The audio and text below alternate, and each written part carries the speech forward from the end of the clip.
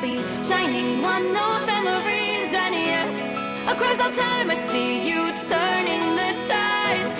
And do you see now our time, our turn? We can still fight like the wind and fire, and wonder no more that now is the only time your heart is mine.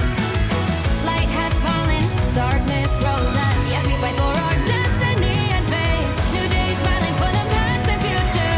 Break those chains, lead the way, fight with me. And when you wake up, open your eyes, raising up your fists and smashing through time walls.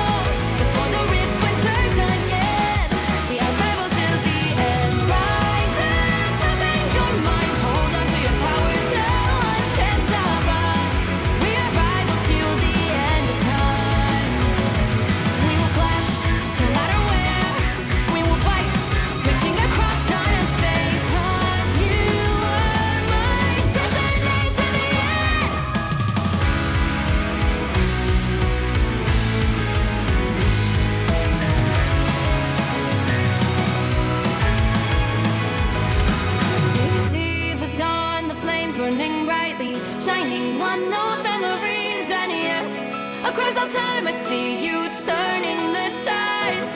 And do you see now our time, our turn, we can still fight like the wind and fire, and wonder no more that now is the only time your heart is mine. Light has fallen, darkness grows, and yes, we fight for our destiny and fate. New days smiling for the past and future. Break those chains, lead the way, fight with me. And when you wake up, open your eyes, raising up your fists and smash it.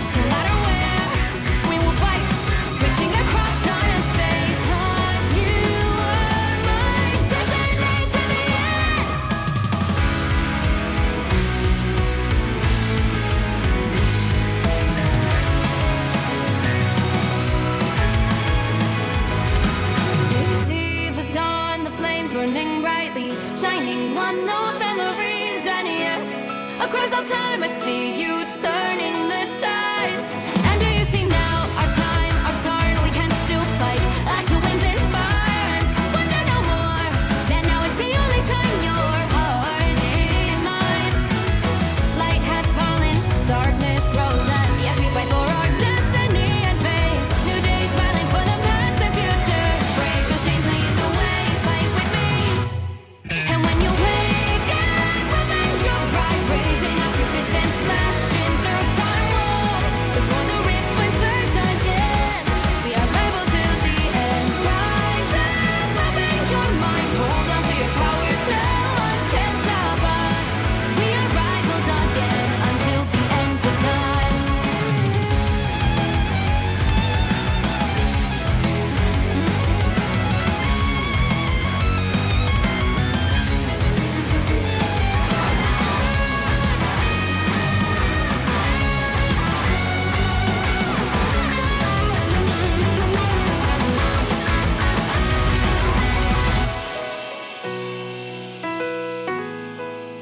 Show me that you are still the only one that matters for me. I'll be waiting for you. Wait up, open your hands, holding on to your heart. Look inside you. Can you feel it? The sparks in you. Add it up, unleash it. Wake up, open your eyes, raising up your fists and smashing through time walls before the rift splinters yet again. We are rivals till the end. And rise up, open your mind, hold on to your powers. No one can stop us. We are rivals till the end of time.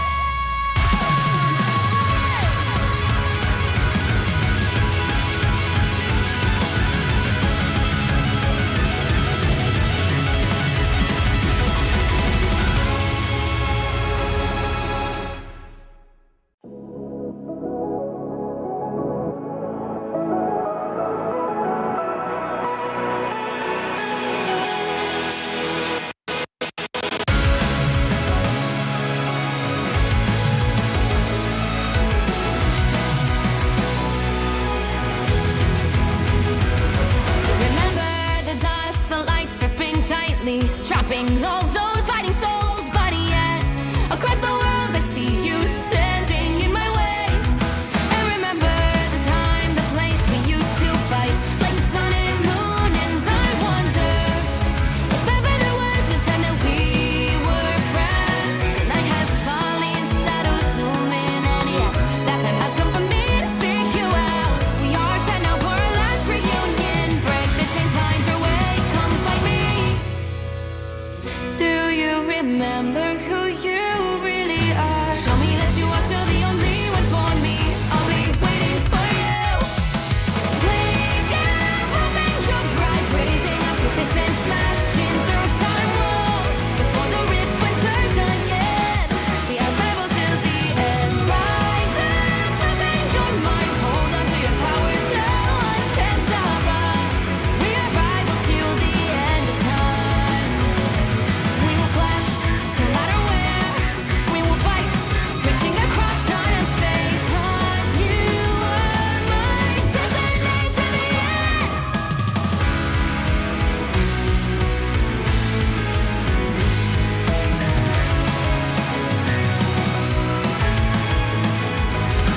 You see the dawn, the flames burning brightly, shining on those memories, and yes, across all time I see you turning the tides.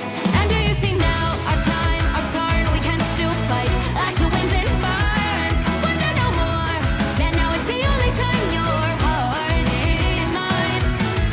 Light has fallen, darkness grows, and yes, we fight for our destiny and fate. New days smiling for the past and future. Break those chains, lead the way, fight with me. And when you wake up, open your eyes, raising up your fists and smashing through time walls before the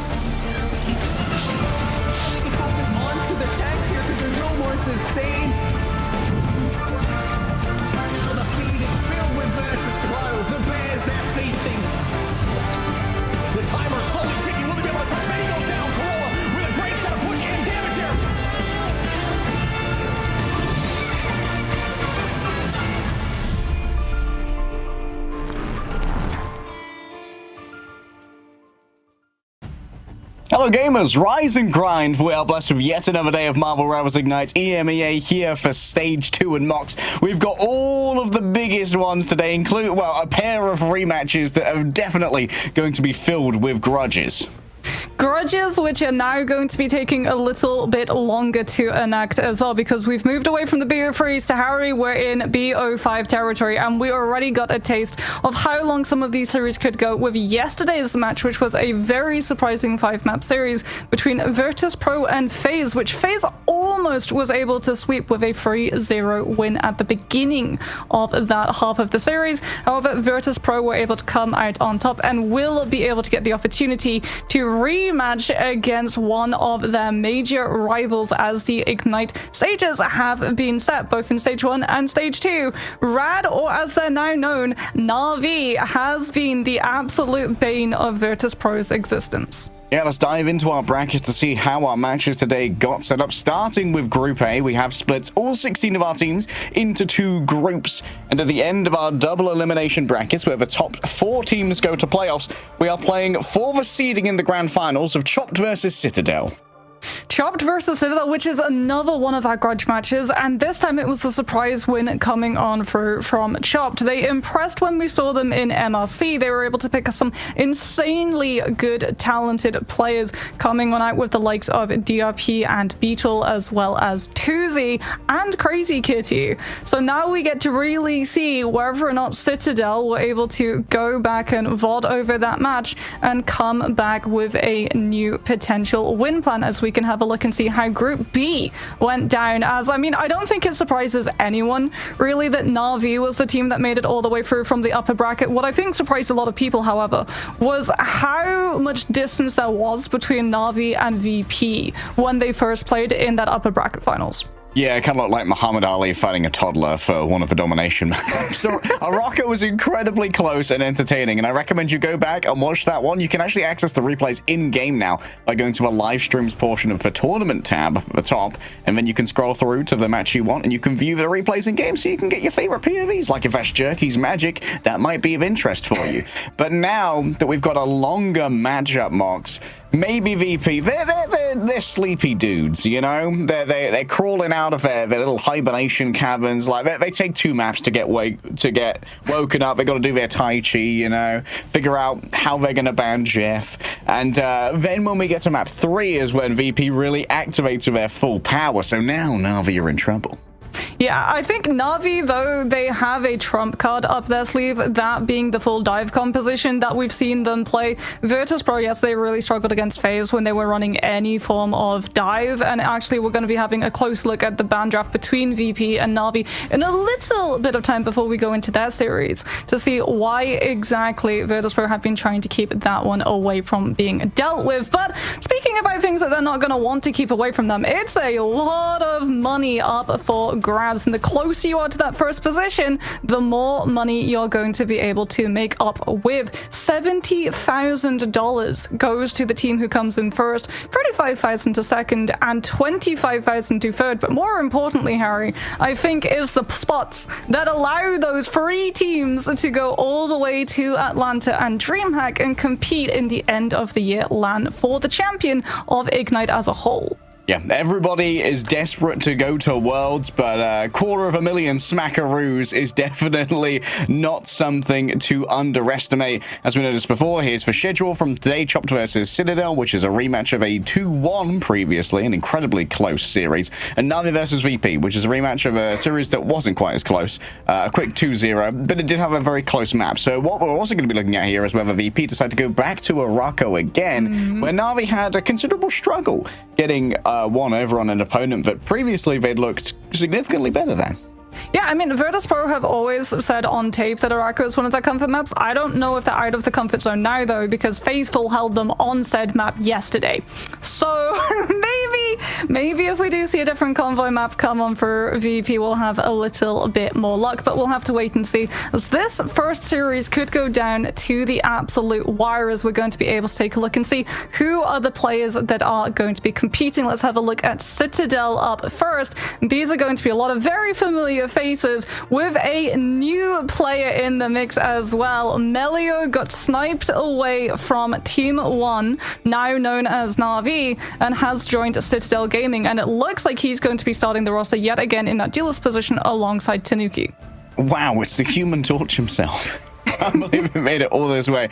Melia really has added a little bit more depth to this roster as well. Alongside Tanuki, both of these guys can play basically any duelist that you throw at them. But also Polly started dodging the Captain America target bans that really were the theme of going up against Citadel back in Guangzhou. I think that Envy were probably the first ones to really focus in on that.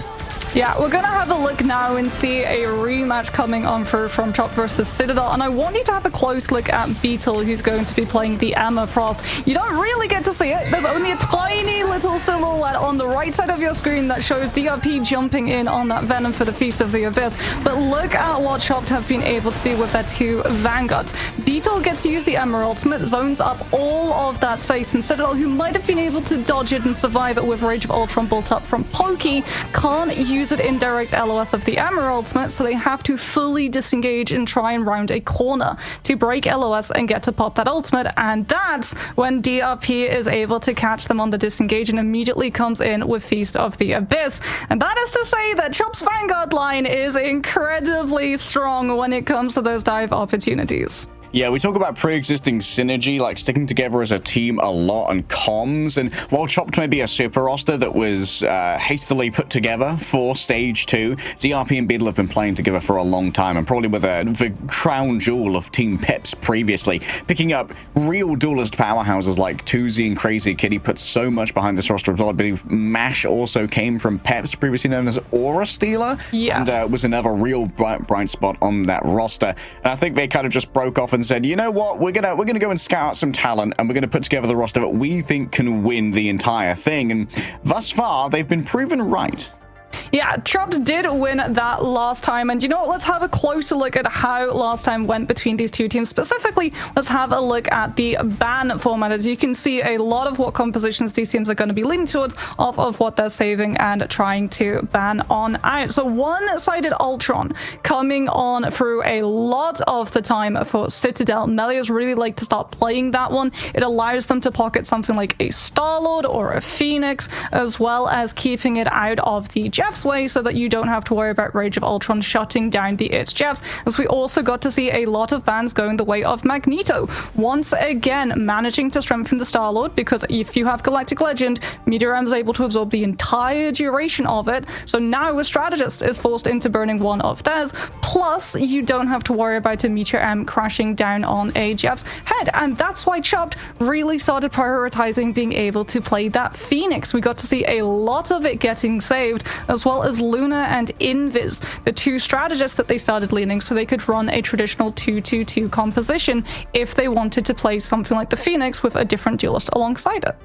Yeah, Phoenix is kind of a pluripotent when it comes to comps as well, being both an incredible poke duelist as well as having that excellent melee damage up close, as we've seen, I believe, from Jerky previously, decimating backlines, rolling up on people and just, you know what, I'll get a quick two-piece. Actually, it was Tuzi who managed to do it. I think that was actually on to Citadel. Oh, no, it was on Insomnia, yeah, decimating their backline on Celestial Husk.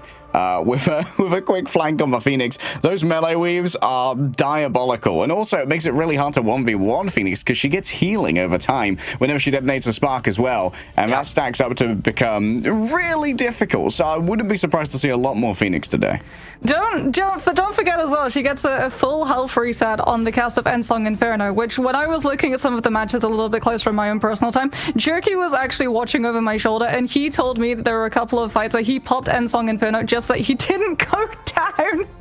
He didn't want to have one elimination against him tallied on those stats coming on through. Something to point out as well is that when we looked at the third ban coming on through on Hall of Djalia, Chopped actually started banning out the Star-Lord. So I wonder now that we head into the series fresh, whether or not the Star-Lord is going to be on the chopping block immediately, or if again we're going to be trying to see a couple of different compositions getting weakened out first. Because if you're trying to play something like an Ultron or a Human Torch or a Phoenix, Star-Lord is one of the best heroes to be able to go head to head with those flyers up in the sky. You get iframes, you get automatic reloads on activation of your right click, in which case you get 2 of them.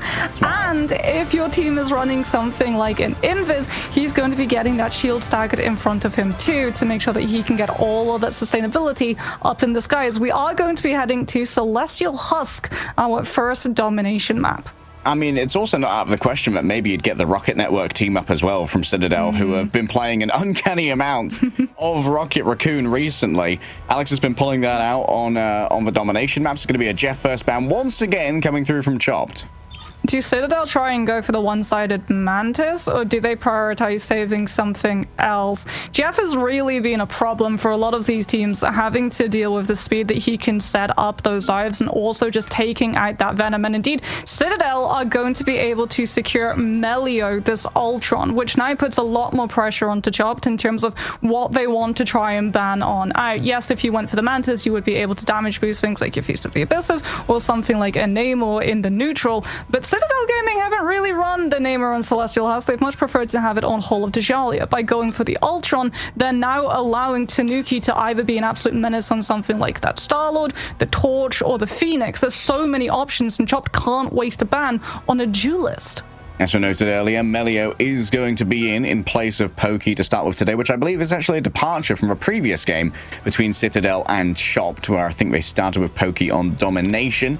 Adam Warlock going to be taken away now. We might see a pivot towards a ban on the Venom to try and take away that team up from the Jeff for symbolic shenanigans. Yeah, there indeed goes the Jeff. Chopped now going to be removing that Mantis, considering Citadel Gaming didn't go for the save onto it.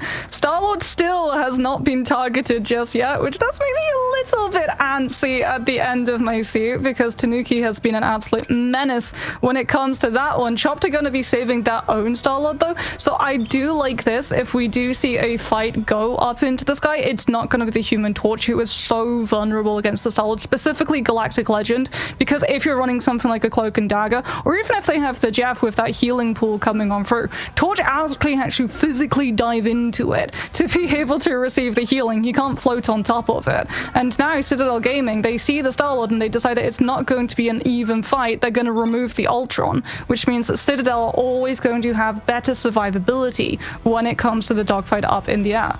Okay, last ban here. Is it going to be something to try and guarantee survivability for its Jeff, like banning a Phoenix or potentially a Magneto? No, instead we're going back to the old Guangzhou style, trying to kneecap Polly. See, you know what's amazing too for Citadel Gaming? It used to be if you banned out something like a Venom, then you didn't have to worry about a Captain America, or if you banned out a Captain America, you didn't have to worry about a Venom. Now you actually have to burn a Vanguard ban on one of those, because Polly can flex. And we've also seen some of these teams really start turning into a full dive comp playstyle, where it's not Venom plus Emma or Venom plus Mag, it's literally Venom and Cap just running at your backline, even in a 2-2-2 format, so they can just wipe everybody down from these assassination style hits, and the fight doesn't go long enough for you to punch the lack of sustainability. All right, Celestial Husk is where we are going to kick off our first group grand finals. Group A gets decided here. The seeding gets decided here. Playoffs await next week, Mox, but Citadel Gaming are looking to set the tone that they are still a top team and that they aren't Chopped. Yeah, I was gonna say, it's seeding, but it's also vendettas. Citadel like to talk the talk whenever we talk to them in the interviews. Now we're gonna have to see if, well, not exactly they can walk the walk, they can fly the fly, because I can already see a Star-Lord and a Phoenix going to be coming on through for the side of Citadel. So Chopped are going to have their hands full having to deal with all of the angles, as they're just gonna portal themselves directly onto either the high ground or the point itself and try and fortify themselves up in a boxed up position. You can see Mash already had that pull prepared, but Vertigo just dove out of a portal right into the waiting arms of Melio, who gladly receives the visitor. That's not some great work there from the Lunar Snow. It's a hurried disengagement from Chop. Just like, okay, this engagement might not have gone our way. We're just going to scurry away with our tail between our legs and surrender first cap. Yeah, Citadel are on the full dive comp. Again, no Luna, no Invis, no Cloak and Dagger. It's Rocket and it's Ultron. If someone in the dive falls a little bit prematurely because they get grabbed back by something like that Invis Women's Force Physics, the BOB is going to bring them right back, and Citadel Gaming don't have to fully restabilize themselves and go back in again when Chop have a little bit more control of the space and to be able to scout them out. And look at the amount of space that Citadel Gaming have as a result. Playing the Hulk about the team up, a little bit of a rarity here, but I love to see it. Hulk definitely doing a lot to try and gather a lot of attention. Vertigo's already gone down. There's not really much healing for Chop that's going to be available, especially with Crazy Kitty gone as well. Tuesday's going to call that one, and Citadel Gaming looking like such a different beast. I mean, the Hulk is here for the bubbles. Is the thing. High mobility, being able to go back and forth between the front line and the back line in case Chop look for something like the Captain America to threaten a back cap and force Citadel Gaming's attention away from holding onto these chokes and looking for the hits as the rest of Chop's players try and come on through. But it also means that when you're diving and you have all of your players maneuvered, everyone's going to be able to get that bubble. Rage of Ultron comes on through from Alex, as Melly is actually playing the Phoenix currently, and Chop just are not able to bypass anything right now. Oh, they have grabbed Enzo. Oh, no, but losing out on Beetle means for now equal on Vanguard. So Vega's still going to have to deal with Polly in the back. A quick feast of the Abyss, an attempt to chop on through everybody. But Tuesday takes to the sky. Has already found Alex, who couldn't fly away in time. The Phoenix unable to scurry into the under caverns and dodge the incoming element guns. And now the remainder is going to be easily hunted down by Tuesday, receiving the metallic bulwark. Quick return from Enzo, who's already rolled back on the Doctor Strange. A pentagram of Pharrell opens up a pathway to contestation here for Citadel, as they have to bring up their own defensive ultimate to try and survive through this one. But DRP was too far away, wasn't inside the loving embrace of the Invisible Woman, and now that it's gone away, Tanuki sees the opportunity to counter-strike a left-right hook and a punch to the head. Chops don't even have a chance to pop the fate of both worlds. Yeah, Enzo with that portal just allows Citadel Gaming to keep on stalling. Invis boundary comes on through from Chop, trying to find the flip and clear Citadel Gaming off of that point, but that just sets up a green flag for Tanuki to wait out the 8 seconds, come in with Galactic Legend afterwards, and yes, at the beginning the triple strategist line is enough to keep everyone from Chopped up and alive, and then Citadel Gaming start actually using the other players to dive, and that just breaks through all of the healing that Chopped had up and running, as DRP was not there with the Meteor in time. Look at the damage taken here by Enzo and Polly. They're soft diving so effectively and getting under there before we can really sustain too much damage from the arrayed weaponry of Chopped. Yeah, I mean, MASH is trying, but there's so many different resources that you have to get through. Remember as well, Hulk, if he has the bubble, doesn't get affected by the Force Physics. True. So if Citadel Gaming want to go for a soft dive, they can literally stagger the Venom to go in first, absorb all of that pressure, and then when he wants to try and get out because he's getting too low, Enzo can jump through, give everybody the barrier, and there's nothing that Chop can do to prevent the soft dive. Helpless before flying green fists of fury. Once more, we dive into the abyss, and no portal shenanigans this time, Marks. Yeah, Tuesday's going to be over to the Psylocke. This is something that we've seen a couple of teams try and do. She isn't that great in terms of overall meta, but she is still incredibly strong at being able to contest these flyers. So Alex on that Ultron is going to be taking a lot more pressure focus fire now. All right, Sonic Vortex already used to try and take someone out from the sky. Beetle round the back, eyes onto Melio. Getting on top of this Phoenix is going to make sure that that damage can't be sent elsewhere, but getting close to the Phoenix still is dangerous in its own right. Alex forced to use the Meteor Ram, and there's an attempt not to charge it. DRP, I'm afraid you're not quite that guy today. LeBron given the ball and fumbles it for the Golden State. Unfortunately, as Tuesday wraps around the back to get on top of Melio, the peel comes through. An unbreakable barrier sent on top of Melio. Still wants to try and impact they shall. Vertigo a touch too late, unfortunately. The sparks were built up, the one taps were delivered, and Chopped have invested here, but they haven't got themselves all the members that they need. Yeah, sunk cost fallacy now coming in through from Chop. They need to win this fight, so Icon's Freedom Charge layered over the top of Galactic Legend from them, but Crazy Kitty's taking so much damage. He tries to dodge one angle, he immediately dodges into more danger, and Tuzi gets picked before down so the butterflies can be set up. This is falling apart for Chopped, and Citadel Gaming will be able to hold on to the point. POV or Reddit trying to balance Lunar Snow. Farewell, Vertigo. Tuesday is going to have that Dance of the Butterflies now, but it's going to be so hard to actually get to utilize it because Citadel Gaming are just going to be able to scout out where that Psylocke comes through from. Alex or Ken, either of it all, can try and heal through it as well. And if Polly gets the damage boost from that Rocket Seer as well, Chopped with this invisible boundary might still find their backline Chopped. Yeah, waiting to see if the team are going to enjoy the amplifier. Ken might be the hearkening of the beginning of this. Tuesday already getting very aggressive round the back. Dancer of Butterflies onto just Melio. Didn't have time to teleport away. Maybe it was forced out. It's brought back though. It's the BRB. Oh, the BRB, it's okay. Taken down once again. DRP on Polly elsewhere. Seems like a lot of the space was eroded away from Citadel Gaming. For a second, they lost out on Chop. They're still going to use the Seer here, which is a little bit ambitious with only 3 players remaining, but Tanuki might be able to make something off the back of it. As Chopped, they are just going to be chasing around. I believe a quick teleport out using that Rocket Network team up. Citadel are now just playing for a little bit of additional percentage on the point. The Feast of the Abyss doesn't get too much, and this one's over. Well, Chopped also didn't really lean into the bluff. They didn't burn another ultimate outside of that Dance of the Butterflies, and in that fight, Tuesday was able to do so much to both the Venom and the Hulk that he's almost already cut another one of it bolt on up. Mash crucially held on to the invisible boundary too, which is going to be able to match Tanuki's Galactic Legend.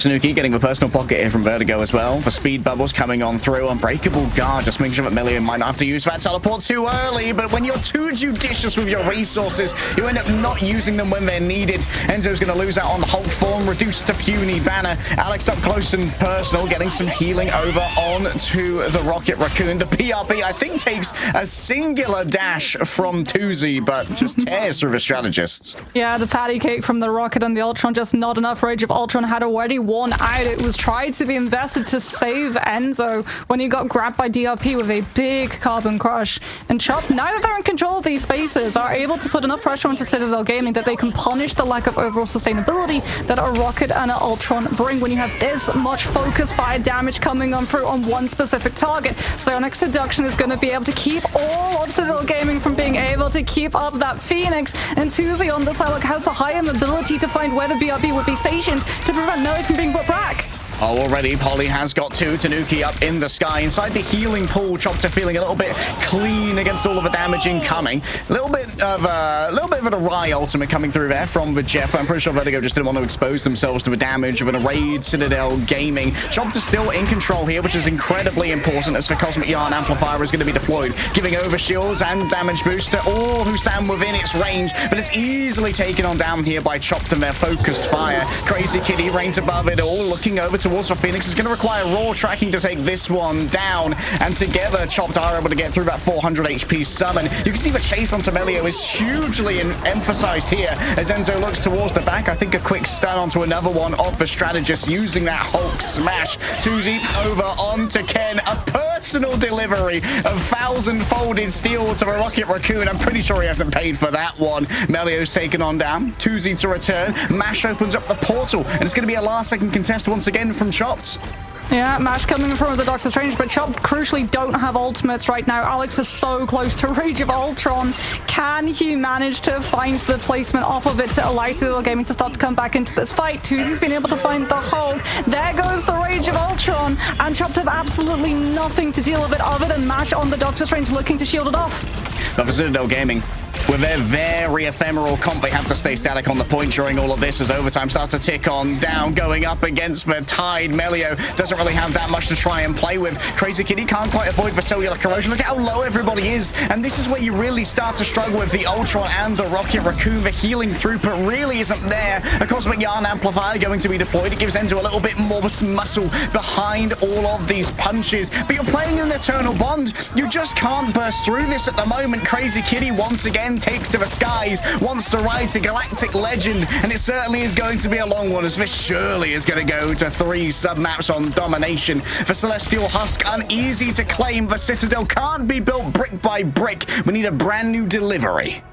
That's the problem when you're running that little healing output from Citadel Gaming. These fights have to be fast, or you have to be able to reset the majority of your composition while having one person bounce the point and keep it under your control. The second that Chopped actually managed to gain a foothold on that point, the percentage is going to rise exponentially the longer that those fights go, because they're going to be winning so many off of them.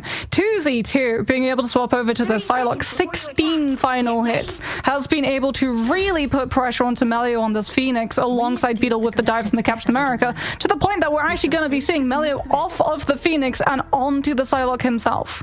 I mean, there's a reason why, when looking at Chopped's roster before, we wouldn't be surprised if we saw Psylocke target bans despite her anti-meta status, because Tuzi's kind of just that guy on Psylocke. Well, Psylocke, she doesn't have like full meta vibe, but she brings niche value, right? The mobility that she has, being able to chase down onto things like the rocket as well, so that Citadel Gaming weren't able to just levy the BRB to bring crucial players of their own back, or potentially send one of their vanguards in to take a hit and then come back on through. As we can see a full change-up from the composition coming on through from Citadel Gaming. This is counter Psylocke measures at their maximum.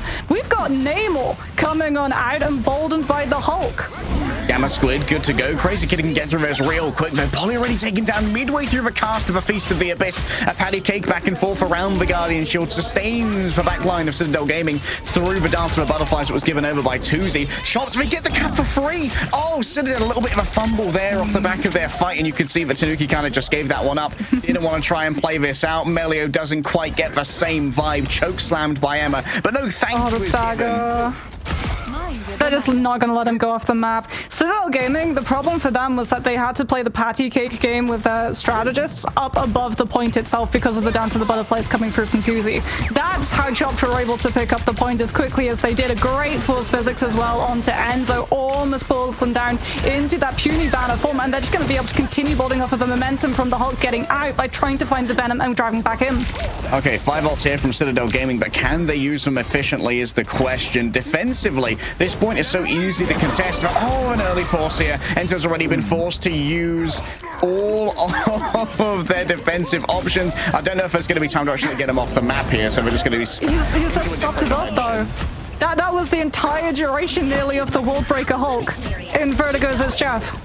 All gone. Tanuki takes to the skies inside of the invisible boundary for safety to try and activate their ultimate. Sees Beetle fleeing away, but can't really find any squishy targets right now. Only the vanguards are presenting themselves, and Crazy Kitty emerges from their subterranean lair, ready to duel up in the sky. And you can see that constant refreshing of the Guardian Shield onto Crazy Kitty, making them even more difficult to assail. Chopped staying in control here, and Citadel Gaming have been rebuffed back into their little hidey holes. DRP didn't even need to burn Psionic Seduction. Tuzi goes for the Dance of the Butterflies and manages to find the pick because the Captain America and the Jeff just all pile in the damage.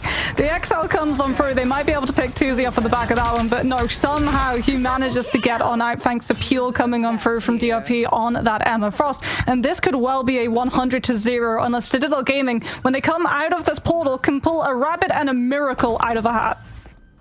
Enzo, are they going to be sticking here on the Emma Frost? Indeed, it is going to be a pivot, as it's going to be a last-second contest coming through from Citadel Gaming. Chopped on the precipice of winning out the first map in this best-of-5 grand finals. DRP sees absolute stars right now, spinning kicks in a tight corridor, but it was a bait after all. Went too far away from their backline. Chopped have lost 2 of their vanguards. They smelled the blood in the water, and yet they went directly into the fishing nets that were so perfectly arrayed by Citadel. Mash going to be the next to fall on down, and Chopped, even despite investing their invisible ultimates, couldn't get it done. I mean, Polly, even separated from the entire backline, had Feast of the Abyss, which would provide all of the sustenance necessary to keep up that Vanguard line. Citadel Gaming are now going to be in control of that point. Tuzi, though, has swapped over towards that Phoenix, trying to build Ensong Inferno as quickly as possible off of all of these players who are going to be stacked one on top of this other. Crazy Kitty sees the Doctor Strange and sees dollar signs in the eyes. Vanguard getting grabbed by this Wolverine is going to be curtains for Citadel Gaming's push. All right, Crazy Kitty. I've seen a lot of that Wolverine in the past. Going to be an opening up here with the Sonic Seduction. Quick cellular corrosion moving over towards the back. It's Jeff looms in the distance, and it could be, oh, looks like it's just going to be a disengagement here. Don't want to try and play it into the Sonic Seduction. Instead, we're just going to prioritize getting that raw healing. Oh, an interruption on the Eye of Agamotto from Melio. Crazy Kitty says absolutely not, Bub, and tackles him out of the sky. The Sorcerer Supreme beaten down by pure clawed action. Citadel Gaming now trying to counter-strike using the Galactic Legend, and there are so many squishy targets for our available, but look at that concentrated healing onto Crazy Kitty. Absolute MVP status being given over. The VIP package delivered to the Wolverine. Oh, he's got the last stand too. Manages to find the Feral Launch onto the air, onto so many of the players. They're going to follow it up too with the Invisible Boundary to slow everyone from Citadel Gaming where they were pinned into the Endsong Inferno, followed on up by Tuzi, and chopped off of the back of that. Find the flip. Citadel Gaming have to keep overtime and play. Piece of the Abyss is up for Polly, but there's no follow-up damage from the Dance of the Butterflies just yet. Tanuki on one side, Enzo on the other. Crazy Kitty pulled back on him, but the healing is so good. They are just taking such good care of this Wolverine. A Berserk State carves through even the toughest diamond. Adamantium claws are met with thousand-folded steel. The Dance of the Butterflies can't quite find the final blows, but Tuzi's already fallen down. DRP next to go, and now Melio's on the hunt. The Shinobi's found Taroni as Vertigo looks to just try and swallow up everybody. Might once again just try and prioritize the usage of the healing, but the joyful splashes must flow. So too must the blood, and it's been smelled there by the Wolverine. Tanuki too far gone. B2 have a last chance here, keeping it contested, but remember that Chopped are still in control, so in this time, all Citadel need to stay on the point at all times. DRP opens up the portal. The Pentagram of Ferala offering reinforcements here to a beleaguered Chopped team. Crazy Kitty's gone for a disengage, and Beatles found round the back, was alone in the back lines. The Invisible Boundary might well be the hearkening of a recontest of a last stand. It's beautiful. Melio can't stand up to it, but Crazy Kitty can't stand up to the damage. Into with a spinning kick to his behind him, and a counter strike once again coming through, breaking the shield of DRP. But will anyone be sonically seduced? DRP is. There's not going to be enough burst, though, making sure the Sorcerer Supreme survives once more. Chopped's backline are so on it when it comes to making sure their Vanguards can survive all of this. Yet another recontest coming through from the portal. Tanuki looking for the victim's match. It's got to be the first one, but inside of the healing pool that Jeff provides, you can survive anything. Melio's down. Two strategists inside the mouth of Jeff. There's no recompense for this one. Chopped have done it.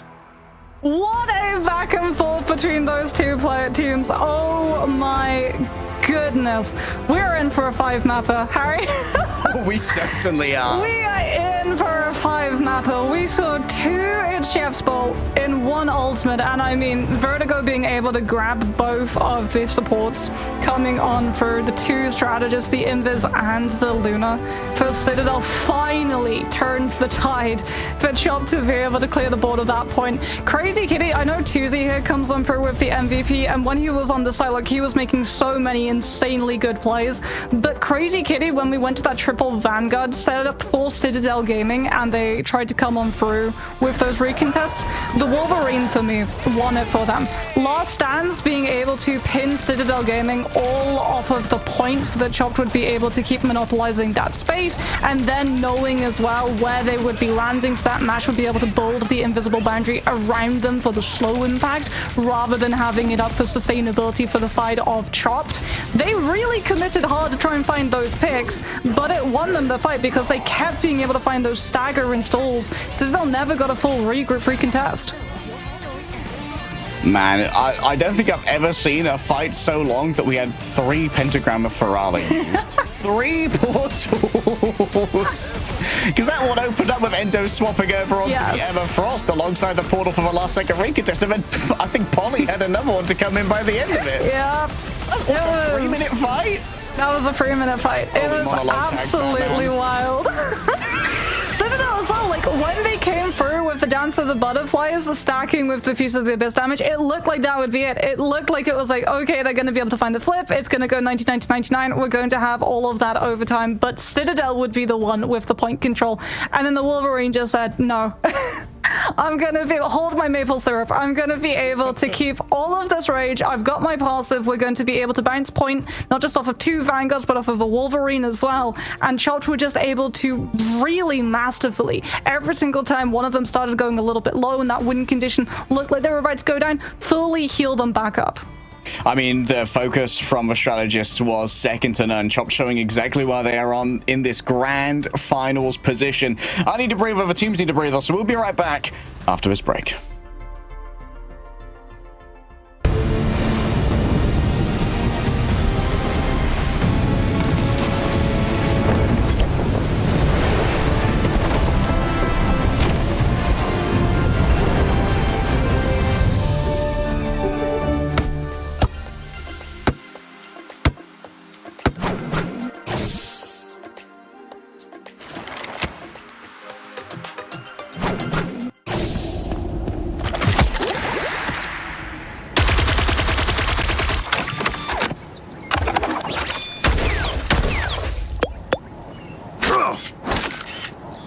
Smoke screen! I'm hunkering down.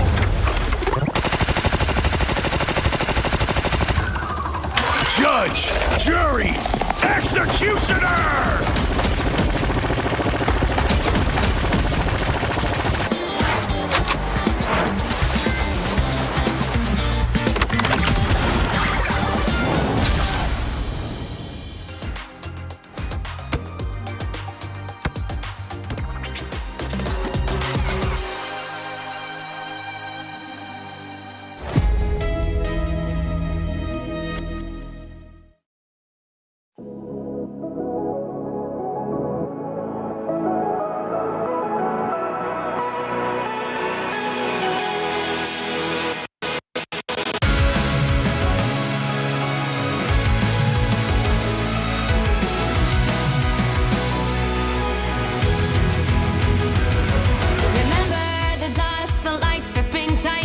Trapping all those fighting souls, but yet across the world I see you standing in my way.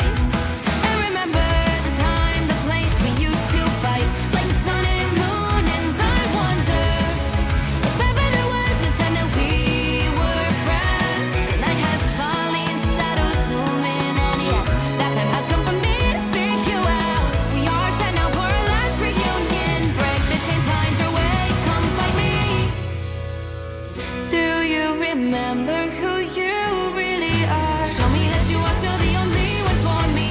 I'll be waiting for you.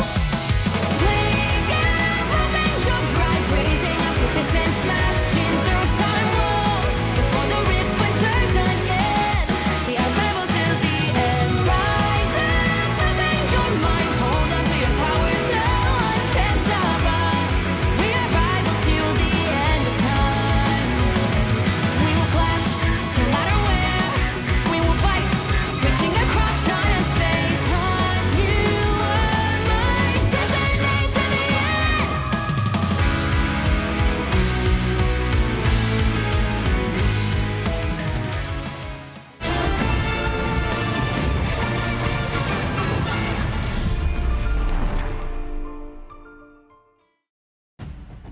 One of the longest domination maps we've seen in a hot minute, and there's a best of 5 on the docket here, Mock. So this might be a bit of a long one, as now Citadel get to choose which map we go to. I wonder if we're going to be seeing a different ban strategy come through from Citadel, because in moments like those, when it is just like overtime and it's been going so long, losing both of your strategists to an It's Jeff in one go is a big old rough one. You're not going to be trying to burn a ban on something like a Wolverine. That was much more of a niche strategy to be able to take things and target like the Doctor Strange. And I mean, what a huge interrupt as well coming through from Crazy Kitty. Getting the lunge with the Feral Leap onto Eye of Agamotto was absolutely massive. Cancelling a Doctor Strange ultimate, we see that pretty much every single day with Emma and Carbon Crush. You get Diamond Form off the back of that. To get the Wolverine to be able to, though, manage to get the CC onto the Strange before it hits him first, that's actually perfectly frame timing it, because you don't get CC immunity when you wolf jump. Yeah, and like that would have been ruinous for the backline. Like the consistent shielding that a Captain America can provide is basically just for his own personage, and I think the Emma was elsewhere, so the Aegis shield was not going to be coming on up. Let's get into map number 2. Yggdrasil Path, Mox, is on the docket. Here comes the spawn hold strats. Chopped, though, are going to be taking the defense. Citadel Gaming actually decided to take the attack first and foremost, as we're actually going to be seeing an instant save onto the EMEA. So they'll be able to prevent Chopp's vanguards from being able to trade their positions on the objective and eternally stall. Plus, if something like that Wolverine does come on through, you can avoid all of the consequences of those grabs and grab him yourself, as Chopped are going to be removing the Invis Woman. So weakening flyers, weakening something like a Phoenix as well if you try and take an off-angle lane fight, but also weakening a 2-2-2 composition, because the normal 2-2-2 traditional format now in stage 2 is Invis and Luna, so that really does limit Citadel Gaming's options. Yeah, I mean, also call it Vanguard cope, but Invis Woman is probably also one of the best counters to Angela. So if you're trying to do like a 3 Vanguard rotation to touch that cut on a defensive hold, maybe that removes one major option to try and shut it down. Yeah, Chopped are also going to be able to save the Jeff. Citadel Gaming going to be banning out that Adam. We do normally see Citadel try to target the Adam on Convoy and also secure one-sided Adam themselves. So to see the Emma Frost save from them is a little bit against the grain in terms of that tradition, as we now get to go to our mirror bans at the same time. What do Chopped and Citadel Gaming decide to remove? Ultron from Chopped and one-sided Emma from Citadel. When we looked at the ban graphics coming on through from these two teams, we did see that Chopped prioritize having one-sided Emma themselves. So Citadel really forcing them out of their comfort zone in terms of picks. Chopped have an option here for a one-sided Invis, and there it is. Nice. This means that they're going to have access to that Force Physics, of course, and the Guardian Shield to make for some very unfair aerial fights, which can't be reinforced by Ultron. It's going to make it quite difficult. Yeah, that means that in the arms race between your duelists, you have to get rid of the Ultron to make sure that things are even remotely fair. Is this going to be a mag save from Citadel? Because they currently, if they do want to go for something like that Phoenix, they have the opportunity to use that to counter a Jeff ultimate, but they don't get Rage of Ultron. They don't have the Invis to be able to help out that Phoenix, however, and it's actually going to be a Jeff save coming in through from Citadel's side. Does that now force Chopped into banning out the Venom the way that we saw previously? No, ooh, they ban out the Groot, which I'm actually a big fan of, because Groot, when you're an attacking team, is one of the linchpins of the spawn break composition, where you combine his ultimate with either a Torches or something like a Moon Knights. Yeah, that Strangling Prison really can be useful, especially when you're looking at potentially strategists who have trouble breaking the Groot walls as well. If it's the 3-3, they don't have the duelist, they don't have the raw output to really break the Groot walls. Can be great for isolating a Vanguard away from the heals that would be forthcoming, and maybe being able to start cracking that composition off the back of an isolation.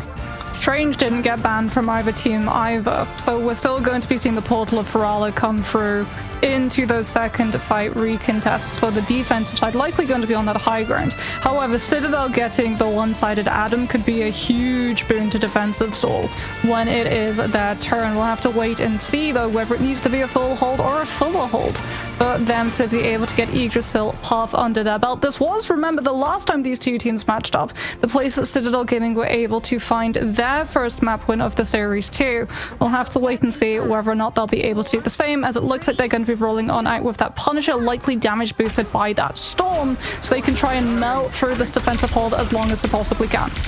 Okay, and Ken going to be getting the PS here as well with the Joyful Splash. Already a quick grab onto the Doctor Strange. DRP down to only 80 HP, and the divvying up of the heals between multiple Vanguards, but they had to choose their favored child, and unfortunately it wasn't DRP that time around. Polly looking to try and chase them down, but remember, with a longer cooldown here on the Diamond form, it can be a touch more difficult. Psionic's Sentience has been seized. Beetle's got the Sentinel Strike ready to go. That means that they can at least harass Tanuki a little bit up in the air and keep these goats from moving. Once again, DRP going to be the primary focus of a lot of the incoming damage, but MASH is staying well on top of this, and Vertigo's going to be able to bring up a healing pool soon. Yeah, I mean, great bubble coming on through from Vertigo as well. You can actually see when we're looking at Beetle's POV, the amount of bubbles this Captain America is taking. That's the target eye of Agamotto, right onto the rocket. There's a reason, though, because that's not just one elimination you find, it's technically two, as BRB was about to come back into play as well. So Citadel Gaming will be able to, off of the back of that, find the picks, and do Chopped actually go back to spawn and swap onto a 2-2-2 format, or are they going to wait for Crazy Kitty to try and teleport them back into this fight?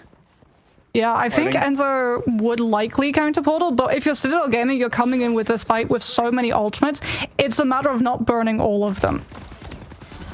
All right, counter portal used here by Enzo. Chop's not going to be investing their own, which means they might be able to come back with it later on in the fight. Beetle already taking a bunch of damage, and the Omega Hurricane is going to be the opener to start this one out. Already, the Jeff Nado dragging in the Vanguards. The invisible boundary may just pilot them outside of it, so they're not within the warm confines of what Sue was bringing to the table. MASH, all they can do is watch the weather front move on, and Citadel Gaming should be able to cleanly claim first. That's big for Citadel too, because it means that they're going to be able to pocket their Punisher with both the Strange and the Emma shields if DRP tries to find the Meteor M to counterplay the Final Judgment, which is going to be most likely the opener coming on through from Citadel Gaming side, as it's going to absolutely melt down the Freedom Charge HP that Beetle affords his team. Yeah, that Freedom Charge HP doesn't last long when faced with that much raw damage. Okay.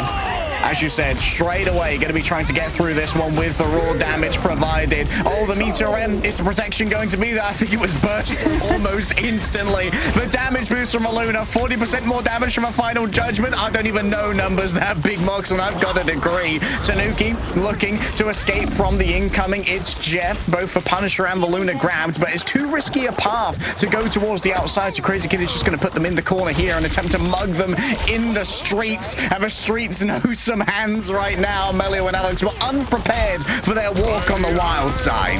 Oh, Ivakamoto comes on through, but I think it actually didn't manage to find what it was looking for. Tuzi now with that mag bubble, as well as the Pocket Guardian Shield coming on through from MASH, gets to unleash the Galactic Legend when Citadel Gaming do not have a single defensive option for them, as Melio swaps over to the Adam to have Soul Bond and walk into this first fight and potentially survive the invisible boundary that Chopped are going to be able to utilize against Citadel Gaming when it comes to the Sharknado once more.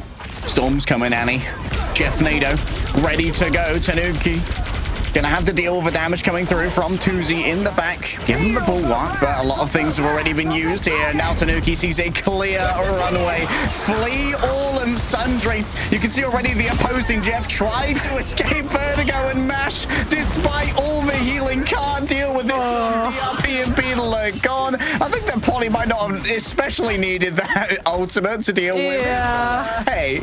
I think if you're Chopped and we see Sharknado come through, it might be time to just save Invisible Boundary and try and one-shot it with Meteor M coming on through from DRP, because that's now, again, Invisible Boundary entirely prevented. They do have Fate of Both Worlds, however, to come on through, and that respawn being close enough is going to allow them a full regroup, but Alex gets later Lunar Ultimate, which means it's going to be lasting far longer than Chopped, and now even the Galactic Legend might be enough to be able to turn the tide. Eye of Agamotto from Enzo. The iframe, though, from Tuzi with the right click means that he avoids it entirely, and the Freedom Charge health bomb means that Chopped have been able to hold on to that position on the objective. They actually get to hold. Has an open runway onto the back line. There's going to be attempted a resurrection coming through from Melio. Oh, we don't see Melio up above. He was hiding in the rafters, sitting on a beam. And it means the remainder of Citadel Gaming can come on in now. Soul Bond going to be used to give over a little bit of additional sustainability, sharing out the damage between all who are present. Enzo's already been taken down, but rezzed up in short order. A quick grabbing of the sentience here means Tuzi is in danger. But look at that healing pool in front of Tooth Gnasher and Tooth Grinder. Crazy Kitty's going to opt to play elsewhere as Tanuki and Ken once more set up. Sharknado. Oh, one and done. It always was. Tanuki sings a song on the woodwind instrument of peril. Oh, Citadel Gaming, 2.5 minutes for C. Okay, instant banning Jeff is looking real good right now. If you're Chopped and we go to a third map, Tanuki on that Storm 2 is going to try and chase down Beetle, but he already repositions before Polly can come on through with the Diamond Club into Carbon Crush and try and find that elimination and stagger for Citadel Gaming to continue their momentum. MASH has the invisible boundary though. Citadel Gaming had to burn the combination last time, so it will be able to find value as Tuzi gets full bubble so he doesn't get hit by that Emerald Ultimate and can continue holding this off angle and building up Galactic Legend. Ultimate suppressed and strategist lost. DRP forced to disengage as they watch their old captain fall before them. It's a mad dash back to the spawn. You can see that an Aegis shield has already been erected in the doorway to try and stop any outgoing healing. They're about to have another Jeff Nadeau. Oh boy. Tanuki and Ken are going to be able to get it online, potentially force Mash or DRP into burning their ultimate before we get the Karmic Revival, as Enzo goes aggressive with the Agamotto directly onto anyone from Chopped who could try and bypass the spawn hold and put themselves onto the objective, forcing Citadel Gaming to path backwards to that backline. There goes the Meteor M, and it does manage to at least put a little bit of pressure onto Citadel, but unfortunately it doesn't one-shot the Jeff Nadeau combo, and Tanuki gets 2 once more. Once more, the Jeff Nadeau inside the Invisible Foundry is not an ideal matchup here for Tuzi, who will stand alone. Focused fire in onto the back line, but Alex gets plenty of healing from their compatriot in Ken. A trust long forged over years and years worth of scrims. Polly taken down onto the floor, but manages to wrestle Beetle back out of that one. Crazy Kitty on the back line is able to do a huge amount of healing for their compatriots on the healing. However, Melio still sitting, ready to go with the Karmic Revival. That Rays of Damocles ready to be bashed down upon Chopped at a moment's notice. Tuzi tries to flee away and manages to break LOS with this one. Enzo gets the solo stun over onto Mash. A follow-up's not there, though. It seems like Vertigo and Crazy Kitty are taking good care of their ally, who is in desperate peril. Vertigo forced to flee elsewhere, and Polly is just gatekeeping this doorway right now. You can't get past Polly. Kicking them back into the wall so they can't get past them. Like you said, strategists denied any opportunity to help their vanguards, and Citadel Gaming find the full push. And the body block on the heels that could come through as well. The charge siege just getting in the way. Oh man, Citadel really showing off one of their niche strategies with the Jeff Nadeau coming out. Oh, they had so much damage coming through too. Like Melio, when he was on the Punisher, absolutely melting through a triple Vanguard lineup. The only thing that potentially could have stopped them, because they had to invest so many ultimates in one go, was if Chopped had Adam. And that's exactly why Citadel Gaming removed him from the pool. Because then if you're Chopped, you literally allow Citadel Gaming to throw everything, including the kitchen sink, into an ultimate fight, and then you just hear Born Again off in the distance. And you're up so many ults. Yeah, I'm just going for the long con when it comes to that. Overall economic disparity. And Chopped, they're going to be down on their potential group play here to try and isolate a Vanguard. So instead, maybe we'll see a Cosmic Fastball out of a spawn here from Beetle. We have seen Beetle play a little bit of the Wolverine, I believe, on Araco previously. Yes, but this is where the Doctor's Range has been gone. Citadel Gaming were liking to use the Doctor's Range for all of those shields so that they could try and pocket things like that Punisher. Now they know if they have the Doctor's Range, it's going to be very vulnerable to the Wolverine. So over we go to things like the Captain America, where you're going to be able to just eternally still light the objective. I like Crazy Kitty going in on this torch to be able to put so much pressure onto angles from both the strategists, but also Pyro Prison on the actual main road, which means that the Vanguards are going to be taking so much tick damage as already Polly's down. Very roundabout route here. You can see the distraction in the back. Yeah, Melio was barely perturbed by the Venom dive, but it meant that Polly was going to fall through the cracks elsewhere. Crazy Kitty pops their team up, looking towards the back. Seems the Soul Bond has already been popped, so it's not going to make a huge investment here. But a hot drop into the back now could be exactly what the Doctor ordered. Melio going up against it. There's a follow-up coming through from Tuzi. Light and Dark Karma allows for a momentary reprieve for Alex, healing themselves up off the damage done. Polly's returned, and Tooth Gnasher and Tooth Grinder continue on. We're still having as well a fight for lane control right now. Venom, it's Enzo's turn to try and hold the objective as long as possible and stall Chopp's approach. But Chop, with all of these dives, have already been able to build up the ultimate. DRP holds the backline's entire attention, forcing so many resources with the piece of the offense. As Ken comes on through with the edge. Jeff, Tuzi's trying to track him down before he can go over the edge, manages to find the pick with the Galactic Legend, and still have enough to be able to come on through and force the fate of both worlds. Okay, but DRP was too far out. Think about where Mash was placed by that Jeff when they were fallen down by the opposing Star-Lord. Bright like a star, proclaims Crazy Kitty. But is the power cosmic going to be enough to break through the walls of this citadel? The protean power of 1,000 forged atoms is laid down at Emma Frost Lost doorstep, but it's not enough to try and take them down. Instead, it's just going to be a quick flight away by Polly. Tanuki has no such options of disengagement without the movement technologies available, but instead it's just going to come back the long way instead. A quick resurrection given over by Melio. Oh, what an eat coming through from the Jeff. Vertigo doesn't quite have time to get to the edge here, so it's going to be a little bit of a attempted tech off the fly. Did you see that secondary push come through from Mash? That was a crazy attempt at a combo. They almost got the Atom. Perfect Being doesn't quite have perfect mobility in the game, as Citadel Gaming managed to lose the Atom regardless. The Crazy Kitty on the Twitch, he was so split away from his players. Polly has to come back in on the Doctor Strange, but Chapter just finding the picks back to back. There isn't really enough reason other than the Sonic Seduction for Citadel Gaming to try and go for a play. They've got to hope that this Emerald Smith is going to be enough, because if it isn't, they're going to be going into second with zero control of space. No space control here for Citadel. They're going to have to build it up once again, brick by boring brick. Oh, that's really bad for that Vanguard. They're going to have absolutely no idea what Beetle's going to be playing on this Wolverine until they find out the wrong way. That being said, Beetle, I believe, did manage to get held by the Carbon Crush coming on through from Enzo, but there's enough healing coming on through from Vertigo that he's still going to be able to be living long enough to go for that last stand directly into follow-up spam damage from Crazy Kitty, and Chopped aren't slowing down anytime soon, despite Polly trying to stall the objective with his life on the Venom. Yeah, the only slowing is going to be on the card right now. Admittedly, Polly's doing a quite admirable job in a 1v6. Citadel Gaming, they've got Fate of both worlds, but they need to use it for the Supernova. Ideally, Galactic Legend is healed through by the It's Jeff, but Chopped also have so much spam pressure coming on through with the torch on the top of it. I don't know if it's going to be enough for Citadel Gaming to be able to hold their own. Melio is still 30% away from a Karmic Revival as well. That needs to be built up over the course of this one. Supernova once again evoked, and this could be overwhelming for Enzo. Forces out the usage of a Fate of both worlds. Polly might have to feast now. Jeff. That's going to be two allies. Grab, no enemies here for the Jefferson. Just going to get them out of danger temporarily. The Galactic Legend 2Z's hunting. Only seeing Vanguards right now, though, and shields in their way. Ken's been chased out into the healing pool. Gives a momentary reprieve. And Melio goes for a quick res around the outside. Waiting for something around the back. But a self-stun off the back of no grabs means that Ken is going to have to potentially be resurrected. But it's going to take quite the walk from the Adam Warlock to get into that space, and that releases Beetle into the back line. There's a bull in the China shop right now, but he's surrounded by Animal Control. Animal Control were unprepared for the technology of Adamantium given over to a raging bull. To the sky goes Tanuki, a legend of his own writing, the Galactic one. In fact, 3 KOs found. The casualties rack on up with 2 minutes remaining for Chopped.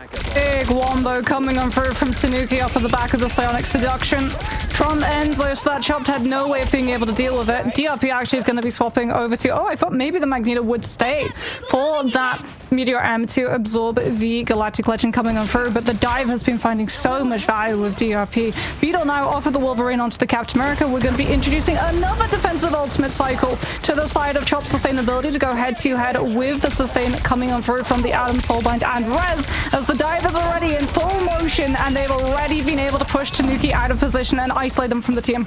Unreal tracking from 2Z, but Chopped their DPS. They have to give up a little bit of space here. That is quite the position from Enzo. It demanded so much attention that Crazy Kitty just fell through the cracks. Promise of just descend from on high. A heavenly missile of Icarus descending upon Chopped. Big play from Citadel. They understood that if 2Z on that Salad was going in that deep against Citadel, likely Mash on the Invis woman would also have to be close enough to be able to have LOS for the shield stagger. And off of the back of that, they'd either be able to put pressure onto the Vanguards with the better Carbon Crush coming on through, or hit the backline and force Chop to have to turn their attention away from Citadel Gaming's aggression and onto a defensive option as Crazy Kitty tries to live the dive with the Godad's boost, but there's not enough follow-up damage, and Polly is able to get through entirely scot-free. Out comes that Venom, also looking for a setup of Feast of the Abyss, potentially damage unboosted by Alex's ultimate, but no, it's just the Venom 1 versus 1 currently to block the doors. I mean, critically, Vertigo also desynced themselves with potential for a Jeff Nado, so no copy homework this time, Mox. Oof, Beetle's gonna have Freedom Charge. Chopped are coming in with a lot of these ultimates, but Citadel Gaming, they do have that Karmic Revival.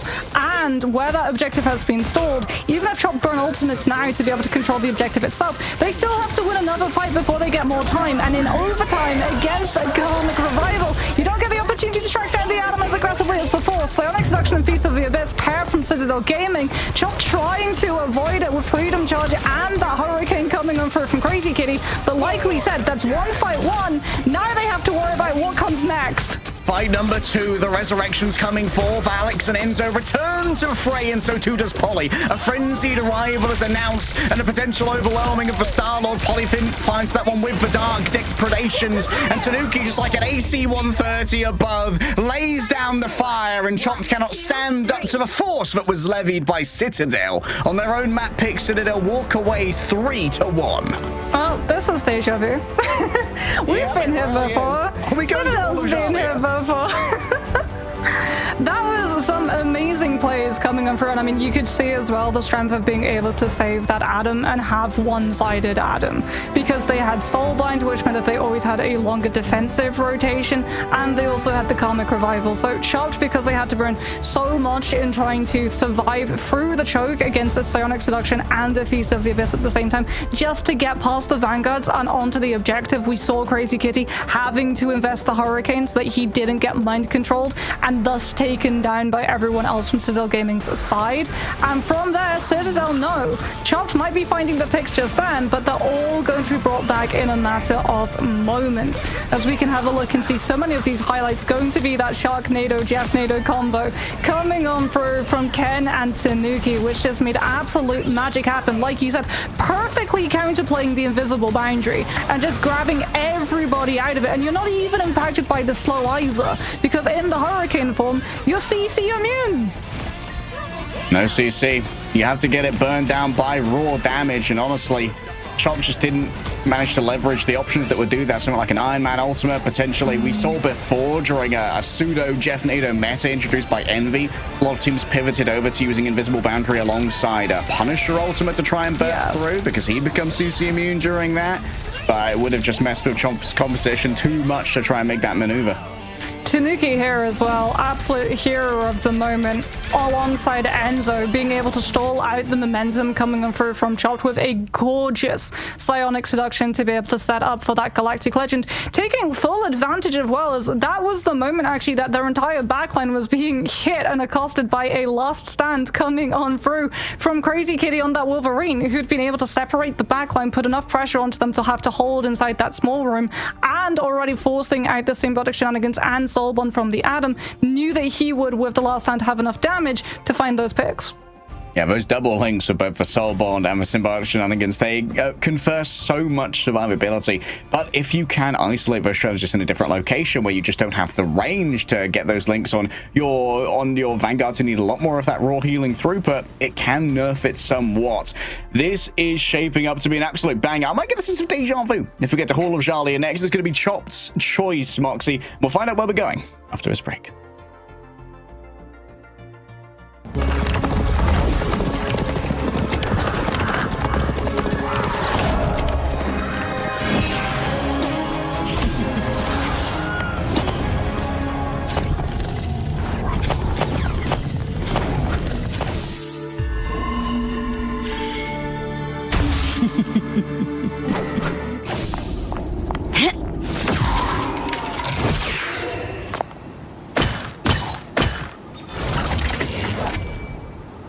I want your soul. Hell unleashed!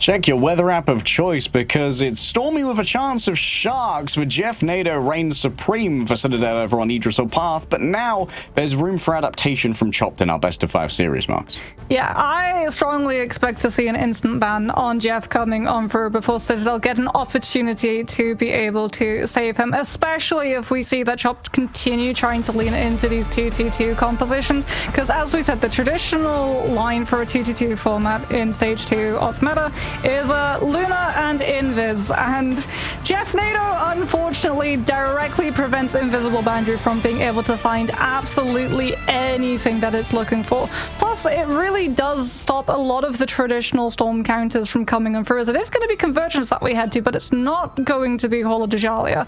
And there indeed is the instant ban of the Jeff that we expected. Chop say enough, get this out of here. We don't care if Jeff doesn't have environmental points on Symbiotic Surface. We just want him gone. This does offer up the potential for a one-sided Mantis here. That's what you give away when you ban the Jeff first. Going to be the first Protect coming through from Chopped. Oh. Okay. Well, the first missing a Protect is not the worst thing. I was going to say, if they'd missed the Jeff ban, that would have been worse. Yes. 100% that would have been worse, because Citadel would have been laughing as they picked Jeff into the save. Citadel now going to be banning out that Ultron, so if Chopped want to go for something like a Torch play and just play the ring around the roses of the natural cover to be able to, on the defensive right, prevent the attackers from taking that high ground, that Torch is going to be significantly weaker. Also puts a lot more pressure onto Match if he does go for something like the Invisible Woman to have to play within LOS of his duelists, as Citadel are indeed going to punish and go for that save onto the Mantis, because Chopped went for the ban onto the Jeff instead. And now without our first Protect here, there's a good chance that we could even see a Jeff ban as well come through from the side of Citadel.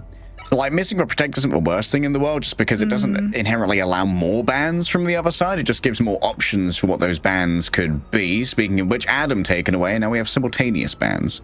Yeah, Chopped very much remembering the convergent strategy that Citadel Gaming had before, where they utilized that Adam and the Jeff and the 2 links to fully walk aggressively onto Chopped within the first fight and guarantee that they picked up 2 ticks incredibly quickly, as indeed there goes the ban onto the Jeff, but Chopped are going to be able to mirror the Ultron ban, as Citadel Gaming did not save it, instead going for the Mantis, which is going to have a lot of all-round damage boost.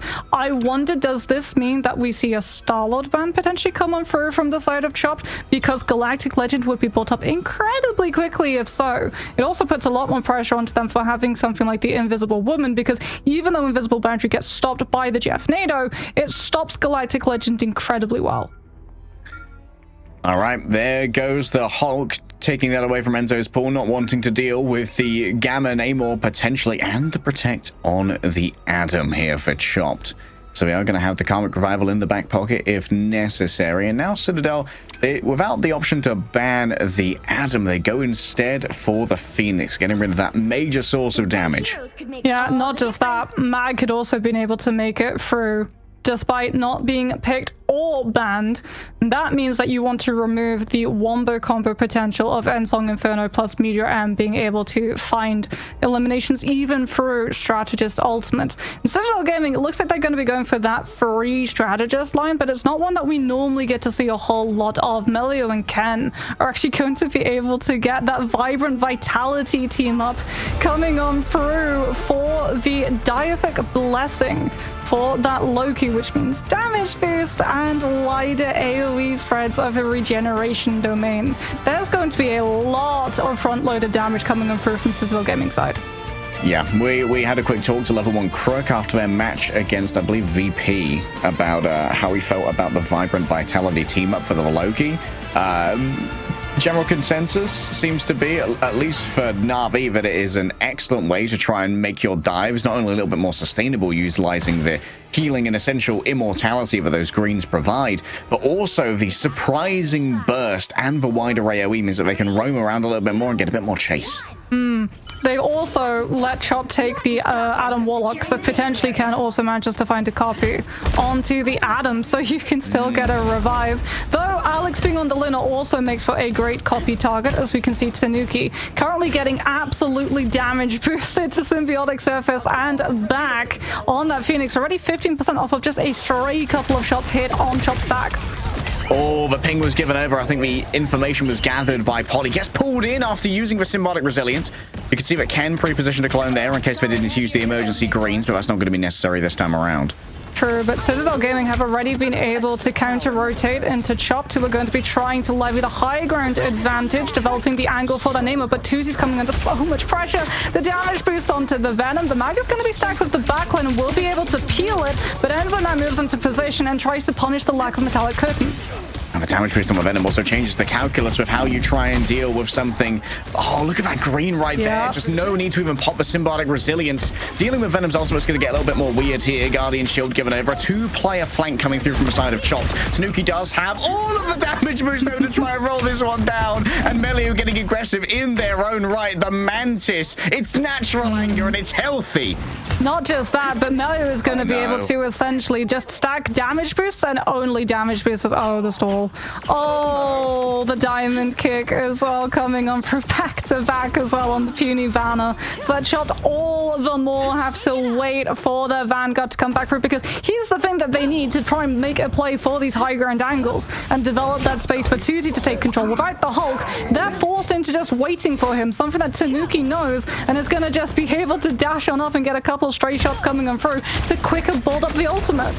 A damage boosted Feast of the Abyss could be on the cards. Forcing out the Blessing of the Deep early here could be critical for the side of Citadel as well, knowing that that Namor is vulnerable for the next 15 seconds or so. Chopped are going to try and split angle this at the moment, but Citadel Gaming see the absence of the Hulk, know that the bubbles aren't going to be there, and off-angle themselves. Tanuki's been able to find a very lethal in onto Match to the point that they're forced into using the Lina ultimate to try and live. Out comes the end song Inferno. Is it going to be able to find its target? Will be able to connect with the ground, but there wasn't follow-up damage in the form of the Feast of the Abyss.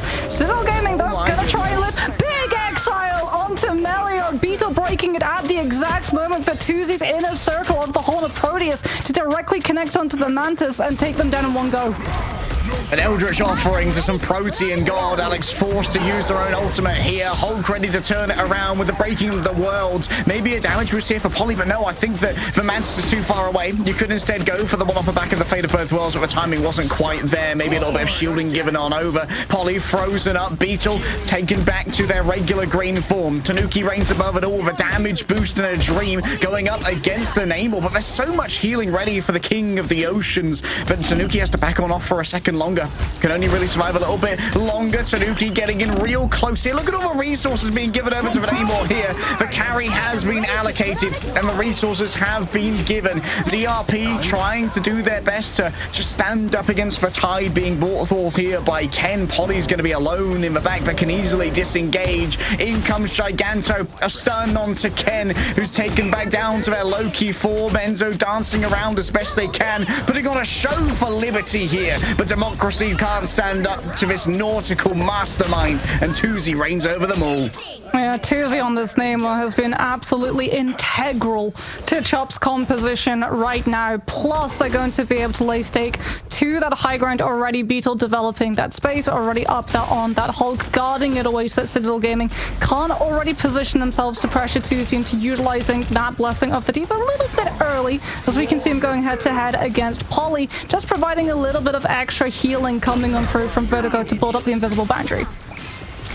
Yeah, Polly just doing their soft dives as best they can, forcing out things like the indestructible guard. Enzo rolling on forward now. Doesn't really have much charge to try and work with. DRP ready to catch the aggression. The Meteor Ram onto both Ken and Alex. Oh, they must have used their greens earlier. Maybe a little bit more greedy to try and facilitate a dive. Vertigo gets traded, but I think the damage has already been done. The healing simply isn't there. All they can do is sacrifice themselves onto the car. What's Tanuki cooking here? Not entirely sure what Bro's up to. Gonna send it on down. Obviously, the 400 gets burst through rather quickly in the midst of all of this. Tanuki is going to be able to get out of there somehow. Yeah, he gets to use Ensong Inferno to get a second health bar coming on through, potentially force as well Soulbind. Crazy Kitty doesn't actually buy into it. Beetle, though, gets taken out of Hulk form, and Tanuki rather still up on that high ground, keeping up the pressure onto Chop's players. Remember, onto those Loki clones, you get easy squid berserks off the back of it, easy headshots onto them. Still, Tuzi didn't see the off angle coming through from the Phoenix. A 2 versus 1, it was unfair, but it's unfair to be returned to life after all. Crazy Kitty takes that one on down. Multiple players crossing the path of Enzo means spinning kicks abound. A soul resurgence to bring Citadel Gaming back into the force, and that's going to be the Horn of Proteus. Not really able to get too much there. Beetle tried to corral players inside, but the shepherding was ignored. Over to the World Breaker Hulk, knowing that almost over is the reign of the Lunar Snow. The greens are brought on out. A damaging strike from a Phoenix, yes, but not much gained in the form of casualties. A forced disengagement now for DRP, and I think that Beetle might be a little bit too deep in to try and survive this one. Could actually try and grab someone on their way out, but has to be careful not to be staggered in that banner form. Enzo needs to just dodge away as best they can with the Carbon Crush as the remainder of Chops roll forward. With Beetle still in the backline of Citadel Gaming, stuck inside that banner form. DRP does have that Meteor M, though, something that Ken is going to have to really closely watch for when he goes for this copy onto the Luna's Fate of both worlds. Poly with that Venom Feast of the Abyss sees where the Magneto is going to be. Can Tanuki manage to dodge this? No, he can't. Regeneration Domain already going to be coming in through from Citadel so that they can go for that premature copy onto that Luna. They've still got the time. Now comes the Fate of both worlds to push the team forward and potentially find the damage boost for the Feast of the Abyss. AoE a touch too strong. Melio rolling forward, becoming a duelist once again in their own right. Damage boost onto the Feast of the Abyss. Crazy Kitty had dreams of resurrection, but Gethsemane this is not, and he's shut down in short order. Crazy Kitty reses themselves. In comes the portal. There's going to be a last-second recontest courtesy of the Sorcerer Supreme. The Pentagram of Thrala is opened, and the body block is shied on by here. Vertigo could be knocked out of their own ultimate and potentially burst on through it whenever healing's not the most, even post-buff. Tanuki's getting up close and personal. The premier melee DPS has made themselves known on the point. Tuzi's already down, floating above it all. An Imperious Overlord has no magnanimous designs, but the 400 HP is easily burned on through. Chod put themselves in a corner, and Beetle's back on the emergency deployment of the Wolverine. They need to stay on the point at all times. Mash and Vertigo, not an option. Ken takes to the skies themselves. A spreading of wings as Icarus looks down upon the nations that one day said that he would never fly. Citadel, hold on second. So the worry for Chopped coming in now is that Citadel Gaming have so much damage boost potential. When we go to the 6 versus 6 and it becomes a brawl for space, Citadel Gaming are going to be able to have such a huge lead in terms of the duelist fights. Tuzi is going to have to be so crazily pocketed from his team. He's already getting things like the Flake coming on through, as well as the Guardian Shield. That Vertigo and Mash are doing a very good job of being able to sustain this Namer and make sure that he gets to hold on to those angles and keep up the pressure with things like the Monster Spawns. But Citadel Gaming now have Mantis on the attack to be able to damage boost their Vanguards, which is going to force Chop's attention to have to turn around and deal with them, and that's going to free up the space significantly for Tanuki to basically do whatever he wants. Even with Tanuki getting all these resources, it's Polly walking away with the MVP. You can just get so much off a Feast of the Abyss with even a minor damage boost coming through from something like a Mantis. And Melio is giving those out in spades. When you've got Alex and Ken behind you, you don't really need to use the healing sports that often. It's Loki Luna, 2 burst heals coming on through, 2 full just will be able to heal you all the way up. Like you said, Mantis does not need to hold on to those seeds to be able to use them for any form of healing. It is just damage boost, damage boost, damage boost as Tanuki. The full pocket has been given. Damage boost from the Mantis, Idle Aura from the Luna. They're making a player ready for this high ground to try and force Chops into burning some of these resources, but they have to do so in staggered stages. We have to first deal with Soulbind. All in onto the young prodigy of Tanuki. who takes a little gaze into the abyss that's offered by Chopped already. The Adam Warlock falling low, but of course, life streams are aplenty here. Crazy Kitty just having to dodge away as best they can. Look at the double squids around the outside. The off-angle providers here by Beetle and Tuzi needs to be addressed. Big play from Polly, though, was able to intercept where Chopped looking to disengage from. And that means that Chopped have no place of safety. They have to try and roll the side. There goes the soul bind, but Enz has been able to close up the distance. And this room, as claustrophobic as it is, becomes an absolute horror show against an Emma with a diamond kick. So the thing about the soul bond is that it shares out the damage, but if you are occupying the same pixel and both getting hit by the same attack, it does nothing. Yeah, Citadel Gaming, just absolute textbook. We'll break down that dive a little bit more in depth when we finish this map, as we have to deal with Polly trying to get out the regeneration domain from Ken. We'll be able to save the Venom, and means that he doesn't have to give up his position too. So Chop once more denied an angle for their Namor, which is going to allow Citadel to continue pushing this objective entirely unimpeded. Oh, one of the primary concerns was keeping that Namor up, and well, Tanuki doesn't want to allow that to happen. A huge overlaying of utility, both for Soul Bond and the invisible boundary, and yet it's still unsurvivable against Fatide. Citadel Gaming are ringing up upon Chopped, and already there's movement on the cart. Polly's actually having trouble getting out of here. Might be able to make a mad dash. Citadel Gaming, do you know that Crazy Kitty is going to have Karmic Revival? And despite the problem for them is that Crazy Kitty used the self-revive in the fight before, and they're going to be able to play aggressively forward with the Sonic Seduction. Chopped have to burn Dez first to pull out of the high ground, and just gets kicked back into oblivion before he can fall from the high ground onto the objective, and that's Symbiotic Surface. I mean, the Emma was just disintegrated, reduced to atoms, up against both Enzo, who became CC immune using the diamond form, and a damage boosted Tanuki doing the melee cancels. Even the strongest of diamonds feel even more pressure. Citadel going 2-1. And well, this was Chopped map choice. Once again, and Citadel stole it away. 29 assists from Melio on the Mantis. Yep. Checks out. Like, yeah, he only did 8,000 healing, but as we already covered, he's not going to be healing for the majority of time. He's just going to be damage boosting his players, and when he can literally just damage boost every single one of them almost on the team, not only are they going to be able to have significant lead in terms of ultimate economy, they're also going to be able to have significant lead in the neutral. That was what I was worried about. It wasn't so much about how good is the defense going to be, it's going to be about how uncontested is this attacking going to be, because Chopped, the second they lost momentum, there was no way other than just dumping all of their ultimates that they would be able to regain it.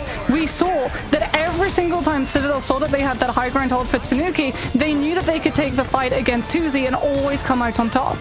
I think there's some of our official evidence for the potency of the Melio Mantis as well. Obviously, Mantis usually permabanned. Wasn't too sure who would be playing it on this roster, but Melio certainly seems to be getting a lot of value out of it. Of course, when you've got a Giga Aimer in the neutral with Mantis, she does a considerable amount of damage. Look at sharing out the damage from the Soul Bond means that they get hit even more because extra players take damage, and while you were trying to concentrate all your healing in on the Adam and the Invis, when extra players are taking damage from that end song, it means it can hit those breakpoints that usually you'd be able to survive.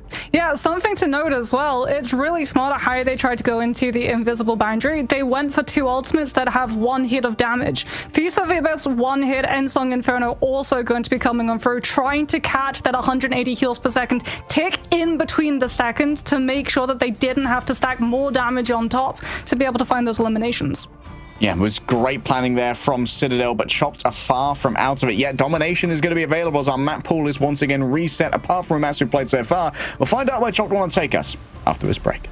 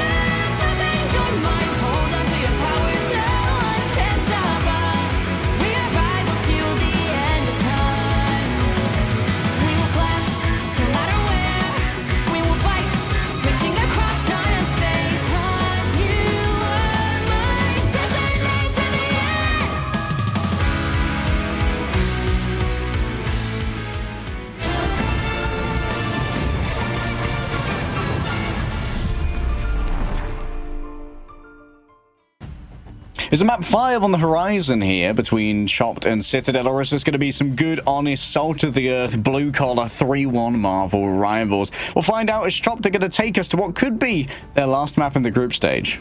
Yeah, we finally found the composition that has enough damage to be able to break through all of the sustainability that one-sided Adam brings, and surprise, surprise, it's damage boosted Mantis with Loki damage boosting. But, you know, just an extra little bit of damage boost on top, plus the Luna damage boost too. Like, it's kind of crazy that Citadel through the ban draft were able to secure themselves not just one form of damage boost, but 3, which really did mean that that Phoenix was absolutely frying every single time we went to Tanuki's POV.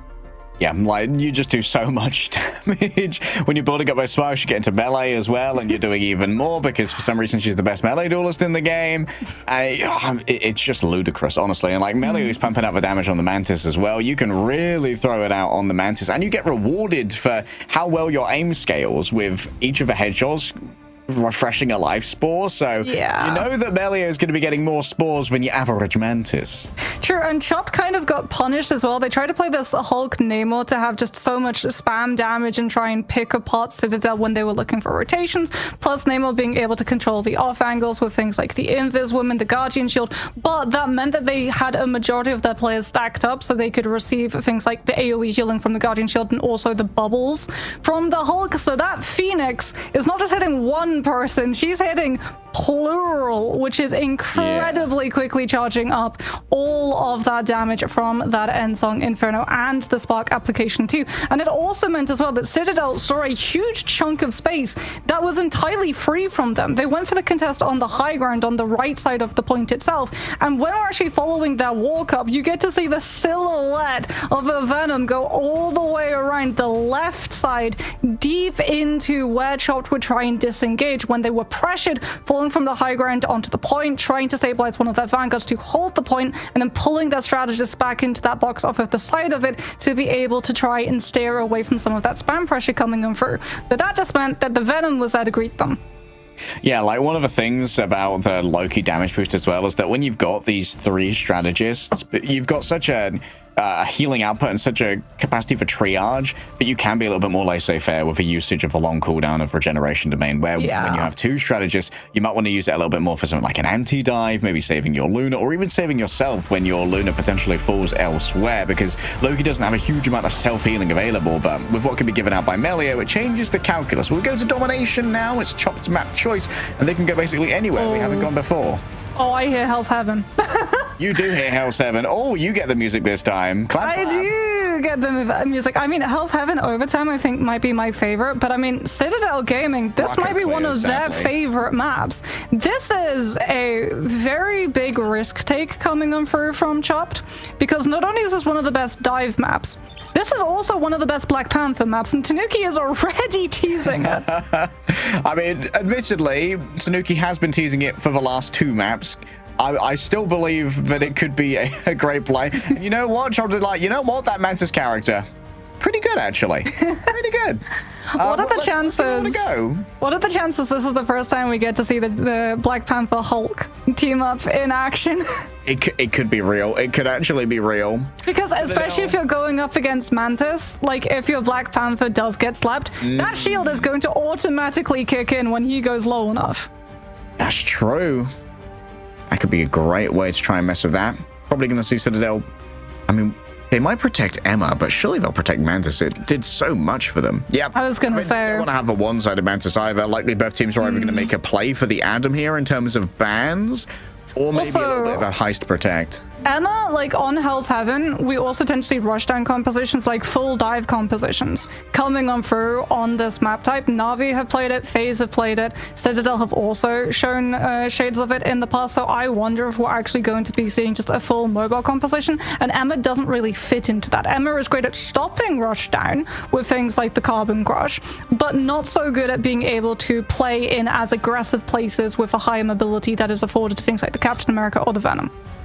Okay, the Loki ban. The Vibrant Vitality shenanigans shut down. I mean, can you imagine what that would do for a Black Panther as well? I mean, I know we're talking about the Black Panther a lot, but like projecting that into the enemy backline could be ruinous, NGL. Citadel Gaming keeping their options open as well. Being able to save the EMEA means that they can go for a number of compositions. As Chopped still haven't really targeted any form of dive either. The Adam going out from both of these teams means that we don't have to worry about one-sided soulbind for the first fight, nor Karmic Revival to be able to stall it until you're able to win it, as Ultron is going to be taken out of the side of Citadel Gaming a little bit later. As you can see, Chopped making sure that if it is going to be a dive component with Citadel Gaming, maybe spicing up the ban draft by trying to mind games Chopped with the EMEA save into thinking they're going for more of an anchor composition, instead then immediately curveballing into a dive. They want to remove the Ultron just in case it's Chopped are going to be saving the Loki, so they get one-sided Vibrant Vitality and are going to be looking for the front-loaded damage composition the way that Citadel Gaming used it against them previously. Maybe one-sided Star-Lord or Phoenix here? Citadel trying to get a Premier Duelist gap? Okay, Psylocke. on. That makes a lot of sense. Like we've said before, that Tuzi does cop the target bans, but also Tuzi's Psylocke pivot is the main thing that turned around Celestial Husk. It's happening. Tanuki on the Black Panther. I mean, this is the thing as well. Remember, Mash going onto the Loki means that the spear throws into the spinning kicks are going to actually afford Tanuki even more armor health. Yeah, and we talked about how the priority of greens, like the regeneration domain for Loki, changes when you got that Vibrant Vitality. Admittedly, we aren't seeing as aggressive a composition here from Chopped, where they might use it to try and reinforce a Venom's dive, so maybe it will be held a bit more defensively for when Tanuki comes in. Yeah, something to note as well is that Chopped got the full Vibrant Vitality. They got the Groot and the Mantis and the Loki, which means that we're going to be seeing a lot of sustainability, but not only that, Strangling Prison as well. If it is going to be like a dive composition coming in from the side of Citadel, and you run like the Captain America or potentially even something like an Antler and a Venom, you don't have all that many shields to be able to try and block a Strangling Prison combined with Ensong Inferno follow-up. And yeah, you are going to be quite vulnerable to the Sonic Seduction as well. Your means of mitigating that are going to be quite low. Tanuki going to be rolling out here with the Icicle Arrow just to try and shut down any potential usage of Portal, and then back to the Black Panther. I believe that was something that Rad did in NA, where they utilized the Chilling Assault coming on through the Lunar and the Hawkeye so that it goes through scenery and actually prevented a Doctor Strange from being able to portal. And now, as we said, it is going to be going on over to the Black Panther. Citadel are on full dive, Luna and Manta, so not a lot of sustainability in the long term, but it's not meant to be long term. They're just looking for an assassination whenever someone walks past, and those backline becomes a little bit more vulnerable. Green's used. Now it's time for Tanuki to potentially feast. Looking at this backline, remember Vibranium Marks onto these Lokis. Tanuki hits the wall, and so he's going to have to try and disengage here. The Black Panther once again sent to a slumber party elsewhere, just doing their best to carve through the Groot. Some primary fire, there's nothing wrong with that. Some good old salt of the earth panthing around, and that is the Tanuki we know and love. Just yeah, bro's going for the Wakanda forever. You know what? I think we might be seeing Thing at some point come through from Chopped, just so that they can try and use the Yancey Street Charge. Tuzi's going to be swapping on over to the Winter Soldier. You do now, off of the Trooper's Fist connection, apply Earthbound. The problem is, can you manage to catch Tanuki? Because that cat is going to be incredibly slippery. He's already got his ultimate within the first fight off of those Loki clones, which Chopped immediately swapped off of. Ast ready to descend, but a spinning kick elsewhere. Heard Beetle sending out a Strangling Prison. Didn't want any of that smoke, but Melio's going to be the one creating smoke stacks here. Burns through Chopped. And each of these approaches, it seems like Citadel has their number. Chopped are gonna try now with Beetle maybe going over to the Doctor Strange to portal back in, but no, he swaps to the Captain America. They do have ultimates for this next fight, but again, how do you survive all of these dive angles from coming on through? You really do just try and provide a little bit of attention elsewhere onto the points that Citadel don't have that premature position to jump on one of your players the second that this dive begins. Okay, a little bit of baiting here from Tuzi and the crew. I'm not sure if they know the exact location of Tanuki. Yeah, they do. They managed to hunt him down. That's one cool cat, but it's because he's been put on ice here by the Winter Soldier. Tuzi backing off to the healing of their backline, knowing exactly where Melio is, gets the damage boost. It's an unfair fight, but already he's been afflicted with a spark. Nice slow there onto the disengagement of Enzo, but that invisible boundary is so far away from the remainder of the team. They're all in onto Ken. The Soul Resurgence means nothing to Chopped as they just carve on through. Here comes the Black Panther, instantly chokeslam. Thank you, ma'am. To the back, Tuzi says absolutely not. No second chances, no forgiveness, and no contestation ready. Big plays coming up for from Chopped. However, no point flip just yet. Ken comes up through with the portal Ferala. We go into Freedom Charge, and Polly is going to allow Citadel Gaming so much sustainability to hold on to this point. Vertigo is forced into utilizing the fate of both worlds because Chopped used absolutely everything they had in their arsenal to try and disengage it. And now Citadel just have the overall numbers and target focus onto player by player. 6 dive components, and Chopped are wiped off a frozen airfield. Really dropping the Sleepy Blade and Sleepy Jeff. It's nap time for Citadel Gaming, but Chopped won't be the ones putting them down. However, it's worth noting, over on Celestial Husk, Citadel did absolutely dominate on the first point, and then Chopped hit them with a full reset. True, but I mean, hell's heaven. This is just Citadel Gaming's playing field. It was great from Chopped. Like, the one fight where they were able to use Beetle on the Captain America to bypass all of the dive setup from Citadel, go on to the point, force the backline to have to look at him, stalled out long enough as well for all of the damage boosts to have run out that when the dive hit, Chopped actually had the opportunity to survive it. But now we're going to be seeing big swaps coming on for onto Eldritch Monument. There's pillars around the point itself, which means flyers. Tuzi's going to be going over to that Star-Lord, Crazy Kitty, the Torch. These are things that you cannot dive, and these are things that are going to be able to pressure the dive of Citadel Gaming too. Scout it on out, give the call to your team so you can counter-rotate before it comes on through. The worry is if you lose the first fight and have to play into retake, because the dive is always going to have the advantage of space. All right, Tanuki. Prowling readily around the edges. Quick love tap, a kiss between the Venoms over there. Tanuki looking towards the back, actually sees the armor patch. He's going to be able to do some work on the BRB. Oh, won't be able to get rid of Tuzi though, who's already fallen on down. Oh, the mid-airs, hello. Didn't go for the ultimate here, as Tanuki's ready to once again descend on some weakened opponents. Enzo falling low, following after Tuzi. Nice right click for the iframe, dodges all of the incoming damage, but the damage has already been done to Chopped, who loses their front line. DRP and Beetle unable to be healed through effectively.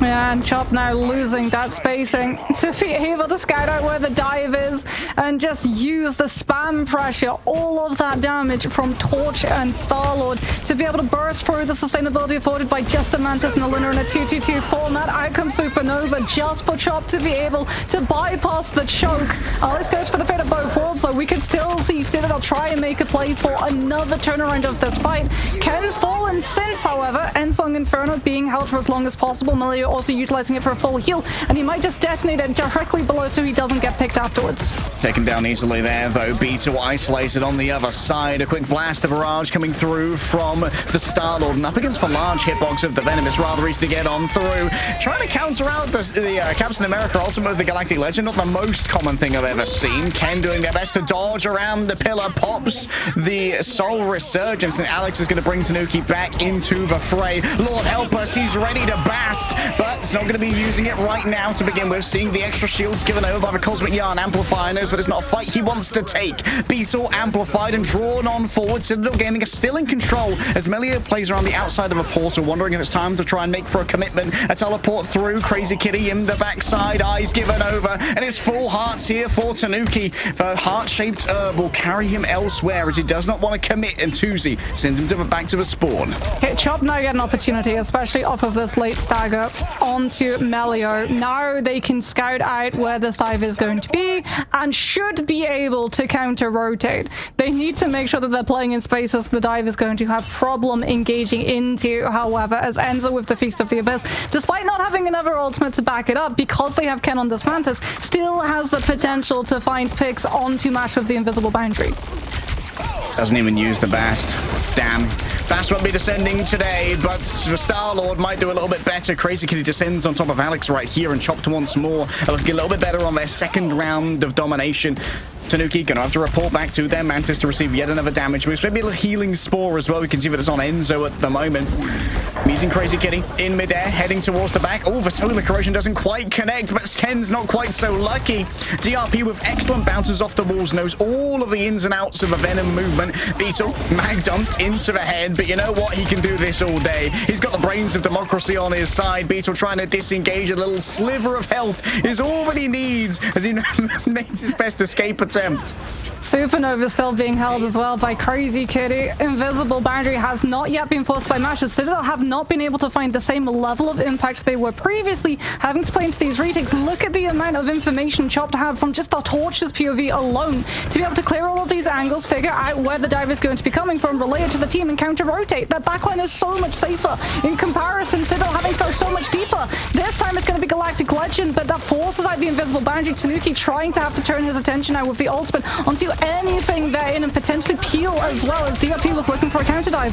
Tuzi's turn's going to be soon when it comes to that Galactic Legend, and there's no such countermeasures available for Citadel. Yeah, there was an impact coming through from the side of a Phoenix, but Melio hasn't got too much off the back of that one. In fact, Tanuka's already fallen on down. Alex dancing for their life, but Chop just surround. They wait. The Piranhas are circling, waiting for a moment to strike. The blood has hit the water, and Polly is declared that freedom reigns overall, but Beetle has similar ideas. The Cosmic Yarn Amplifier means extra damage from DRP. The Feast of the Abyss chomps through Chopped. At 99% here for Chopped, they are still able to try and hold on to this point. Ken taken down by Vibranium Energy Saw. That's animal abuse if ever I've seen it. DRP's Dark Predations are counted out by Enzo. The tracking isn't quite there. The evasiveness of the Rocket Raccoon, an attempt to try and move away from Vertigo, and even with the Feast of the Abyss, Enzo still has to stand alone against the tide. Crazy Kitty returns on the Sorcerer Supreme. A pentagram of Ferrella. It's the shape of water. It's the shape of victory. It's a shape too far as Melio's taken on down.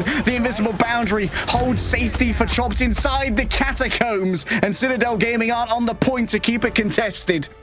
We go the distance. To Super Soldier Factory we go. Is there going to be a new composition coming through from Citadel Gaming? Do they make a return over to that Black Panther? Which, again, Chopped coming on through with these swaps over to both the Torch and the Star-Lord, two components which are so much harder for Citadel Gaming to be able to get on top of. And actively dive has brought so much more safety for Vertigo and Mash. Mash went down 7 times. However, so many of those times were on the first round alone. The Invis woman in comparison on Eldritch Monument was on holiday for the amount of pressure that she had to deal with to what she was having to take account of on frozen airfields. It all ends on the Super Soldier Factory. This has often been where the Jeffs reign supreme, but banned away from both sides, and I'm getting the awful sense of deja vu, Mox, as once again Chopped have come alive in the late game of domination. Citadel and Chopped all the way to the brink. Citadel going to be coming out with a triple strategist line, fully pocketing the sole duelist Tanuki, who is going to be getting absolutely everything. Idol Aura, Mantis boost, and Invisible Woman, but he has to go toe-to-toe. 2 versus 1 against Mash, and Tuzi has already been able to find one, and Polly manages to find the backline when everyone's target focus is turned. Yeah, Vertigo was distracted elsewhere, trying to make sure that that could be a slightly even fight against Tanuki. All in onto scaring Polly off the point and managing to convert on it too. Despite losing the first casualty here, Chopped managed to convert using the Cosmic Yarn. It did cost them an ultimate, but now, as we've seen, Chopped have so much information and advantage into this next fight. Tanuki trying to build up the end song Inferno so he can pair it up with Polly's Feast of the Abyss, but Crazy Kitty with that Supernova is going to be able to zone Citadel Gaming out of every single angle. A big carbon crush comes on through from Enzo, making Crazy Kitty vulnerable, but the Supernova was still down, and Chop still got to push ahead. Yeah, the Flame Cyclone still sucked up all of the Citadel, and they did not have their fire insurance. Tuzi's going to have Galactic Legend. Melio now moves over to the Psylocke to be able to put pressure onto DRP, but also put pressure onto both Crazy Kitty and Tuzi. They've got Fate of both worlds, but Citadel really don't want to have those ultimates forced when they try and drop to the point, because Chopped will just be able to come in with later sustainability. Big pick, though, from Tanuki onto Tuzi means that they don't have to worry about Galactic Legend and can push forward with the Venom aggressively into the back line. Backline once again. Endangered by the Venom Vertigo, noted up top. Tanuki's aim is just crispy clean. I've never seen nothing like it. Chopped still in control. They mash them next to fall. Only the Vanguards really remain on the point. I think that Tanuki may have actually just thrown that one into the lava, which is not the ideal teleportation. An attempt here at a re-engage. A little bit of a wild portal coming through as well. And the emergency usage of the regeneration domain keeps Chopped in this one for a while longer. Up comes the invisible boundary. It's countered out by Alex. Looking forth, it's Emma Frost who tries to claim their minds. Tuzi does their best to dodge away from incoming deliberations. The charisma saving throw doesn't work on out, but it might well be the dex that works out instead. No, Melio has the hit markers to hit the AC indeed. Tanuki looking for all of these vulnerable players underneath. The shield of the Seraphim is nothing compared to the element guns being pumped forth from Tanuki, and it's finally going to be a flip in favor of Citadel. Oh my goodness, the patience of Melio to not pop that Dance of the Butterflies before Tanuki's in position to follow up and stack the damage with Galactic Legend after all of the strategist ultimates from Chopped has ended. However, Chopped 95% on the point, just need one singular fight. Citadel going to have to play this absolutely perfectly. DRP on that Venom going to be pulling over to the point and pulling a lot of that attention, allowing him to meet up with Tuzi and pick Alex, but at the same time there's been a trade of the backlines and only one has the Rocket Raccoon to be able to bring them back. Yeah, the BRB brings Alex back into the fray. DRP looking elsewhere. Once that back line, a frenzied arrival could be everything, but with the Cosmic Yarn Amplifier, it's too dangerous to try and touch the point. Tanuki has to try and make it work, but the Blaster Barrage is easily gunned down by Chop to have all of their arrayed members looking for the stragglers, the refugees of Citadel Gaming, and they're not allowing entry here despite Polly's proximity to the point. The deja vu rings real in my mind as Chop bring us to a climactic map 5. Dive versus Dive is just an absolute joy to be able to watch. DRP's Venom as well, the last time these two teams matched, we saw from the replay that we highlighted when we showed the rosters, was an absolute standout of that match. Being able to come on through this time around on that Venom, pulling all of the focus and then meeting up as well. So it isn't just Citadel Gaming having to contest the point flip and dropping off of the high ground, not being able to find any opening, having to as well respect the fact that Chopped had better ultimate economy when the fight turns into that brawl situation and moves away from a dive window. Still losing out on the Luna because he was able to perform the point to join his Starlord on the high ground catwalk and find the pick necessary to give Chopped the confidence to start utilizing those ultimates before Citadel had anything to match. Yeah, Dive is beautiful to watch, but it's also hard to watch. Big shout outs to our observers here at Ignite, managing to catch that map so perfectly that we really understood what was going on at all times. And you know what? Sometimes you rage bait with emotes and you do actually get them angry. Sometimes you don't want them angry though, Mox. Sometimes that's a dangerous proposition. Well, the torch as well. Crazy Kitty and Tuzi. So many times we see just teams go for something that is entirely undiveable. Ultron is one. However, Citadel removed Ultron from the pool, understanding that he would be making that dive's life an absolute misery, as well as the Black Panther too. If they want to run Black Panther at any point in that map, Ultron had to be given the boot almost immediately. And huge props as well to Chop for being able to survive the Black Panther. They gave up the Loki, something that they actually protected. They went for the Mantis, they went for the Loki, they saw how much value it was getting from Citadel before, essentially tried to go for front-loaded damage composition, saw it wasn't working, and actually had the game knowledge and humility to say, okay, this was a mistake, let's swap, and they won the map off of that swap. The pinnacle of EMEA is delivering as promised in our top 4 teams. Chopped certainly has earned their space despite being a newer team. Map 5 awaits, it's Citadel's choice, and it's coming after this break.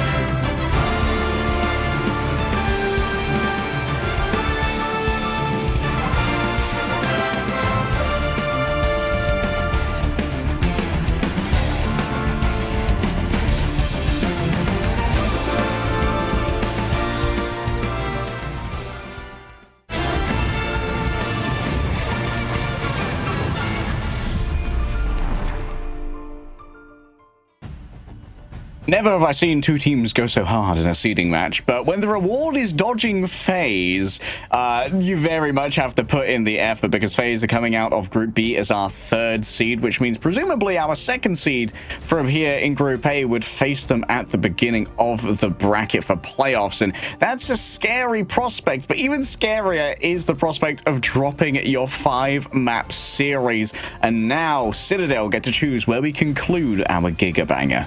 Yeah, I will say at least it hasn't been a reverse sweep. Like, there's something a little bit more taxing on the mind about being up 2 maps and then fumbling the bag 2 times in a row and then going into the 5th one with that playing on your mind, essentially going, we could have won this, we could have finished this out, we should have won this, and then tilt's going to start coming into play, right? And you can't afford to tilt at this point in the game. You just have to go, okay, that was that game, that was that round, this was the ban draft, and we're going to be changing this about our ban draft coming in, and now we're just going to continue trying to play our own game. And that's something that Citadel have always been known for, both when they were under the name of Berber Patapim, and then when they got picked up to Citadel, they didn't really care about what was meta. They made their own meta, as we got to see with things like the Black Panther. So if we do go to something like Call of Duty, I feel like we're probably going to be seeing something a little bit different to what we would traditionally see. Maybe they go back over to that Hulk Namor to try and control some more of those off angles against the Flyers, but that's my worry, Harry. Any of the convergence maps that are left, Central Park or Call of Duty, are really good Flyer maps, and I mean, they just lost to a Flyer composition. That Human Torch Star-Lord swap was huge from Chopped. Yeah, maybe they don't opt in for that, knowing just what's waiting on the other side. Like, Tuzi's really scary on these. Crazy Kitty also amazing to pivot over on to the Human Torch. Having 2 good Human Torch players on a team does mean that, like, it's very hard to preempt you when it comes to your map picks here. And for Citadel, it's going to be all about just, like, gathering their own, like, chakras a little bit as well. You know that Salah's going to be making them do the simultaneous clap to try and get on the same page. But, like, when you talk poop and you get bashed in return, it does weigh on the mind a little bit, you know. They were dropping the emotes. They were saying some Wakanda forever. And then they may have got their intestines spilled on the floor. It happens. Sometimes you just motivate the enemy to come back at you all the more difficult. And that could also mean that the karmic bounce back of mental attacks can really start to afflict you. Arako? Yes. The banger is playing. Okay, so it is a dodge of convergence. And yeah, we talked about it. We were worried, like, Holo Jalia too, the last time these two teams met up, like, yes, Citadel Gaming walked their attack around the first time around, and then failed to pick up the point percentage necessary the second time around. So I feel like that's another reason why you would try and dodge that one, because you don't want to repeat the same mistake twice. As we're going to be seeing, yeah, Mantis getting into the band out as both of these teams not repeating the same mistake of letting that one through the draft. All right, might see Jeff ban here, potentially Adam. Maybe we look towards a Vanguard ban. I would be interested to see if once again Citadel pivot into what they did on Yggdrasil Path and getting rid of a Groot late in the ban phase. Yeah, I feel like Ultron's definitely going to be targeted as well, because it does strengthen things like that torch onto both the attack when he gets to wrap around and put pressure onto your backline, as there are so many angles that open up for the attackers if they're just allowed like 2 meters out of their spawn room, while also really strengthening a defensive hold off of how quickly and frequent you're going to be able to build those Rage of Ultrons. Chop prioritizing the save onto the Invis isn't really a surprise, because it's really good pressure onto things like Dive, which we've already seen Citadel Gaming go for. Having to go for soft dives with both the Venom and the Hulk so they don't have to worry about the Force Physics pull means that if you're going for a dive composition, it weakens up your presence on the actual convoy itself in a sustained long-term fight against an attacking team, while it also now puts pressure onto Citadel Gaming to have to think about how strong is Crazy Kitty and Tuzi going to be on something like a Phoenix or a Human Torch. Yeah, the looming specter of a Phoenix Human Torch fiery duo will always burn a specter in the mind of a banner. Let's have a look as to where Citadel are going to pivot now, knowing that they're likely going to be going up against an Ultron, and we know that that is a great enabler for something like a Human Torch, and the Invisible Woman is also up, so maybe you have to ban the Torch here. Maybe the hand has been forced. Emma. Allow it. Okay, so Citadel are going to be able to really strengthen up a dive composition. Yes, they have to worry about the Invis. They also have to worry about the Ultron because you really can't dive him as a hero either, given the fact that he's literally above you. So you can't take ground damage all that frequently from something like a Venom teamed up with a Captain America, as they're actually going to be able to play their own Ultron too. So no one-sided Ultron. What I'm worried about is the fact that Chopped, by banning out the Jeff, have cut the impact of Storm by 50%, because that Jeff NATO composition, we see Storm a lot of the time in Spawn Breakholds. In fact, Citadel Gaming have used the Storm Punisher multiple times on Convoy to be able to play off of the attack and instantly break a defense and then play off of the composition to get half of momentum forward onto second. That now gets removed, so your invisible boundary for MASH is going to be finding far more value now. I was interested to see what the last one was going to be with a Human Torch. I thought maybe they were going to go for the Invisible Woman. Knowing that that's still available means that there's still an option to do something like pocket a Star-Lord with that Guardian shield. That often means that you can take those mid-air engagements. Mag didn't catch a strobe either, which means you can bubble your Star-Lord fully too. Yeah, that's a lot of potential resources could be sent that way, especially when we know that there is going to be a Human Torch who's getting the true VIP treatment from both a Ultron and an Invisible Woman being available. Yeah, it's literally every duelist stream is essentially what Chopped are going to be able to have. And I mean, it makes sense. That was sort of all businesses' MO as well. When they had Tuzi back then, literally he would be gaining every single resource. And like you said, being able to play both Tuzi and Crazy Kitty on these high impact duelists in a meta where we see so often the ban drafts being forced onto strategists frees them up to pick whatever they so choose to be pocketed, as it's actually going to be Crazy Kitty on the Doctor Strange and Tuzi on the Ultron, showing that Storm very much got power grabbed by Human Torch in just the basis of survival with being able to obscure the hitbox. That is a very static Storm into a beam that is very good at tracking. A mega level mutant meets Sigma level aimer over here from Tuzi. Just burning through the regeneration domains. Once again, Tanuki is going to be the primary target of Tuzi, who's just bullying from afar. Utilizes all of their utility to get away from the incoming damage. And Chop, they are just playing a little bit of a relay race on the point. Everyone coming in and out just to stop the Flora Colossus from moving too far. Great Groot Walls as well coming through from Polly to really limit what March is able to do on this Invis woman. DRP though is going to be able to find the first pick onto Enzo, and Chop going to be getting to move on forward off of the back of that one, forcing out the regen domain. Melio going to be trying to find a pick onto Beetle. They will be able to get it, however Vertigo on the Rocket has not yet been targeted, which means the Captain America is right back into the mix. The DRP is an absolute monster right now. A felon on the sticks if ever I've seen one, being and instantly misses 5 shots per second. I say so. Thanks. W. Tuzi and actually all of the strategists from Chop side, because they've been able to heal and sustain 3 Vanguards, are going to have their ultimates ready and available before Citadel Gaming get theirs online. Out comes the Strangling Prism from Paulie into the damage boost from Tanuki, and it's going to be an IVAG, a murder attempted from Crazy Kitty to even up the playing field. However, CC immunity from Final Judgment of Melio means that Chop are going to start losing this fight now. Aggressive play from downtown. DRP was just a few points short of having the Meteor M ready, and so when it comes up, decides, you know what, I won't invest it here. Maybe use it to try and shut down the Storm instead. You can definitely use it to try and take Tanuki down. As we talked about, you don't have to worry about the jab, so it's not going to be Sharknado off of that map, as DRP is catching so much damage, forced into having to burn out that Meteor M just for survival. Tries to find a pick on Melio with the AoE damage potentially splashing the Punisher from behind his turret. Doesn't manage to find it as the Hurricane comes on through in this boundary, forcing Chop's hand in terms of where they can position. It's either into the slow or into all of the damage from the Storm. Sophie's choice potentially, but Ken back to the low-key form. Enzo doesn't seem to have grabbed too many mines here, as everyone's able to dodge away from the Psionic Seduction, the Vortex that would have dragged them in. Polly backs away for a moment, utilizing this. Was that a missed Carbon Crush? Just across my screen, an Emma flashes, not quite able to connect, and Citadel Gaming, they've kind of run out of steam on this push.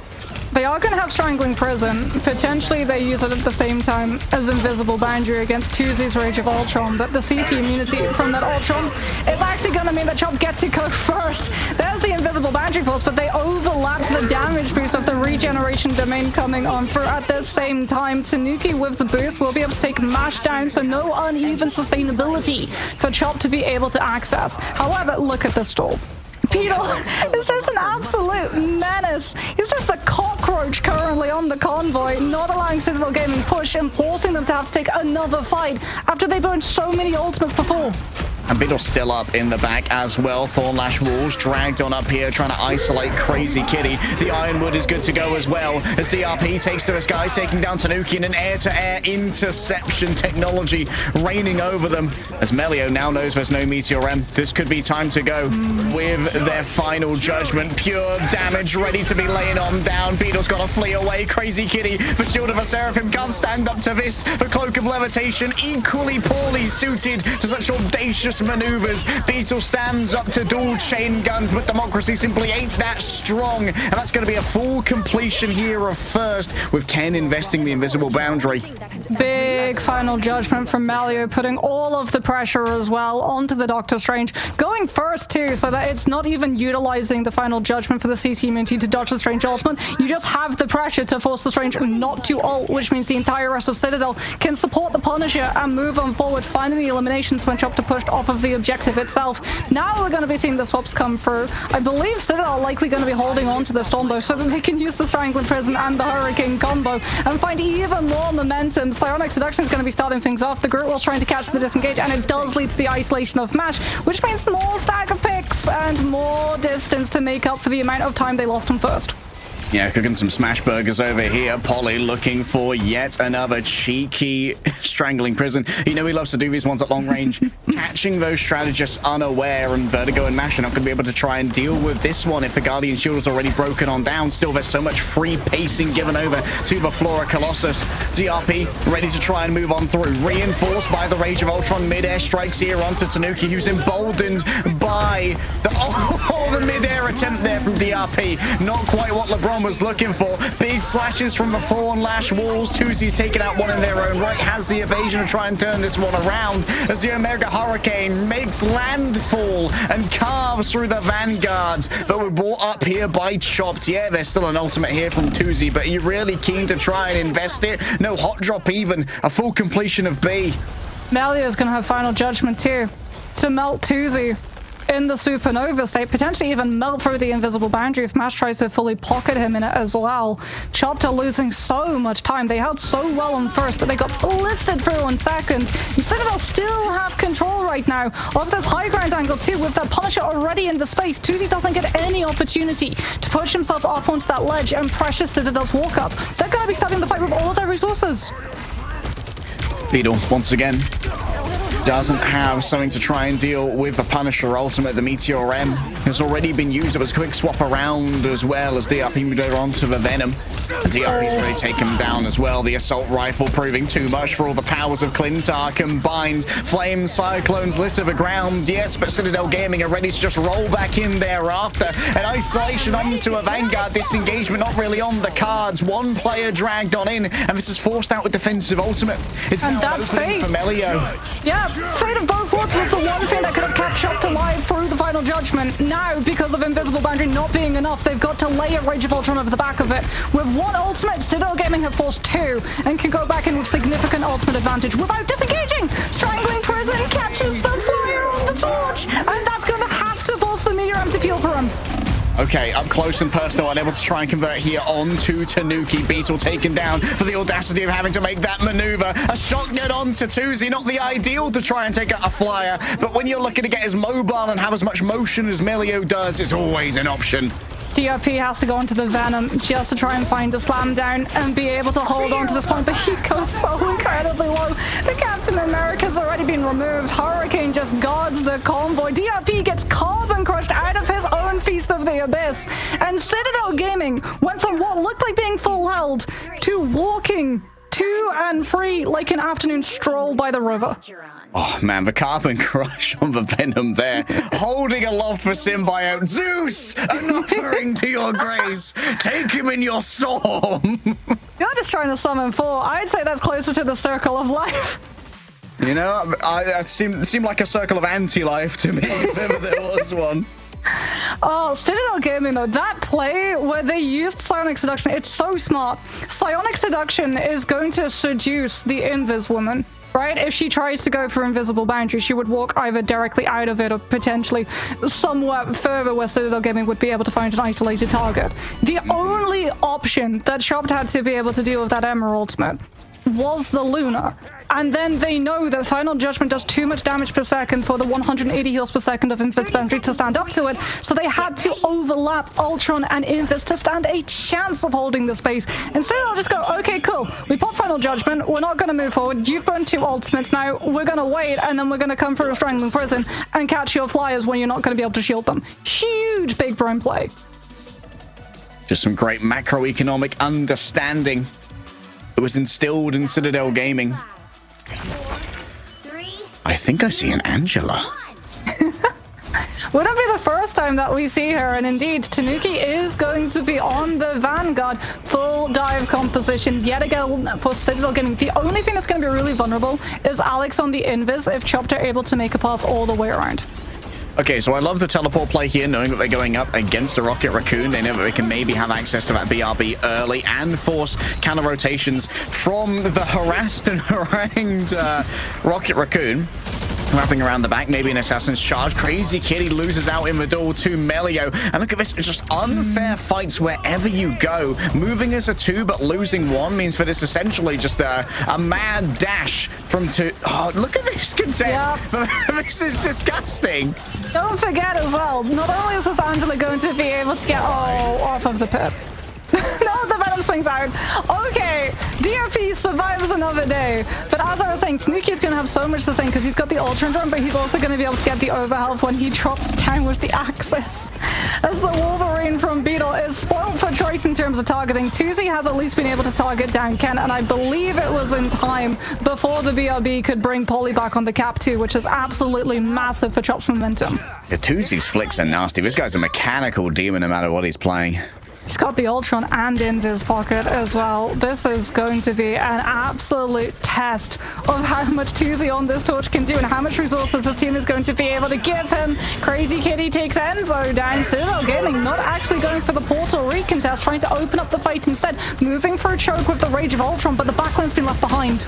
Yuppie, he can't quite choose what to eat at the buffet and walks away with an empty plate. Going to be a disengagement coming through from the Venom. Remember, extra damage to over health from the Rage of Ultron now means the Venom can't stand up to the Rage for long. Crazy Kitty coming in close and personal, but somehow gets taken down by Polly. A Sentinel strike to carve through metal. The power of democracy doesn't matter what element you are. It'll win nevertheless. Rolling forth straight away. Heaven ready to fall as Tanuki has the ultimate available, but I'm not sure if it's going to be necessary. I think they're gonna probably save it for when Mash uses Invisible Boundary and try and pull him out of it like a Strangling Prison. Oh, Wolverine Beetle almost finds the drop-off from Enzo. There goes the Heaven's Retribution, but there goes the last stand at the same time. Beetle and Tuzi combining their ultimates and immediately Citadel Gaming fall. Great combination there. Beetle now playing the Dormant. Isolation onto Mel. Oh, Polly barely stood a chance. Opened up with the Assemble. Beetle's more about disassembly right now with the Adamantium Claws. Tanuki coming in close and personal. It's going to be all over Vertigo, trying to get rid of that Lunar Snow. Chasing it down would be fantastic as Melio doing their best with the Rage of Ultron to just heal through everything. Can't see what he's shooting at, but he's sure that it's effective somehow. I think there's some manner of body blocking going on the other side, potentially from a Flora Colossus itself, but the cart's going to move on forward. The mission area continues rolling. Citadel back in control temporarily as Wolverine is distracted on the backhand side. Vertigo getting the work done. However, Alex and Ken have fallen. Over health given over to Enzo off the back of a big chop, but I think the damage has already been done here. The Rage of Ultron carves through the overhealth in little time that is needed, and Tuzi's just freely running down with these fire clusters. True, but Citadel are stalling up. for a very long time. Tanuki even offered this range to come back on the Angela so he could fly back from spawn to the convoy faster. Oh, this is a brutal stagger though. Alex going down late. Now he swaps over to that Luna as Tanuki is over to the Starlord. We've talked about it. Starlord has been one of the most impactful duelists at being able to put pressure onto these Human Torches. But Mash with that Invis Woman and the shield is going to be able to protect Susie a little bit better. Beetle wrapping around the outside, last stand ready to go. Big pull coming through from the Invisible Woman. And now Beetle still has their passive, so they're emboldened to move on forward. Tuzi starting to lay down the damage. Another big pull. The Invisible Women are absolutely on it in this blast off. And Tanuki taken down now. It's still extra space for the payload. It was temporarily stalled out by the Venom. Ken's gonna have Invis boundary, but you can't use it until Beetle's expended. That last stand, wait a minute, is Beetle spawn camping?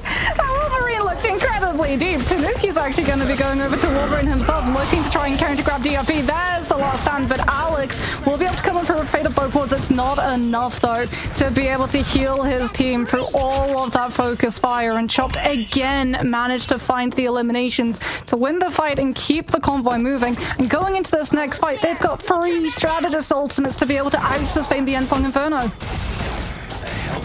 Milia's going to be taken to the skies. Question is, will they find the value that they're looking for? Beetle isolated here, frozen up as well, but Crazy Kitty still emboldened, flies above it all, laying down the Rage of Ultron. Won't be converting it into casualties due to the amount of healing, but was brought out by the Invisible Boundary. But Polly is chasing after this. A great dodge onto both the Feast of the Abyss and the Endsong Inferno. What survivability shown here by Vertigo. And this will surely be a completion in favor of Chop, with Tanuki being taken down. Yeah, there are plenty of tendrils being extended from Polly, but I don't think they've got the healing or the sustainability to try and make it through this one. DRP blocking out whatever they can as Polly stands alone. Everyone else just forced to feed on in, as a completion of second is going to bring this down to one final push.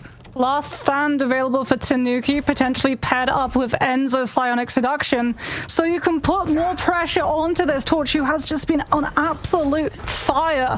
DRP too going to have that Feast of the Abyss, potentially to pair with Beetle's last stand that we've seen so many times, Chop being on point with being able to track down where the Wolverine will be depositing Citadel Gaming's players. Already the Pyro Prison invested, stopping Citadel Gaming from taking a position on the high ground and pressuring that Torch, and Supernova is going to split the entirety of the team. The backline on the Vanguards carved apart entirely.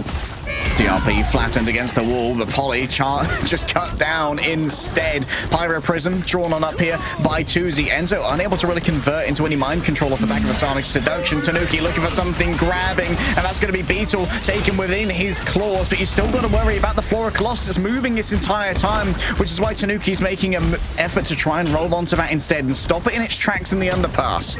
Ken has Invisible Boundary. Melio and Polly trying desperately to build up their ultimates to be able to combine them against Mashes, but it is a matter of moments before Chopped will be able to hit that finishing line, because like you said, the objective's still firmly under their control, but Citadel Gaming abandoning the point fight over the top of it, going to the underpass means that Tuzi's movement has been limited, but it sets up Beetle perfectly to catch on to both Ken and Enzo. No opportunity to use the Invisible Boundary because the Invis was stuck, clutched between the Wolverine's paws. Does at least mean the Invisible Boundary is going to be ready for the last fight here.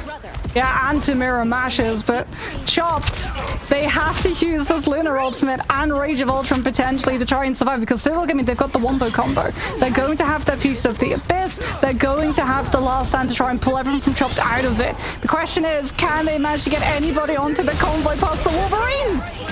Oh, Wolverine grabbed out here, isolated, forces out the passive already, but the sustainability is still going to be there. A prison has been erected here by Tuzi to try and trap in that back line, and Polly's still got some space to work with on the cart and the Feast of the Abyss on the backhand side. Mash brings up the Invisible Boundary. The healing's good for Chopped. They've got their numbers on the point, and Enzo's been brought back by the Battle Recall Beacon. Beetle getting up close and personal already, 69% of the way towards another nice ultimate, as they're dragged on forward once again by the auspices of a Lunar Snow. Plenty of healing given over by Alex, but thus far we are without casualty in this fight. Sonic Seduction, I think it was stunned on out there by Enzo. Oh, the last stand towards the back. Oh, it's a meteor strike onto Alex. From the stars above comes a very angry Canadian, and it's rage sustains him. It drags him forwards, and it drags us to extra rounds, surely. As Citadel are thin on the floor. They don't have the numbers, they don't have the sustainability, and they don't have the wherewithal to defend as we go to extra rounds. There was no other way that this series could have gone. Was that Beetle the only way? I'm scratching my head trying to figure this out because we didn't get the M as POV. It must have been a Wolverine Feral Leap. Could have been a freeze. Maybe a freeze from Vertigo as well. It was either a grab from the Wolf or a freeze from the Luna coming on through, because if that Stone Seduction had come on out, Citadel Gaming win that. No other way to put it. Would have suppressed all the ultimates as well. Meant that Beetle wouldn't have had options to try and cover that distance towards Alex. Would have put so much pressure onto Tuzi as well on that torch, because there would be no way for the torch to be able to avoid all of that incoming damage. Man, I gotta shout out Vertigo once again. Being able to survive the damage boosted Feast of the Abyss and Ensong Inferno at once by just do-si-doing around that pole on second. Unreal value from the Luna. He went to dance class, you know, and absolutely aced it with those shoes. Oh boy, we are going down to the wire. We said it was potentially going to be a 5-mapper. It's not just a 5-mapper. It's 3 rounds of domination, multiple times, and overtime rounds in Convoy. Who will be able to take the win? Citadel Gaming did manage to stall Chopped for an awfully long time, but so too did they get stalled out as well, as now it becomes an absolute race. You've only got a minute, so you have to start in a composition which you're going to be able to follow on through. And Chopped think that they're going to be able to find it with, once again, the Wolverine and the Torch trying to take so much pressure onto that backline, so at least they can start moving this convoy forward. Never let your ranked teammates tell you that Ultron Invis isn't enough healing. Tanuki spreads out the damage with the Blaster Barrage, but up here in the sky, it's just a raw damage duel between the flyers. Eventually, Tanuki runs out of fuel, and so too will run out of HP. Tuzi up close and personal. I think that Tanuki might have had some momentum carried through there. Does Polly now go for the teleport onto the high ground or onto the actual point? You can see Tuzi trying to figure out where the spawn's going to be so he can set up a Pyro Prison and immediately activate it so that everyone comes out into that tick down. But no, it will be the high ground rather than the objective, so it's still going to be picking up distance as the fight continues. Tanuki with a double pivot first to the Phoenix and now over to the Wolverine instead. Looking for one of these more vulnerable Vanguards, knowing that the raw healing for Triage is not really going to be there. Chopped still rolling forward though. There isn't really that much contestation happening when it comes to this point. In overtime though, they always need someone. Tanuki falls down limply to the floor. Beetle grabs out Enzo, gets kicked away in a spin, but still undeterred. Has the passive, has the audacity to move on forward. And yes, Tanuki has been resurrected. Might have been able to grab themselves a jump pack on the way out as well. Tuzi flying through with the flame clusters up close and personal to Melio, an attempt to try and shut down the rage of Ultron, but the invisible boundary is going to be doing just that instead as Melio is forced elsewhere, taken to the skies. Tuzi rains down the fire. Oh, grab from the sky by Tanuki, but the healing's going to be there. The pocket's always there for Tuzi, the star of the show for Chopped. They're always ready to invest. Beetle can't quite connect onto this one. Never mind, turns around, grabs Tanuki out of midair. Aya Vagamoto stuns 3. Mash, Beetle, DRP all have souls separated from their corporeal forms as Polly comes in as the hero that's needed. There's still an invisible boundary on the backhand side if Alex decides to use it. Slowed down now is Beetle as Tuzi tries to race back towards the point. Triage is required, moving forth into the battle space, and the damage is there, but the contestation is not. Chopped are pulled from the point, and Citadel have their win condition. Chopped got so close to getting that first point off of how one-sided the first couple of brawls were. Citadel Gaming, they couldn't really afford to go for the convoy stall either if it was just one of their players trying to hold that ground, because Chopped just had so much angle control up in the sky on the aerial with things like the Ultron and the Torch. When we got to see ultimates come into play, though, the Eye of Agamotto being able to stun up enough players for them to build into the invisible boundary, one-sided too, since Chopped used theirs before, to be able to try and heal through that rage of Ultron coming on out. That was the turning factor. And now, Citadel Gaming, they have a task ahead of them. That convoy got incredibly far forward for the little time bank Chopped had active, and we can see that Chopped, they're going to make this incredibly painful. Getting any form of distance is going to be like pulling teeth. Captain America, Magneto, Rocket Raccoon, so if one person falls prematurely, prematurely, they get brought back. Invis and Ultron to be able to pocket each other if Citadel try and go for the wraparound rotation and pressure the rocket and burn the BRB early. Well, when it comes to pulling teeth, you look for the tough. And Citadel Gaming certainly are a tough squad if ever I've seen one. Can't afford to get Tanuki insta-picked once again, though. And that's why they might be rolling out of a different door to avoid the incoming assault of the Ultron. What I worry, though, is that Chopped have already fielded a Doctor Strange. If Citadel Gaming target focus the Doctor Strange late so that he can't actually portal back, they're going to get a lot of distance off of this convoy for free. Well, Beetle's going to be trying to stop that one. Instantly grabbed out here by the Emma Frost. The Carbon Crush starts off the cart rolling here, and Beetle once again returns to the fray. Remember, going close to those Thornlash walls make things a little bit more complicated. DRP going up against the shotgun of the Punisher. This really is a lot of damage to try and deal with. Crazy Kid has already fallen on down. He's surely going to be coming back with a portal, but the cart's... No, BRB. He gets BRB brought back instead, which means he's just going to get picked again. He gets stunned out by the ammo with the Carbon Crush, and Citadel Gaming will be able to continue pushing on forward for Chopped. It just becomes a matter of trying to stall this objective long enough for them to come and prove the Rage of Ultron and potentially pull the fight back.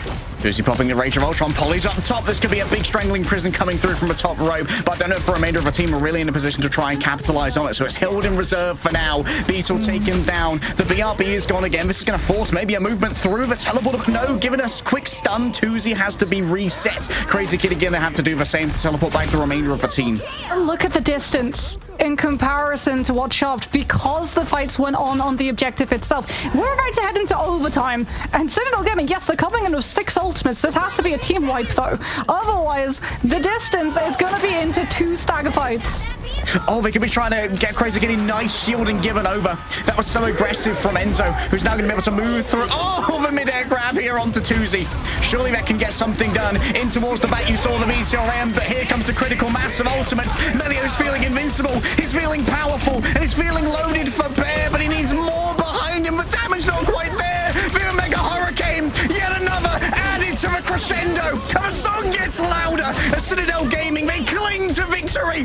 DRP returns. Tuzi's here dancing in the air, but all that he's dancing is a funeral song for Chopped as Citadel Gaming convert on their absolute war chest of ultimates. Oh, what a series. That one is going down in the history books. Major plays coming on through for Citadel, running out with a composition that they stuck with, allowing them to build up the ultimate charges through the back-to-back fights as opposed to having to swap.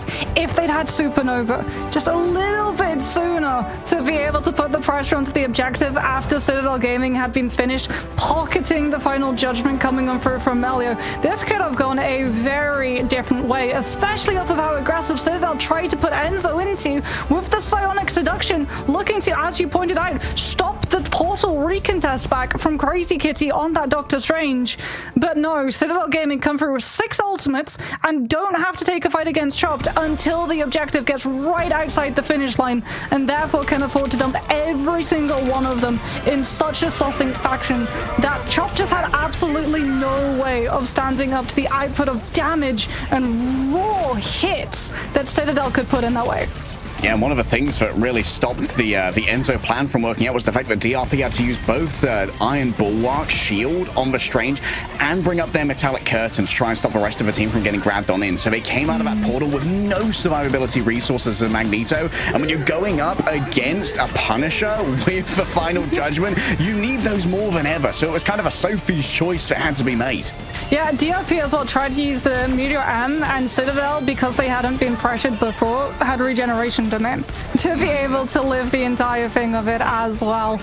Big plays from Citadel. It really could at certain points though have gone either way. Like Tuzi on the Human Torch, absolute standout. We thoroughly expected that. Beetle on the Wolverine was actually incredibly strong too. He was getting so many good grabs onto such wonderful targets. However, after a hard-fought victory, Citadel will be able to come out on the end. Saying a 5-map series, I feel like, doesn't really do it justice. That had the potential of going to a BO7.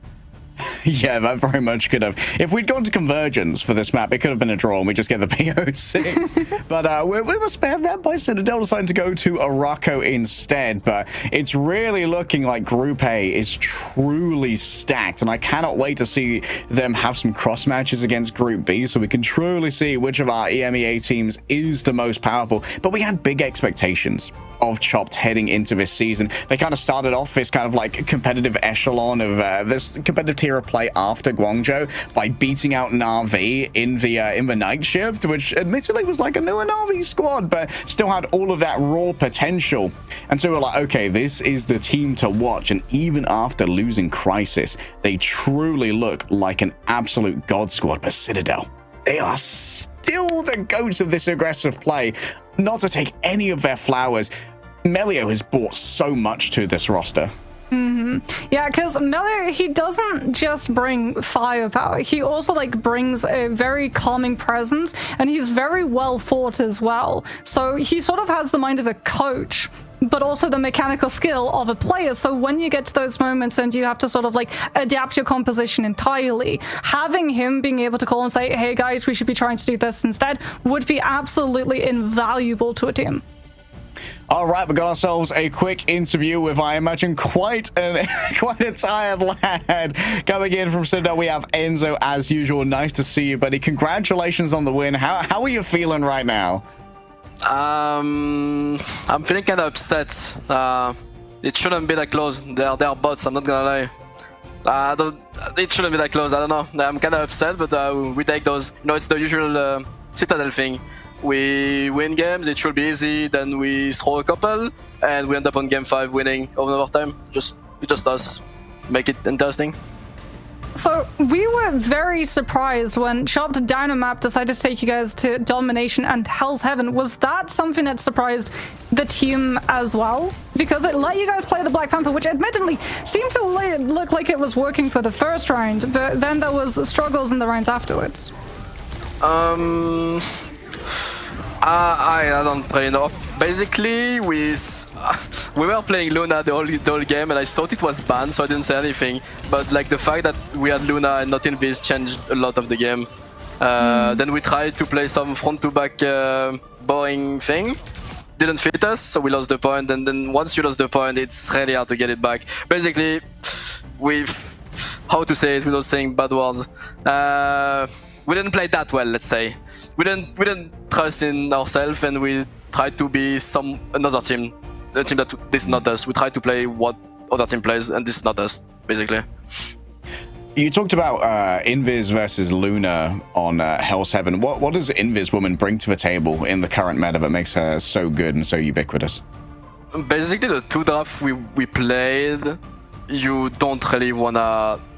You don't want to have anything that can get dive, basically. And the fact that we have a Luna, which is like really easy to dive, and they have an Invis that is invisible before the fight starts, it's really annoying because we just can't find a target, and they have a free target to run at. So we are not really confident. It's a draft we picked up in the last week, and so we still need to work on it. We're not really sure for what's the best, and that's pretty much it. So moving now into playoff stages, we know that you guys are going to be seated at the top of your bracket. Looking at some of the teams, since we're going to be seeing those groups now merge, is there a team in specific that you didn't get to match up in the group stages that you want to go head-to-head in playoffs against? I would say Na'Vi, but I think this has to stay for the finals. This has to be the best match of this tourney. VP, I'm not gonna mention them. They are not a thing anymore after what happened yesterday. Yeah. I'm like happy to face them. I was actually scared, you know, oh maybe I have to face them, but no, thanks God I have to face VP second match, so it's, I mean, probably, but I think it's what's gonna happen. I think VP is gonna get smoked, then they're gonna get C2, we're gonna play against them again, match 2, and we're gonna roll on them. Thanks God they won and phase up kinda through the games. Oh, Enzo, it's always so fun to talk to you. Congratulations on the win, buddy, and thanks for coming to have a chat to us. Thank you, guys. All right, that was Enzo Demon on the sticks for Citadel. We had the battle for control of Vanguards here between DRP and Enzo, which is always fun to see. But even funner to see is some honest to goodness cinema 3-2 scorelines. Go in and watch the replays of this one. It was an absolute giga banger. And that does conclude our Group A, Mox. Yeah, that means that Citadel will be picking up first seed and Chopped will be picking up second. We'll have to see who exactly they're going to be playing, as a lot of that is going to be determined by what goes on in Group B. There's also going to be a best of 5 and another rematch too, and it didn't just happen yesterday, so there's been a lot of time for both of these teams to be able to better prepare against their opponent.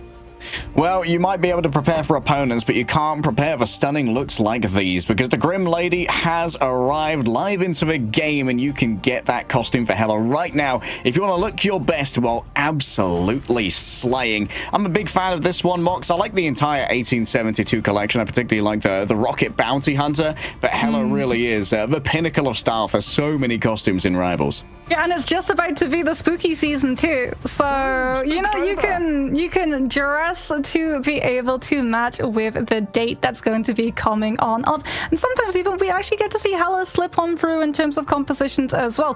Plus, ranked meta is entirely different to professional meta. Maybe you're a demon with Hela and you want to be able to look your best in your own matches.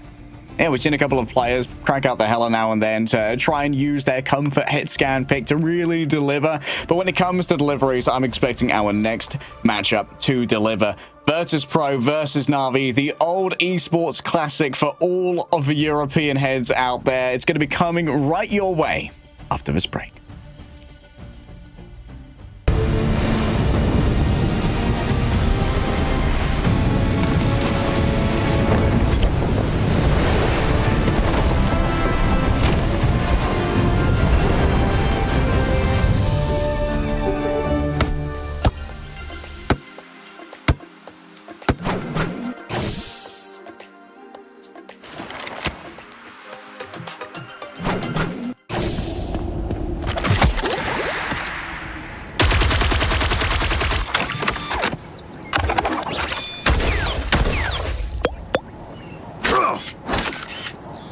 Smoke screen!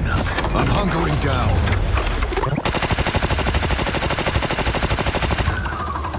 Judge! Jury! Executioner!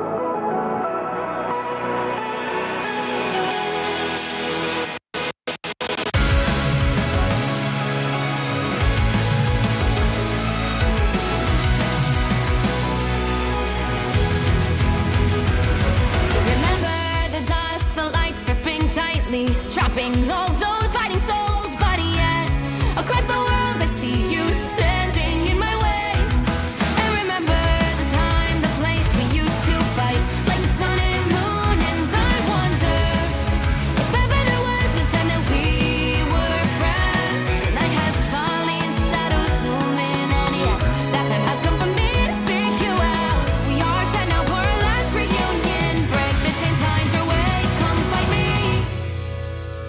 Do you remember who you really are? Show me that you are still the only one for me. I'll be waiting for you. Wake up, open your eyes, raising up your fists and smashing through time walls. Before the rift splinters again, we are rebels till the end. Rise up, open your mind, hold on to your powers. No one can stop us. We are rivals till the end of time. We will clash, no matter where.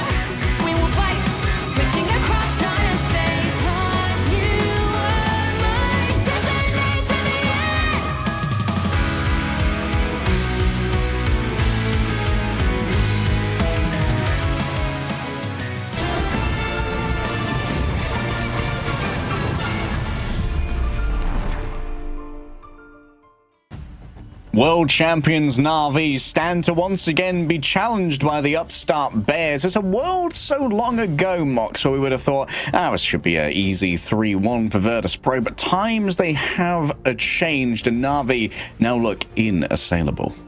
Yes, Na'Vi, we were, a little bit on the fence considering they'd just lost Melio coming in very, very late to that roster lock as well. But Crisis and Jerky have acclimatized to the team for those trialing periods, and we've got to see a lot of synergy coming through from them.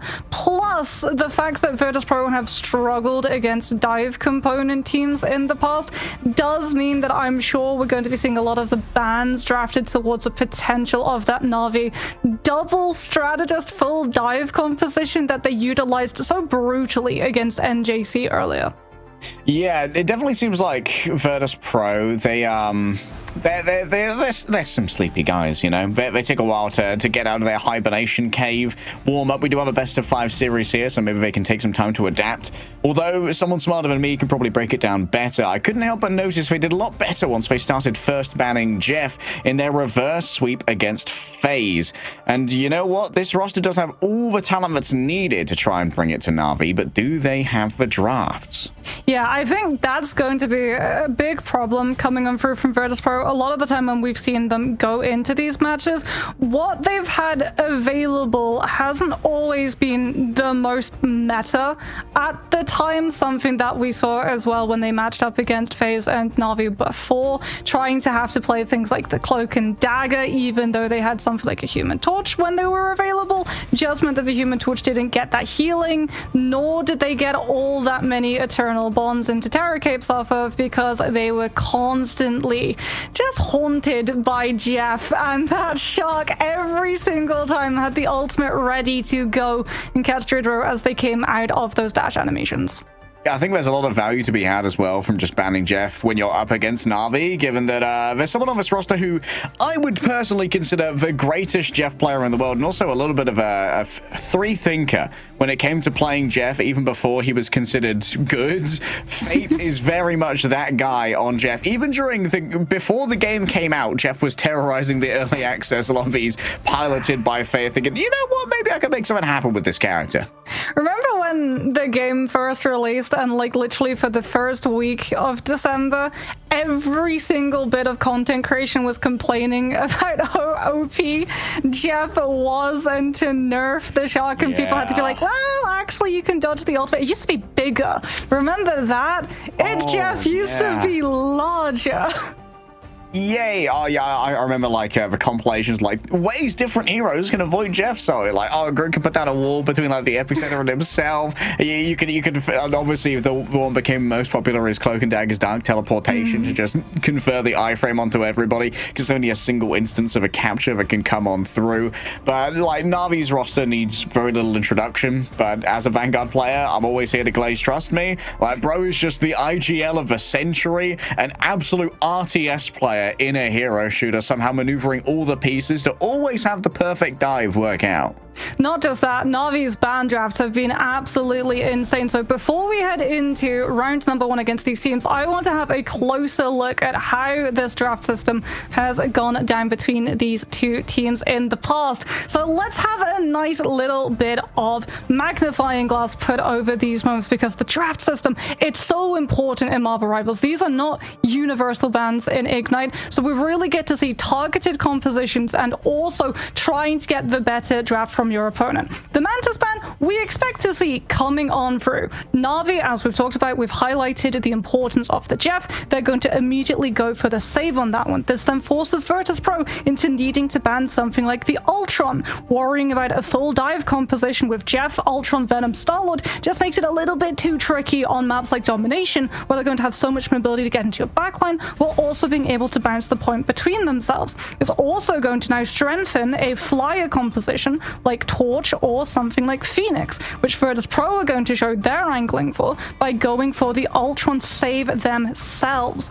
Then we get the Jeff ban to stop Virtus Pro from the Venom Jeff Flyer composition, and a Luna ban now comes onto Virtus Pro to weaken the Flyer, because we already know that the Ultron is going to be looking for something to pocket. Virtus Pro, though, they know that there's likely going to be Star-Lord shenanigans or a Human Torch angle, and they want to take out Invisible Woman, so we don't get to see Guardian Shield stacking with the Flyer when it goes to the dogfight in the sky. And indeed, they'll further strengthen that pocket with an Invisible Woman one-sided play coming on through from their side, making that Flyer duel even harder for Na'Vi to be able to win. Na'Vi's next move we're going to get to see is banning out that Adam, one of the best compositions, one of the highest win rate comps in a domination, and also going to have that Soulbind in a triple strategist lineup is something that you simply cannot allow. And here, this save from Na'Vi is the thing that actually allows them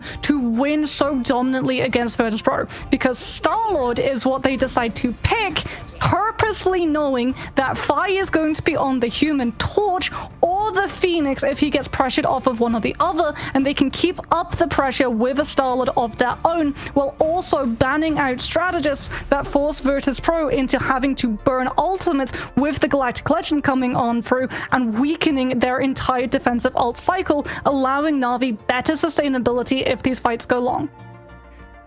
Holy brain blast, Mark. You wanna see the notes? Here you go. This is how you ban draft. There's going to be agents sent to your house to capture that notepad. We're gonna steal the Declaration of Independence. No. We're gonna steal Moxie's notepads. Alrighty, let's head into our first matchup here, and we'll see if once again history repeats for our domination draft mocks between Na'Vi and Virtus Pro. Does the Star-Lord get targeted?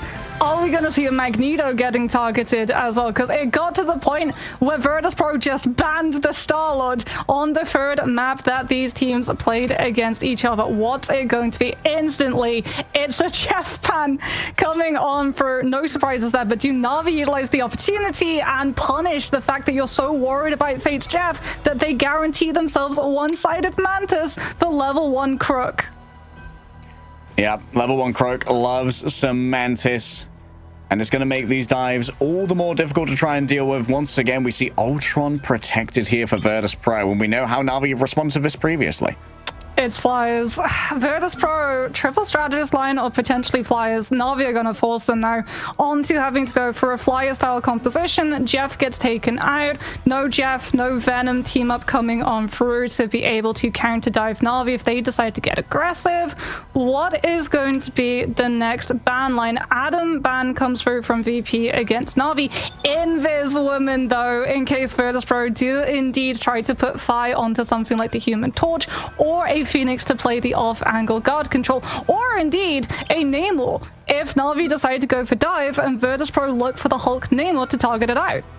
Yeah, now with the Jeff being first banned as well, you're not forced to use your last ban on that Venom to shut down symbiotic shenanigans.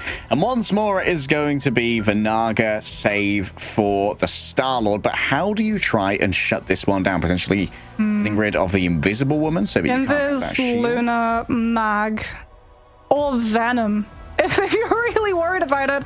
But the problem, yeah, I was going to say, if you ban out the Venom, you're just going to get a Captain America who's going to be able to do the exact same thing, only with more solo survivability. So removing that Luna is actually stronger for Virtus Pro, because now they're going to have one-sided idle aura for Phi to be able to match up. And I also like the fact as well, he's starting off from the Star-Lord rather than something that's easier for the Star-Lord to be able to target out, like a Phoenix or the Torch. Yep, just having that evasion ready to go. It's a different draft, a similar one, but it's a brand new day, and it's a longer matchup here for Virtus Pro and Na'Vi. Stamina is going to play a role, adaptability is going to play a role, but on Celestial Husk, everyone's going to come out 100% energy, raring and ready to go. Oh, Na'Vi, though, going to be showing something a little bit newer on Celestial Husk too, because they were able to get that Mantis. I saw a Loki, and that's also going to mean that Phi on that Star-Lord is going to be up to the task of dealing with the doppelgangers, coming in with the AoE spin to be able to melt all of the doppelgangers down in one go. Certainly is some good returns on those spins. Remember that Fate is going to have that team up here with the Mantis potentially. Na'Vi, though, they're going to have faster ult builds. They got the one-sided Mantis, so every single time the damage boost is onto Naga, he's always going to be leading 5 in terms of that ultimate charge, especially because he can be as aggressive as he wants. They got Rajaro on that Magneto to be able to bubble him. Yeah. Going to be a lot of freedom to work with. Jerky's actually playing the Invisible Woman. This is not something we've seen from Jerky previously, usually picking up the Mantis, but of course, the Ultron rather, but that is banned this time around. Damage boost onto Naga. Not going too far to begin with, just playing a very reserved playstyle, waiting for Nevix to come on in. Already has used a Symbiotic Resilience. Now it's Trust Me's turn to move towards the other side. An attempted counter dive now by Virtus Pro, but spreading out the damage from a Blaster Barrage means that Spark is in deep trouble up in the sky. And you can see that constant application of the Guardian Shield on to the Star-Lord to make sure that he stays in relative safety. Quick swing from Trust Me into the frenzied arrival. He's going to have to use their Symbiotic Resilience once again. It's just an all-out brawl for the first capture. Oh, but he gets the Bulwark as well, just being able to avoid that sent his way. Terror Cape coming in through from Jojo. Now that the Terror Cape's on cooldown, Trust Me might be able to look for an aggressive dive, but Sparker going to be able to shut the space down with the Rage of Ultron coming on through. First, Na'Vi not giving up that position, though. They had the Loki regeneration domain to hold that position. They get the first pick off onto Fi. Damage boosted Feast of the Abyss at the same time forces Cypher's ultimate, and Na'Vi are in full control. Mighty Legend gonna ring out. Sparker dips away from the incoming healing of Valona, knowing it's about to expire. The Patty Cake is strong inside of a Dagger Force dome, but I think the damage might well have been done here already to Virtus Pro. At this point, they're just stopping the initial capture to give away some additional 3 percentage points. And there was a really cool play from Rajaro there, using the jump pack from a rocket beacon in order to go up and use the metallic curtain in front of the Ultron. That was crazy. Yeah, I mean, there could be an even better play coming in through from Rajaro in a matter of moments. Meteor M to absorb pressure from Galactic Legend, potentially turned into Eternal Bond wipeout as well. Fate with that regeneration domain going to be back on cooldown too, to have the God of Mischief alongside the Invisible Boundary. They might not even need to use Meteor M against the Solid for that reason. All right, Rajaro waiting to find something with the Meteor Ram inside the Invisible Boundary. An attempt to shut this one down. Drujo forced to move elsewhere to a safe position up in the sky. Fi has targets arrayed. There was a gap in the regeneration domains, and now just healing up between the Invisible Boundary and the Guardian Shields as well. A pair of Guardian Shields is far too many to deal with here for Virtus Pro. Trust Me, going to be forced to escape in the midst of all of this and back into the loving arms of the strategists.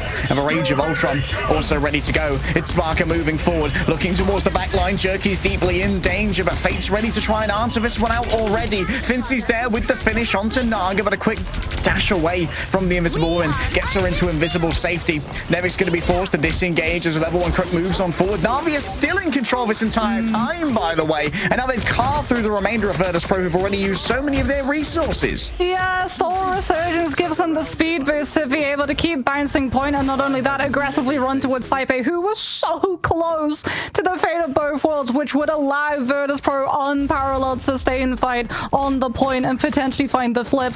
At least it means they'll have it up against the Star-Lord Galactic Legend coming into this next fight, but Na'Vi are just going to put so much pressure on the walk up and force them to use it before they're even on the point. At the moment, they're trying to hold on to it, but that just means that Fi gets left behind and picked.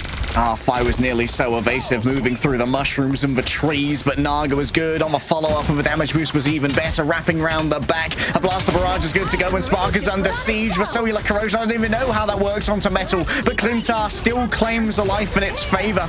A damage boost maybe, but no, it's just going to be the Terror Cape, meaning that Hanavi are a little bit more vulnerable inside of this Invisible Boundary, that are feeling nice and safe and secure. Meteor M ready to go as potentially the finishing blow towards this particular sub-map. Level 1 Crook dodges away from the Sonic Seduction. Grabbed in, Terror Cape and Fincy can convert. Inside of this, though, it's going to be a Meteor M dug directly on top of a Vanguard. Nevix and Fincy nowhere to be seen. The meters are there. The sustainability can't be brought forth. Even with the Eternal Bond, you just don't have that much real HP to work with on the side of Virtus Pro. Spark up above is raining down with the Rage of Ultron still, and I think that converts over onto Jerky, as Trust Me just finds the Dreg Navigs coming back in with the pentagram of Ferala. A last second contest from Virtus Pro, but Na'Vi is still in control, and they're going to be able to come back with their own portal if they so desire. Navigs had to use their Feast of the Abyss, tried to carve through Rajara. I think he may have bubbled himself there with the metallic bulwark. Multiple members of Virtus Pro have backed on off, and it's isolated them in the eyes of trust me, as surely Na'Vi are going to be able to clean this one up.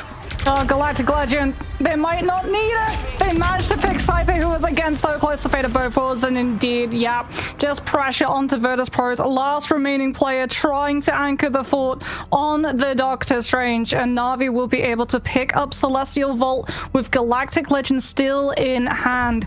Big plays coming on through from them, but still closer than it was the last time that these two teams went head-to-head on domination, and a huge part of it is because Fi isn't just being melted the second he tries to show up for the aerial fight. Playing on the Star-Lord, yes, you have verticality, but you can also drop down to the low ground and actually receive the benefit of your Eternal Bond when you're recharging.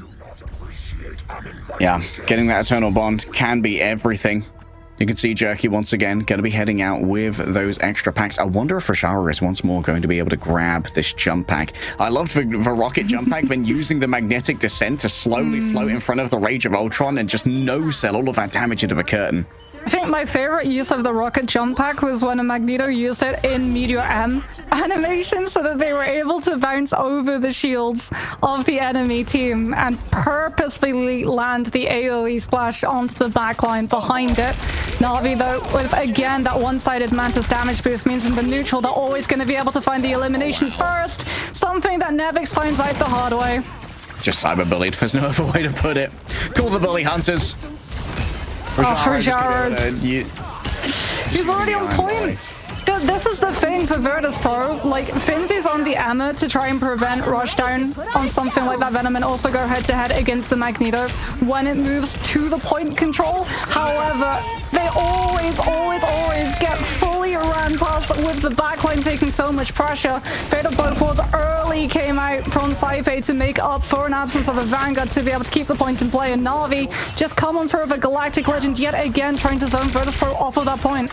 Naga down super low. You can see the augmented regeneration domains there. Gonna have Fate chased away. Sparker able to get that one at range. Still Virtus Pro unable to get the first cap, but finally we're gonna start accruing percentage for the first time.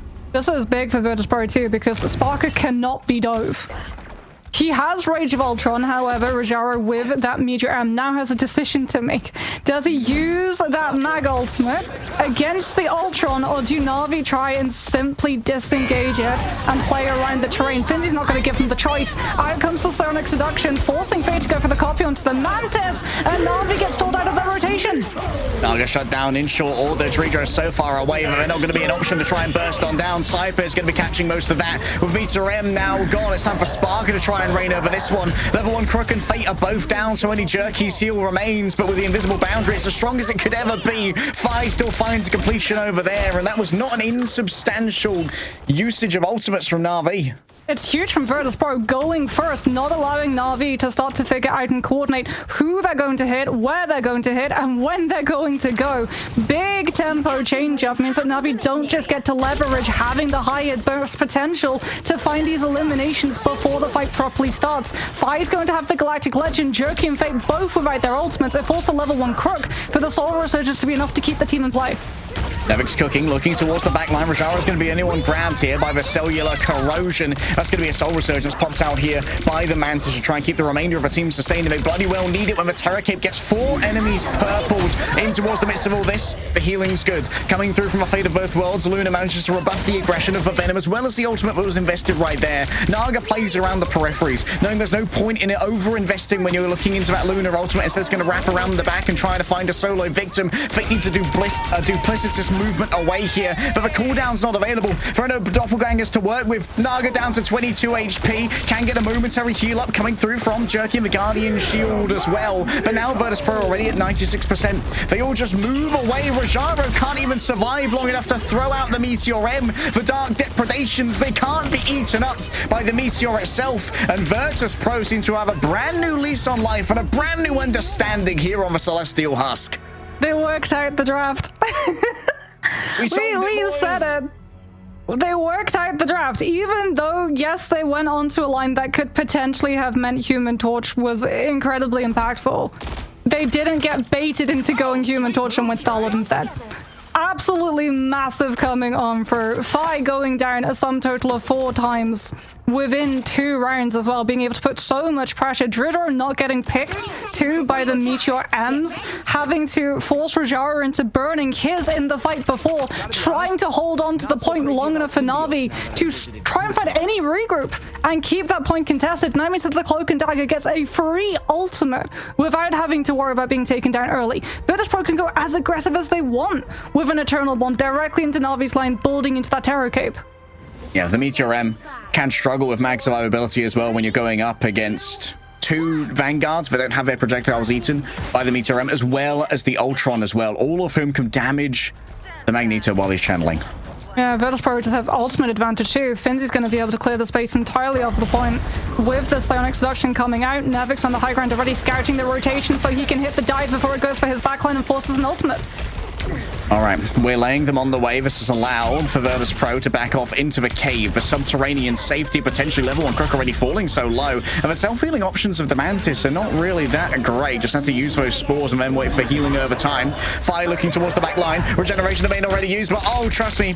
Oh, wake up, honey. It's time to glaze. Trust me again. 2 strategists down off the back of a nice combo. Feast of the Abyss and Cellular Corrosion. Trust me, reigns supreme. Still an attempt to try and turn this one around. Fincy, even with only a singular strategist, is going to try and make something work. Both the Vanguards invest their ultimates here. I don't know if Virtus.pro really have the best read on that. Oh, Jerky too with the invisible boundary for the slow onto Virtus.pro's back line. So the Vanguards either try and peel their players and give up point control entirely, or play point control and give up their backline entirely off of the damage boosted Feast of the Abyss coming on out. And that should be enough to secure Na'Vi. The first point cap, however, Virtus.pro are not giving this one up. Finzy onto the Doctor Strange, goes for the teleport. Saipe already had his ultimate available. Fate's going to try and go for a copy onto the Resurgence, and Naga gets the setup with the Galactic Legend looking to target these players past the Doctor Strange. He goes into both of the strategist backlines, and finally that's been enough to force Virtus.pro off of the point. Yeah, that forces the disengage, so the point gets captured in favor of Na'Vi, and now Virtus.pro know there's no point in fighting it out until they have themselves an opportunity. Yeah, Rajara is going to be able to close that opportunity as well, potentially into this next fight. If Fi burns Galactic Legend or Sparker with Rage of Ultron to open up this next fight, immediately they go into the Meteor M with that Magneto. All right, level 1 Crook in major danger. Peeling comes through from the Meteor M. It's well charged up. Doesn't make big impact, though. And Nevix isn't quite as worried. So level 1 Crook has fallen on down, but that's a lot of alternate damage that's come on through already. Trust me, scares away Fi for a moment. And here's a 1v1 coming through from Naga. Quick jump up and the Guardian Shield as well. Deep penetration here of the Eternal Bond. And that invisible boundary from Jerky doesn't have too much place on the edge of the car. Forces out the Eye of Agamotto. Jerky and Trust Me both grabbed on through an attempt to try and shut down the healing AoEs given over by the Mantis, but it can't be done. Rajara is going to return in their own right here, noting that Virtus.pro almost have a full flip of the point. They're going to cut off the strategist as well. A one-sided portal, an attempt to try and isolate Sparker and block out the damage. Naga around the outside catches Fi and catches even more so than this. Na'Vi holding strong. Here comes the healing. It's given over by Saipe. The Fate of both worlds is good, but Fate's got one of their own with a Soul Resurgence being dragged on up. Terror Cape is good. The follow-up, though, is not there, and Virtus.pro are forced once again to scurry back with their tails between their legs. Oh no, sunk cost fallacy strikes again. Virtus.pro didn't find the flip the entire time. Na'Vi are just going to push this aggressively. Virtus.pro don't have teleport. There's 10% left. Na'Vi are just going to be able to hold off every single angle that Virtus.pro can potentially contest. Trust Me sniffs out a scout around the outside. It has to be a mad dash here from Nevix. Don't know if he even actually got the touch right there. Should be able to move on in already. He's got so much of the overall CC burden applied to him. The Frenzied Arrival won't get too much, but someone needs to come in and touch now from the side of Virtus.pro. Fincy's up on the docket, but doesn't have a diamond form for damage reduction. No one needs to come around the outside because Fi's still playing it round the back. Has a Blaster Barrage to work with, yes, but has to wait for the remainder of the team to come on in. Saipe is down, Soul Resurgence still good to go. Sparker on the Winter Soldier of all things has now arrived. A quick one and done on to Naga. Maybe there's a little bit of magic to be held soon. Overtime's going to start ticking on down. Someone needs to take it down to the ground floor. But Virtus Pro are nowhere near. The descent is too slow, but the descent to 0 to 1 is complete. Na'Vi win out on domination. It's kind of ironic given the late minute swap, but the fact that there was no reset of any of those fights coming on through from Virtus Pro where they identified, okay, we're not winning this, let's just full regroup and try again, really was the bane of point percentage control, because Na'Vi just kept being able to bounce it off of their players. Rojaro too, when we got to see Virtus Pro try and play for that last fight with Finzi on the Emma, perfectly Doctor Strange shielding off all heal LOS for both the Luna and the Cloak and Dagger, who would not have been able to get the auto-lock target onto their Vanguard because there was no position to bounce the light daggers off of the back from. The Mantis once again delivering in droves for these as well. Regeneration domain super valuable, but also just being able to damage boost Naga and have these unfair fights, as well as make sure that even without a combination ultimate, trust me, could still be a real menace with the Feast of the Abyss. Not just that, but also being able to secure Magneto, so that you didn't have to burn a strategist ultimate against things like that Galactic Legend, though we saw Na'Vi being more than okay with it. In fact, really taking quite a lot of advantage of both having the Loki and the Mantis and being able to use just the base out healing of Soul Resurgence to live Galactic Legend while also gaining a higher damage boost window, because suddenly you have two people who can damage boost rather than the Soul one.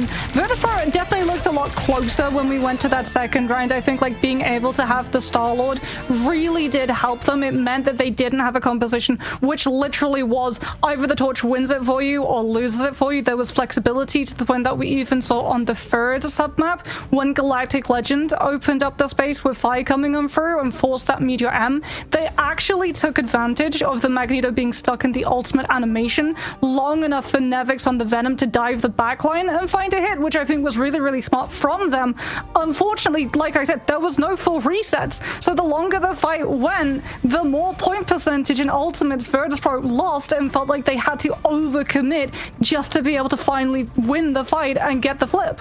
Yeah, they kept finding things where they thought they could take advantage of maybe a slight overextension, maybe a small amount of an edge, but in the end, it's just so hard to flip that point with that central pillar of cover that you often, as you said, solve the sunk cost fallacy. However, things that could be taken advantage of, maybe a console underneath your TV. If you happen to have the old PS4 lying around, you can now play Marvel Rivals on it, up on the big screen in all of its 4K glory. Marvel Rivals is good to go for the PlayStation 4. Yeah, big players. I mean, already we're getting to see players on controllers on the Ignite competitive stage, and not just the EMEA stage, also the mid-season LAN stage as well. So those controller players really can hold the fort down when they go up against the PC. Though I'm sure controller probably has its own entirely different meta in comparison to PC. I feel like Scarlet Witch might be a bit of a scourge for the controller players to have to deal with. We'll see. They do have their own MRC region to try and work with. However, now for Virtus Pro, they get to choose where we go, and they can once again set the pace for this matchup. We'll see what they decide after this break.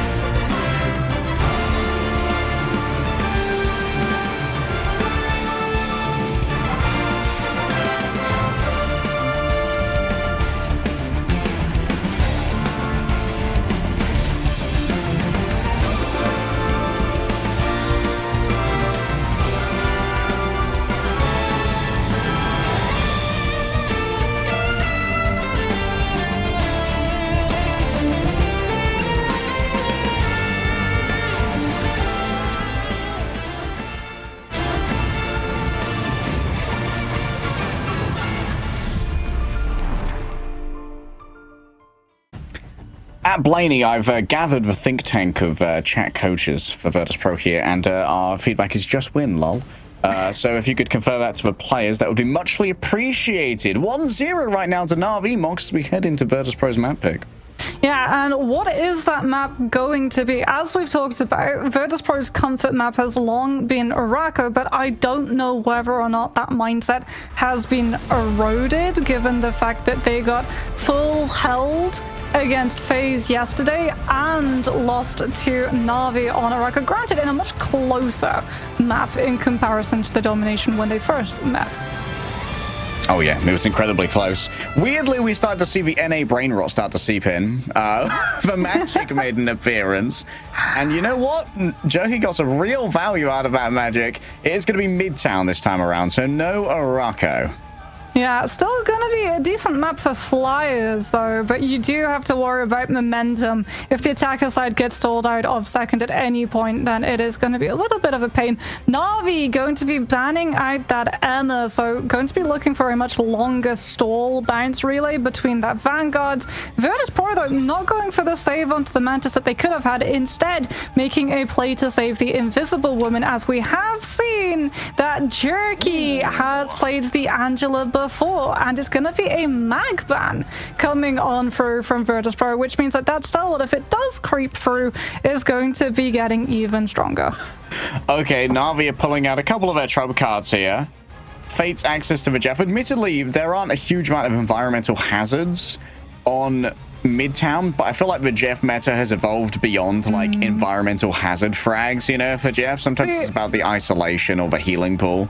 I wonder if we actually see Naga go over to the Storm for the Jeff NATO against the Invis boundary, the way we saw it on Series 1, because back when he used to play for Peps, he was predominantly a Storm player all the way back in, goodness, that would have been, what, the Invitational? March, February? That was a while. Like, Invitational was March. That was all about the Winter Soldier, and Sparker was a bloody good Winter Soldier. Was mostly contested, I believe, by Etsu, who was playing for OG at the time. He's now over in North America, I think, with mixed success. Well, the Doctor Strange is not going to be finding any success for Virtus Pro because it has been banned, as Na'Vi will be able to confirm that they get Ultron as well to be able to pocket any off-angle components and also any flyer components. Triple strategist line for Na'Vi looking incredibly strong. Oh, and hear me out on this. They could just do the rushdown dive, full dive composition. No mag, no EMEA, no Vanguards to hold the line. Just do a full rushdown. I mean, hear me out. The deja vu senses are tingling. The first time we saw Virtus Pro lose an official series was to the team that would become Na'Vi in Rad. Yes. And that was when they just ran down 100% bans on strategists. Maybe yes. Na'Vi are doing the 100% bans on Vanguard strat. Root save coming on through for Virtus Pro. So they've seen that things like the Groot wall being able to block LLS of something like an Atom is going to be incredibly strong. And I like as well the fact that Na'Vi instantly ban out the Human Torch, because Triangling Prism plus Human Torch, all of those fire tornadoes, they do separate stacks of damage, which means that they have enough hit potential to punch through any strategist ultimate in the game. It does mean though that Virtus Pro can still combine it with something like a Moon Knight or a Bucky if Na'Vi do decide to go for dive and Winter Soldier gets brought into the mix to try and prevent it from coming through. Many options to play. Hello. They're on attack. Yeah, they're on attack. They've played the Thor before. I'm not coping. Oh, it was the Thor? I thought you were happy about the magic. No, I'm much happier about the Thor. The Actually, magic, I know you. I should have known that. I see the magic and I'm like, cool, NA brain rot lol, but the Thor, now we're talking. They did that actually against FaZe yesterday, where the entire idea, but remember they got banned out of the EMEA and the Magneto, so the EMEA tends to be the main displacement of Vanguards when it becomes the 1 versus 1 to vie for control of the actual convoy itself, but Thor being able to displace as well with the shift could be massive for Virtus Pro, especially if they can land them and then Nevix walls up to isolate even further. But look at Na'Vi's composition. What are you going to be walling? Every single one of these players are on heroes that have so much mobility, and some of them can fly. Yeah, the Flyers, though, are going to have a little bit of trouble with the Invisible Woman. Sonic Vortex will ground them real quickly, and also the Lightning Realm of Thor also has a grounding effect.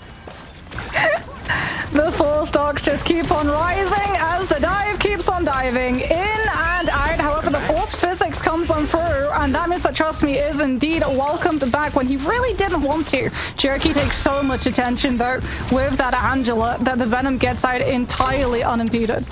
It also means that brawling on the cart can be a little bit more dangerous when the Thor is throwing out those Awakening Rune lightnings. Oh my goodness, Rajaro on the chase. A momentary peel coming through from Fight. Leave him alone. He's just a little guy with a gun. Moving in towards the back. Trust Me, doing some damage. Look at all the Vanguards moving in together. A triple stab for Jerky. He's turned him into Jerky back here. Holds up the shield as best they can. Might be able to actually flee away. The instant dash that's available to the Angela is just so strong. Yeah, Virtus Pro are going to try and fortify their position inside this room so that Na'Vi don't have as brilliant ability to disengage, but that just means that they get boxed into a coffin against the Rage of Ultron. There's the Winter Soldier. The Earthbound is applied to Jerky, but he's still got the shield uptime and uses the Assassin's Lunge, actually, to fully disengage after that Force Physics attempts to pull him back on through. All right, going through the inside now, trying to make it a little bit more perilous for the Flyers to try and make a moment happen. Fate just going to back off here. Gets their own Angela, and so we'll be able to momentarily back away. Here comes the counter coming through from Dredra, of course, against many flying enemies, and that can't always be quite as effective. Just the bullying of Nevix going to be everywhere. Hell's ready to descend, but a moment. Here comes the Phoenix right down on top of Trust Me. Heaven's Descent. Not quite going to be invested here. I don't think we're going to leap after it, given that it's inside of the invisible boundary, but that's a fair trade here as far as Jerky's concerned. Yeah, it means that Na'Vi get to just disengage because everyone from Virtus Pro is stuck inside the invisible boundary and can't chase onto them, and now they get to position in anticipation of Strangling Prison plus Kraken Impact, which is not going to be enough healing to sustain through with Rage of Ultron and Cosmic Ion Amplifier. Couple of shields to try and get in the way, though. Fate just playing from afar, looking to try and keep everyone sped on up. That is a huge isolation onto Nevix. And I'm not sure if any healing's going to be there in time. Indeed, Fate's there to try and make even more mess. And Na'Vi, they effectively rebuff this off a single isolation. Yeah, Virtus Pro can't make a move right now. They need the Groot to set up for the Winter Soldier, but by creating more distance, they've allowed Na'Vi the opportunity to start this fight aggressively yet again with a dive. Good Earthbound again applying onto Jerky, but he's got so much mobility that he's still able to get out almost entirely unpunished. Freedom Charge from Rajaro just to run at the back line, forcing the Winter Soldier to have to turn his attention to the Captain America, which again means that there's no follow-up Kraken Impact from the Strangling Prison. Strangling Prison used. All of you are going to feel real silly when this lightning god pops off. Never mind, Fate just gets decimated for a second, but anyone hits the ground. Jerky doing their best to disengage. There's still a little bit of pressure on the cart here to stop it from moving forward, but Rajaro is forced to flee away and avoid the bionic hook. Virtus Pro are just stacking Earthbounds at the moment. Nevix is coming back on the thing to use the Yancey Street Charge and apply it at least onto the objective itself so that Na'Vi can't just keep the objective in contest. Sparker gets a huge pick onto Jerky as well, which means another reset comes on through for the Winter Soldier. Dredra with the HGF manages to carry as well, trust me. And we've still got Kraken Impact sounding on off. Sends Trust Me to the spawn dimension for a little bit. Rajaro taken on down and grounding again and again. The stone haymakers begin to connect. Rajaro just plays around the outside, just being professionally annoying. I know I do it as well. In comes the Feast of the Abyss. Jerky take him to the ground, but Fate's just healing for free from the other side. The cleave is crazy, and the invisible boundary is going to complicate matters a little bit, but that's okay. When you've got a stream as large as Jeff's, all you need to do is aim in the vague direction. The cart's rolled on through, as it seems to have been a little bit of a gap in the tag around here of Na'Vi, and we move over to second. Yeah, Na'Vi losing their players now, also going to be losing the opportunity of setting up an aggressive dive on second, and it looks like we're just going to be losing the dive comp too. Trust Me is moving over to the Groot, Jerky onto the Phoenix. Ooh, and Rajaro got the mag, which means Ensong Inferno plus Meteor and for Virtus Pro to have to worry about. Yeah, that's a big combo that's really going to be potentially deadly for someone like Saipe. But given that the overall shielding available with the invisible boundary is not much, maybe you can split them up and don't have to use them together. Just allocate one to the It's Jeff, allocate one to the invisible boundary. Nevix has clobbering time to open things up. That's going to be able to stun out everyone on the side of Na'Vi, given the fact that it goes for shield. So Fate's going to be opening up aggressively with an It's Jeff, and Virtus Pro have to position around it. Out comes the Ensong Inferno and the Kraken Impact. both of which are going to be able to mean that the Phoenix gets a health reset and Sparker gets an actual reset. He's looking for an opportunity, saw Naga on the start, looked to apply it, wasn't able to, but that's still enough to force out the invisible boundary coming through from Crook, which the second that it drops, Virtus.pro get to move on forward with clobbering time, and Na'Vi have no way of dodging it outside of Fate with a good iframe. Message received by Fate going over instead. Double Vanguards grabbed on up Rajaro, and trust me, all they can do is watch as they approach Oblivion. Dredro takes them on down, saying, Saipe, you can take it from here. And the remainder of Virtus.pro is still rolling on forward. There's going to be a last second contest, yes, as Naga takes to the skies to avoid the incoming Rotterdam shots, but they can't get away from what the Phoenix was bringing to the table. And that's going to be a second point grabbed by VP. Yeah, Na'Vi determining that it's not worth it. Just going to be setting up for a better hold on for it. They've got the Wombo combo. They just need one fight win to take away the momentum from Virtus.pro, and then they get so much poke damage. The Thing and the Winter Soldier and the Thor do so little pressure from afar unless the Bucky can find those hook angles, and both the Grid and the Magneto are going to be making it incredibly hard for Sparker to find that value, as we can see with now the distance. Na'Vi are in the driver's seat with the amount of damage. Oh, all of you Thor doubters are going to start feeling real silly when you watch what defense is going to get done here. In comes the Ensong Inferno. Doesn't really connect on too much. Joker was turned it around right there inside of the invisible boundary. Seems to be going well. Up comes the Eternal Bond. It's very aggressive coming through from Na'Vi. They're just claiming all of this space, knowing that they want to have this corridor to shoot down when they're going up against a Thing and a Thor who have really bad poke management. Rajaro held on as well to the Meteor M, didn't combine it with Jerky, so now they actually have takedown potential onto Sparker before the Kraken Impacts can start winning Virtus.pro this fight. All right, here comes the invisible boundary. Straight away from level 1, Crook doesn't let them see where the where the Meteor M's coming from. An attempt to connect, and yes, it does hit the ground, but it seems like the God of Thunder might be all that's needed. Nope, instead the Metallic Curtain no-sells the entire thing. No stuns given over. Trust me, offered the Metallic Bulwark towards the back. It's Naga rolling on forward. Everyone's so far away from the puddle that was left on the floor by Dredro. The healing's just not going to be there. Even more, the Guardian Shield. Stop, they're already gone. They've been casualtized. And now, trades, though. Yeah, there are some trades. Nevix has their C to try and keep himself sustained as well. Inside this forest, though, it's not the ideal matchup. Trust me, I guess the Thor, I guess? No, guess the Thing. Naga's coming. Naga's coming back in on that Punisher so he can start just melting through the Thing and the Captain America that Virtus.pro have now swapped onto. Finzi going to be trying to keep up the pressure onto the back line to weaken the front line presence. Big force physics from Saipe. Grabs two, deposits them right into Virtus.pro's entire team and catches them with the slow up of the invisible boundary. And Virtus.pro will be able to win the fight off of the back of huge plays from Saipe. Number 1 Croak taken down through the invisible bond. However, that's going to be Jerky not able to connect. Super low is Naga. Healing's going to be there. Jerky just absolutely held hostage in the theater at the moment. Needs to be kept in tab on right now, and that's going to be Sparker's job as they make him play around the outside. Fate taken down. Nevix fell through the cracks, though. Well, there were maneuvers on to Fate. It's going to be a quick grab here on to Trust Me. Getting rid of the leader, trying to isolate him, and oh, there's a fiery pit awaiting that Groot. Dredro waits as long as possible to make sure the leader can't weigh in. Actually decides to take himself out as well, which seems a little bit weird. Maybe they were pushed off by level 1 Crook when they made that attempt. In comes the Trooper's Fist, surely to reposition Rosaro. Maybe it was off cooldown. Maybe it's everything you need for the Assemble. Barely rings out. He might be native to New York, but this ain't Brooklyn. We're in Manhattan, brother. And Saipe can't even step up to the plate. Virtus.pro are held on third. Yeah, it's over the second that they managed to line up Final Judgment with Invis Boundary. Na'Vi even actually hold Invis Boundary so that Naga can build up the Final Judgment and have it fully pocketed on the objective in overtime. You have to go head-to-head with the damage the Punisher can output into the slow that the invisible boundary is going to be generating. Plus, you have, if you're Virtus.pro, no idea where your teammates are going to be playing inside said invisible boundary if you're outside of it. So they get no idea where to be able to direct those heals. Big brain plays coming on through from Na'Vi with those late game swaps. But Virtus.pro managed to push that convoy incredibly far in comparison to what we traditionally see when you get spawn held. It wasn't a second point finish, it was almost a third, which means that Na'Vi have a fair amount of distance to make up for. Yeah, this is by no means cooked for VP. They've got a respectable distance, and they've got all of the geography they need to try and hold Na'Vi even closer.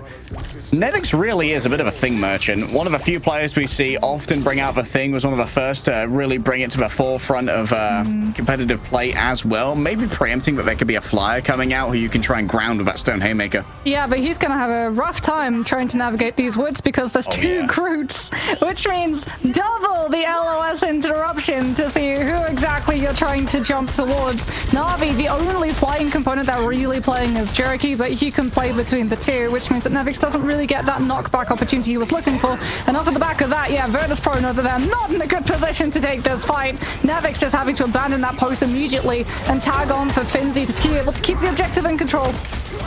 Honestly, 2 Groots and Mega Poke from both a Punisher and a Phoenix is not the ideal for the thing, but still Nevix is going to get audacious off the back of it and continually tries to slow down these players using the Yancey charge to disable those movement abilities. Nevix taking so much damage here, needs to be healed up, but there are 3 strategists behind him to try and make it work, and of course, he's also immune to those force physics as he is an immovable object. Sparker and Tritter and Saipe, like you said, just getting so much healing off of the back of Nevix taking all of this damage. Jerky now onto the storm for the damage boost to finally break through this thing's health bar. Its Jeff comes on through from Fade early on. Invis Boundary from Saipe at the same time. However, Naga manages to dodge it with the CC Medium Final Judgment, but level 1 Crook didn't have his own Invis Boundary, and the Punisher falls immediately.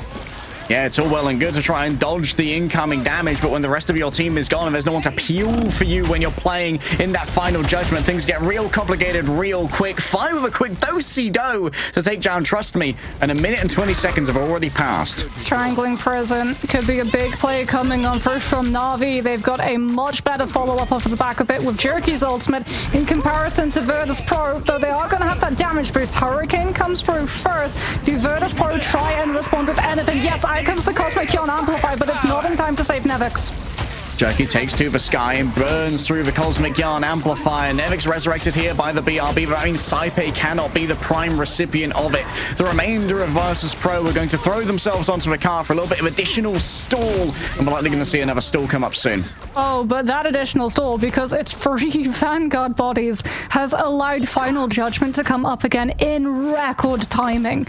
Level 1 Crook this time around is going to have that invisible boundary as well to pocket the Punisher. So even if Fi is able to find the Strangling Prison onto the rest of the team, Na'Vi have CC immunity, and the Punisher can dodge it and make sure that VP don't get to capitalize.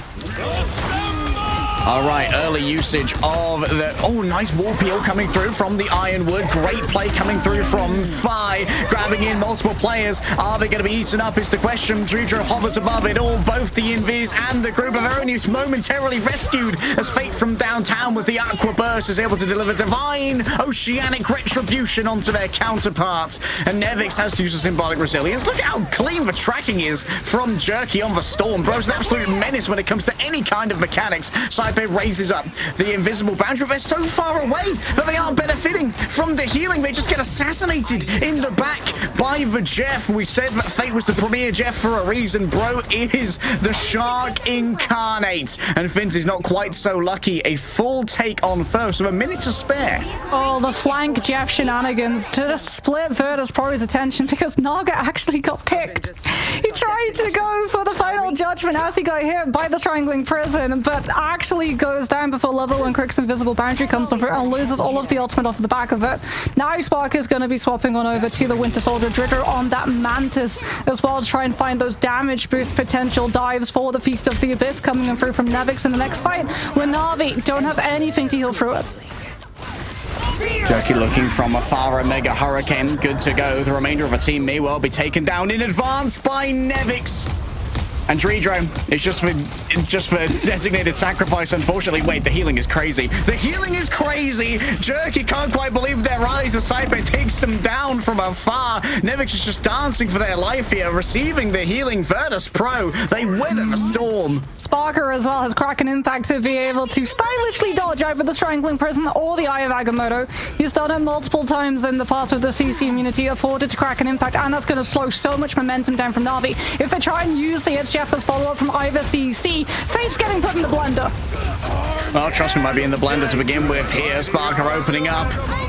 Seems like no reset means no CC immunity. Good push coming through. Saipe massive on the peels. And Fate is still waiting up above. 2 players grabbed on up. No environmental hazards, but the damage could already be done. The isolation of being down 2 members could already be everything that you asked for, and a touch more to open it up for Na'Vi. A quick symbiotic shenanigan. An attempted turnaround here. Naga looking to try and cull. The aura's been applied onto multiple players, but I think they've survived long enough. Everyone Crook's been isolated by Fincy. And there's a momentary healing puddle laying down on the floor for the members of Virtus Pro to shelter themselves within, as Rojaro's just shy of being taken down by that Jeff. Can't convert on the Dark Maelstrom, and Virtus Pro, they are looking hot to trot here in the central station. Nevix is going to have another damage boosted Feast of the Abyss, and Na'Vi have no idea when it's going to be coming on for Rojaro. Now swaps over to that Magneto.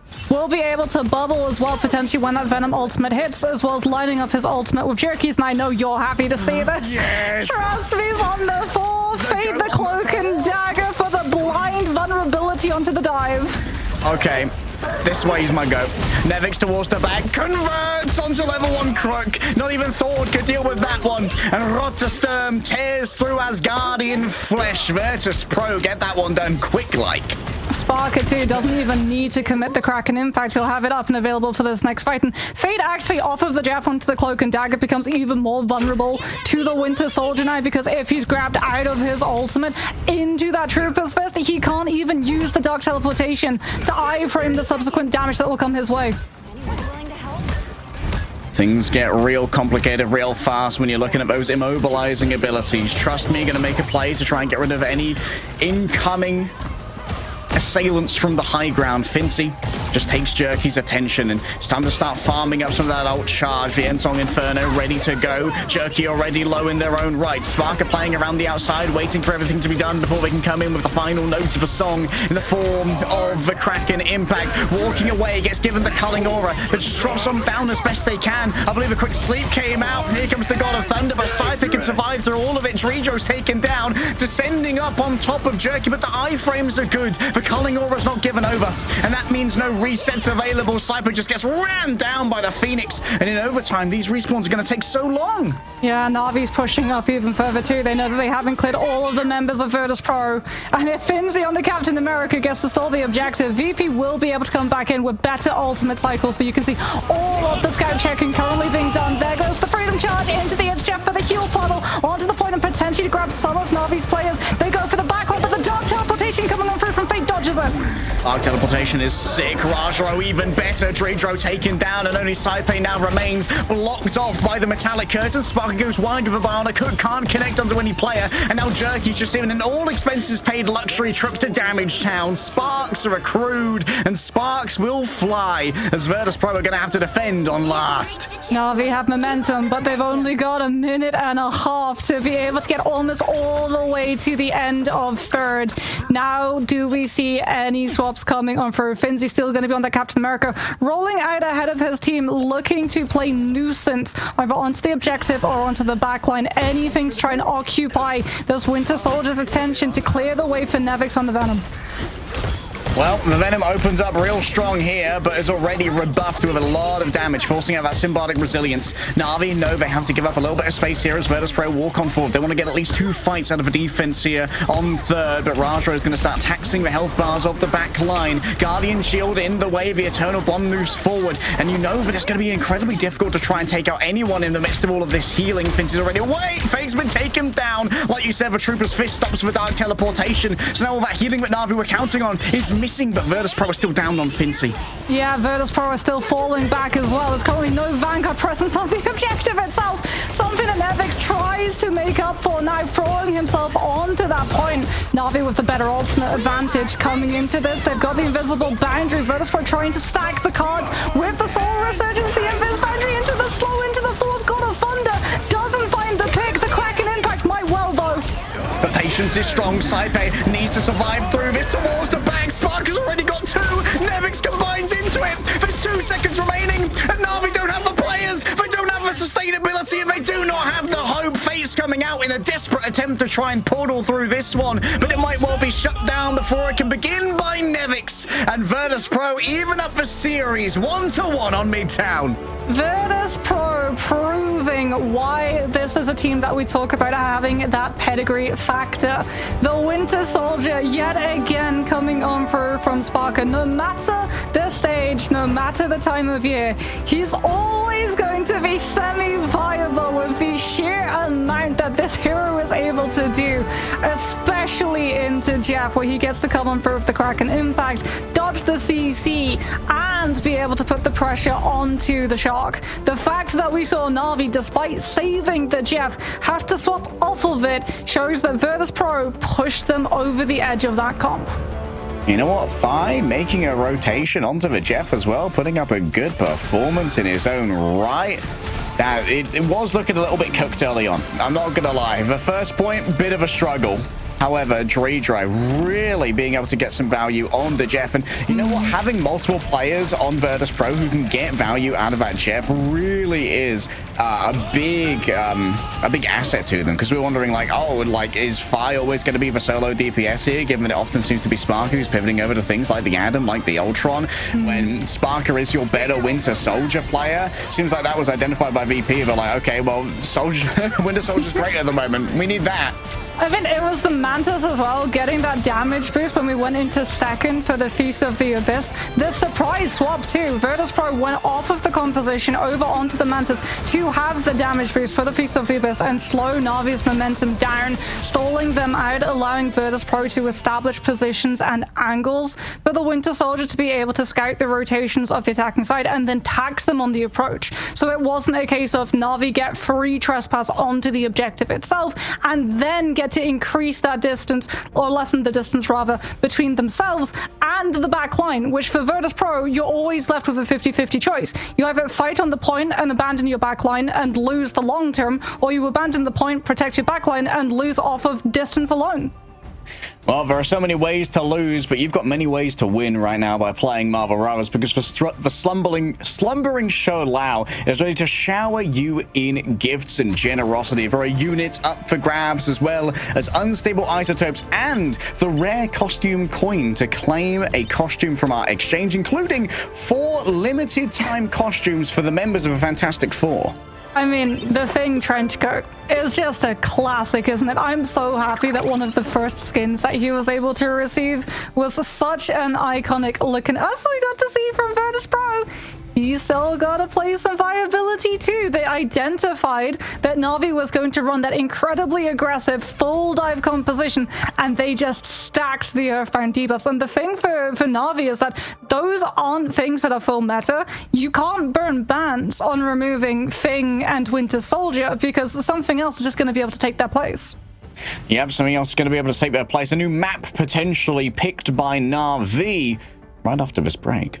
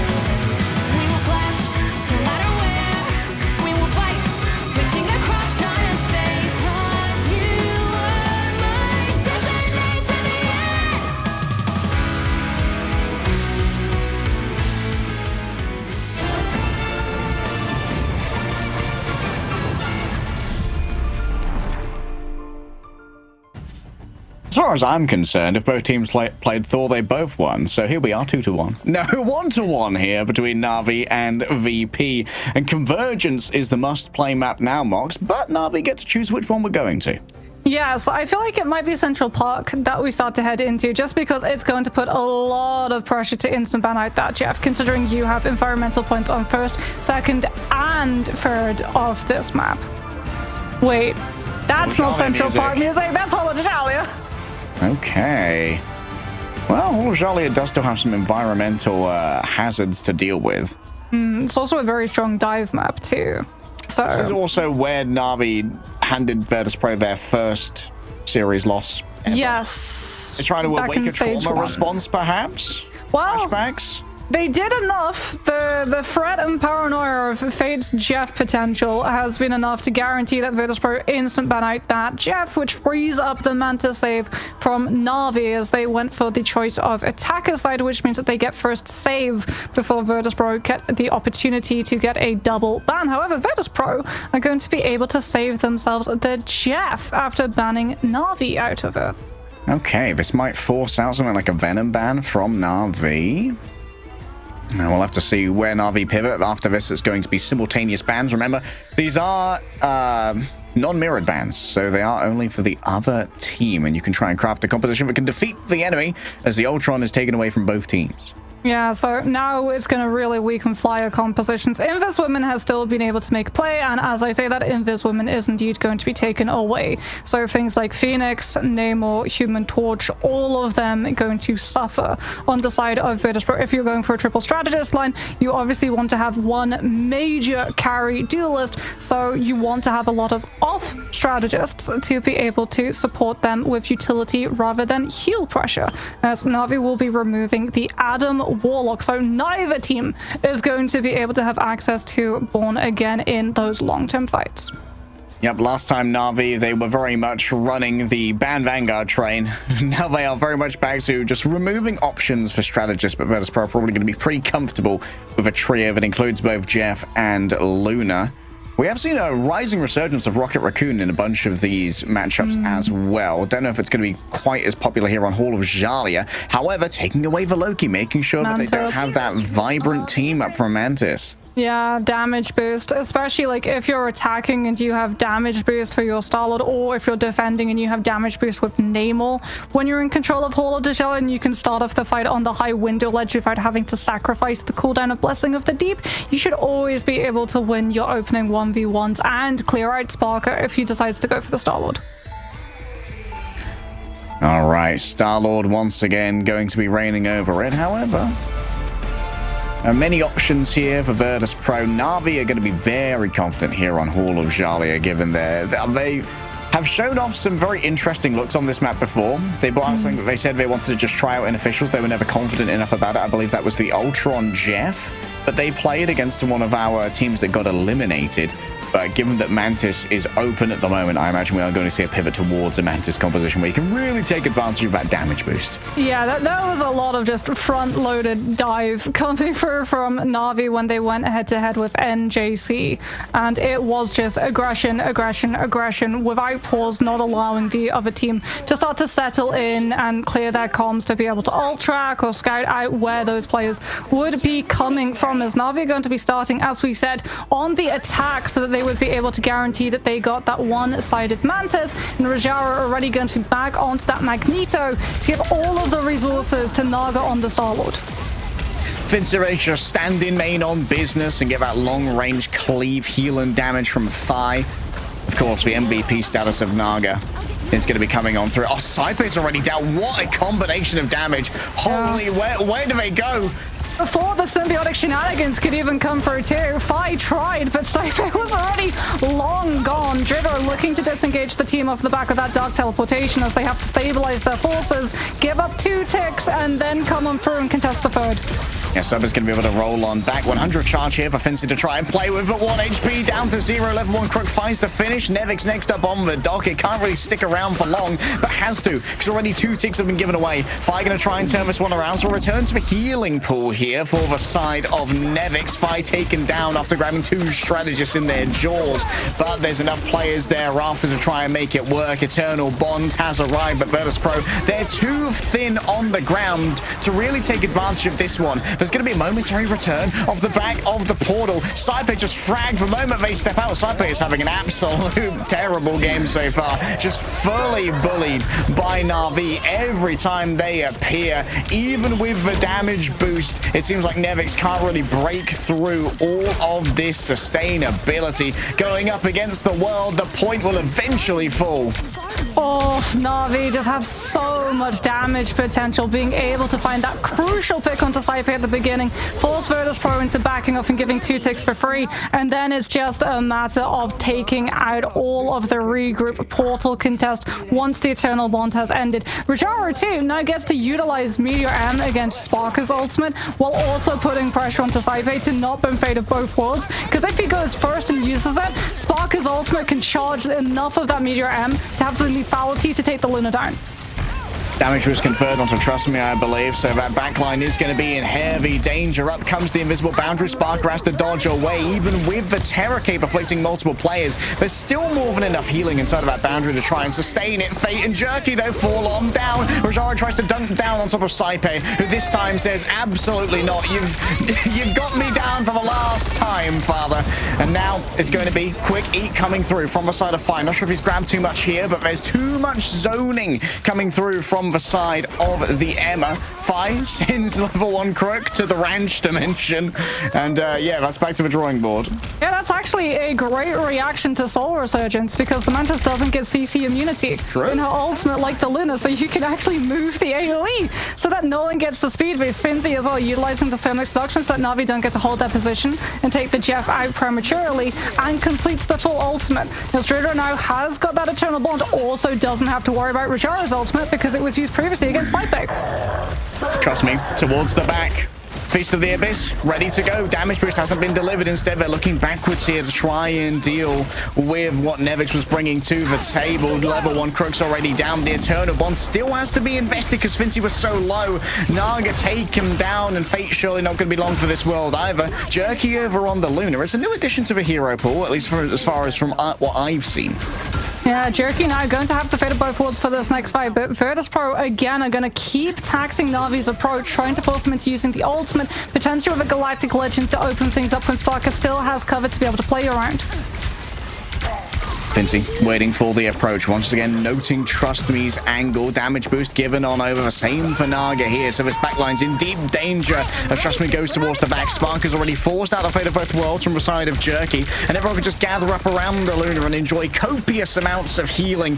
Trust Me moving once again to force back Virtus Pro down the corridor. An attempt at rebuffing. And Naga just gets flattened against a wall. Pancaked into some Star-Lord stew. Sparker now ready to go forward. Slowed on down and crossing the boundary, using the iframe to avoid the slow, and then coming back in with Saipe at their back. Extra damage, extra healing, sustainability. The damage boost on the Feast is still easily dealt with by the Magneto. Trust me, not fully controlled just yet, and Naga is able to move away from all this, using the shields of the Wakandan warriors to his advantage. The healing pool of Jeff has gone away, and look at this for Sky High noticing.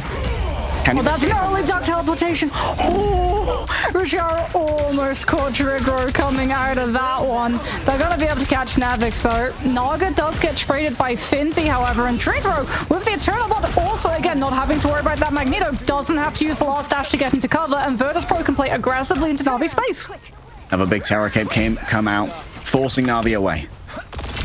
Sparker is so close to building up that Galactic Legend too. However, this time around, when they burn out that Lunar Ultimate, they do have to worry about Trust Me's Feast of the Abyss to sync up with the Lunar Song. Trust Me's always a worry. Wrapping around the back. Here comes the Galactic Legend, moving in towards the back. You can see that Nemesis has already done some work softening. And now you have to look towards Trust Me as Jerky's going to start moving on forward, ready to damage boost that Feast of the Abyss, but it is a shorter timing now.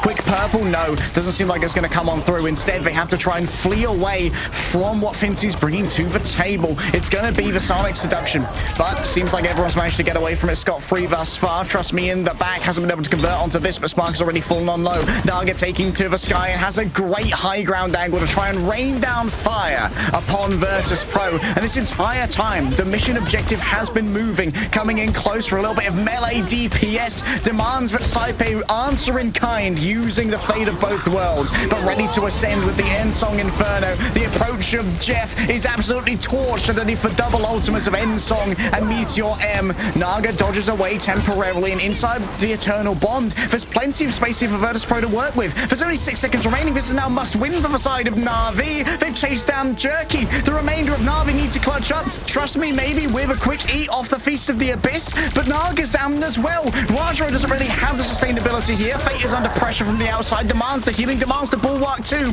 Quickly coming on out. The Feast of the Abyss hasn't got too much. Maybe a return off the back of a portal as Naga is going to be piloting it back here. And Virtus Pro finally right the Galactic Legend. And they've decided they're going to try and end the legend of Na'Vi right here. Natus Vincere, born to win. They're just soldiers of victory. But Jerky at the moment just has to hide away like a rat in a swamp in the cellars below, desperately hoping for a little bit of cheese, but they can't quite find it. Virtus Pro hold on second. Na'Vi had no win condition. Even if they managed to come through with the portal, they weren't close enough to ults. Yes, they had damage boost, but they weren't able to consolidate all of their damage on one specific target because Virtus Pro are just so mobile. And if they have to peel their strategists who are taking so much pressure from things like the Stolid and the Venom in the backline, they give up their presence on the front line on the objective in overtime, which is something they simply cannot afford to do. Banning that Loki actually coming on through was huge because it meant that when Naga goes for the Doctor Strange, they can't force someone else to swap onto the Loki and have regeneration domain to cushion the fall of everyone from Na'Vi dropping out of the portal. Oh man, that was such a long hold on second. Admittedly, Virtus Pro did have a reasonable stall on first, although it was never really a winnable scenario. They always just kind of... Riddler went down once. Cloak and Dagger into Magneto. One singular time they went down, and it was just because Virtus Pro did such a good job of forcing Krisharis Meteor M into things that wasn't the Cloak and Dagger.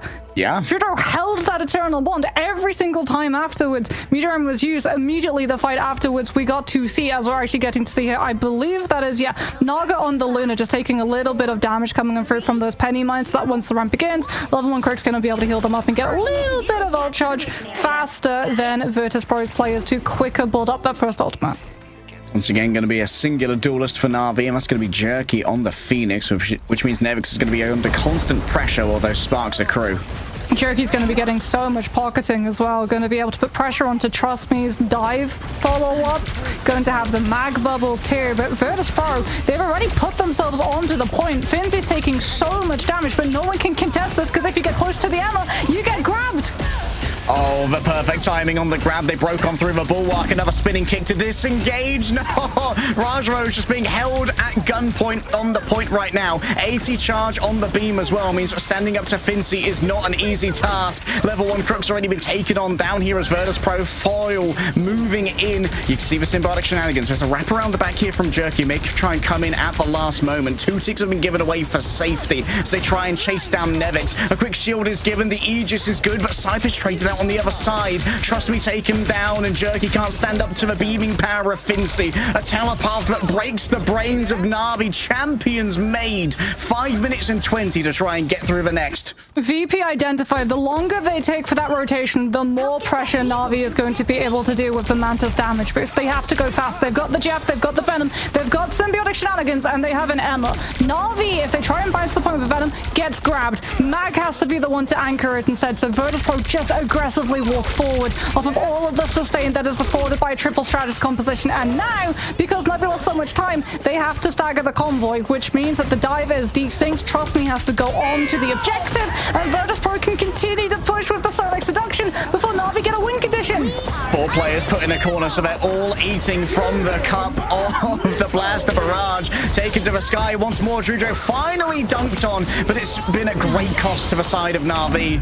Ready to come on down with the Ensong Inferno. There's a rescue that's given over by Jerky, and Fate's there as well to help it happen. Saipe, with the fate of both worlds, just going to shepherd everyone Galactic away. Legend's free. Chaperone them.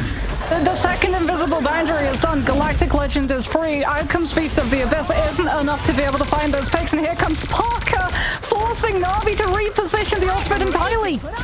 Rajaro given on over. Fate of both worlds has to be used to answer the damage that Spark is bringing up now.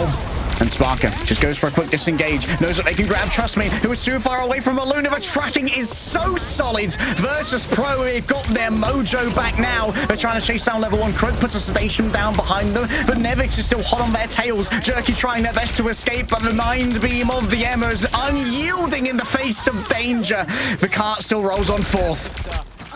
Na'Vi have the Ensong Inferno, but the Phoenix was the thing that went down last. They don't have it up just yet. Beast of the Abyss comes on through from Nevix. Trust me, has to dive past the entire team onto the objective. The Virtus Pro just get to hold on to their ultimates. Bull, Psionic Seduction, and Na'Vi have no CC immunity to answer. Quick grabbing of the Sentience. Nevix towards the back. Level 1 Croak down to only 1 HP. The sedation is good. Jerky's taking down Saipe in the midst of all of this. And up comes the invisible boundary for a momentary reprieve for Na'Vi. A little bit of breathing room, thinking time for Trust Me to try and formulate a brand new plan. It seems to have worked out here as Virtus Pro run low on momentum. Yeah, Virtus Pro also going to potentially get staggered as well. Dridro falls down late. Na'Vi now get an opportunity to hold a little bit closer against Virtus Pro, force the ultimate, and then just disengage back to the objective without needing to mirror. Get that vehicle moving again. Saipe watching from afar, maybe trying to bait Trust Me into a particularly deep dive, but the sparks being accrued does mean that Jerky is keeping this one at danger. Trust Me once again demands the usage of the Ice Darts. That's a lot of self-healing that's going to be gone away. Trust Me, do they want to try and deal with this one? Galactic Legend versus Galactic Legend. Jerky's forced to move away. Now it's going to be the Sonic Seduction coming on through. Rajaro and Fincy both using this. The invincibility, at least for CC immunity, could be everything. Spark looking towards the back. There are bubbles everywhere to try and heal themselves, but a 2 versus 1's not quite fair. Fire working around the outside. Doesn't want to commit to it. Instead, it's just going to be able to heal from the back, lay down that additional damage and the additional healing. As Fincy moves forward, a spinning kick onto 2. No, a good dodge coming through from Fate. Heads up play from the strategists. Big picks as well coming on through from Jerky, swapping over to that Phoenix who has so much damage boost. Just gets to take that high ground angle too, again, to put the pressure onto Virtus Pro when they're stacked rotating away. That's going to build another Ensong Inferno. And off of the back of the damage boost from level 1 Croak, that's going to be more than enough to find a pick onto Virtus Pro and potentially force Tridro as well into holding onto Cloak Form rather than Dagger, removing the opportunity to heal. Yeah. Holding the peril of the of the Cloak and Dagger can be everything. Symbiotic Shenanigans already used to try and deal with a soft dive of Trust Me. Big resource already expended, but Trust Me's had to respond in kind, using their E, the Symbiotic Resilience, to get that additional HP as Sparker slowly erodes all of his space. Nevix tries to convert onto level 1 Croak, but the healing is just too much here, and Jerky is just feeling free as a bird, able to just rain down from on top. Here comes the Galactic Legend, and I think that this is already cooked. Yeah, and I mean, they're just holding on to Ensong Inferno too, because Galactic Legend wouldn't find a pick for a Strategist Ultimate. Ensong Inferno, damage boosted and combined with Feast of the Abyss, absolutely will, as we're going to be seeing Na'Vi now holding up close to try and force Virtus Pro into expending their ultimates before the fight properly moves into the mix. Either Sparker's Galactic Legend or Tridro is going to be the target of Aya to try and burn the Eternal Bond dashes before it can get to the objective. Fincy maybe exploited early here after having used their own shield. Doesn't want to use for Diamond Form. Instead, looking towards Dridro, moving towards the back. Remember, there's no meteor, and this time around, here comes the Galactic Legend. This time from Spark, but inside of the invisible boundary, the healing's not really going to be anything to worry about. Level 1 Croak grab Fate as well. Oh, that's 2 strategists who are down, and 2 strategists all they have because they're running with double duelists at the moment. Na'Vi are running low on these players, but the carts move back so far they might have a last chance saloon to try and keep this one contested, especially with the efforts of Trust Me. Oh, but they need the Venom to pair with the Phoenix for this next ultimate cycle. Virtus Pro might be able to come in for a fight. He's going to eat the teleport, and he eats level 1 Crook too, which means that the Mantis can't damage boost. Virtus Pro are so close to being able to get the finish line, and Na'Vi can't touch. Oh, they're nowhere near. Heads up play from Phi on the Land Shark. Na'Vi being hoisted by their own petard here. They showed the world the power of Jeff, and when the siren song called, Virtus Pro listened, and they listened good. For their first time, they are in a lead in the series against Na'Vi. Huge plays coming in through from Virtus Pro. Salt in the wounds as well, by the way. When Rad originally beat Virtus Pro, they did it with Cloak and Dagger.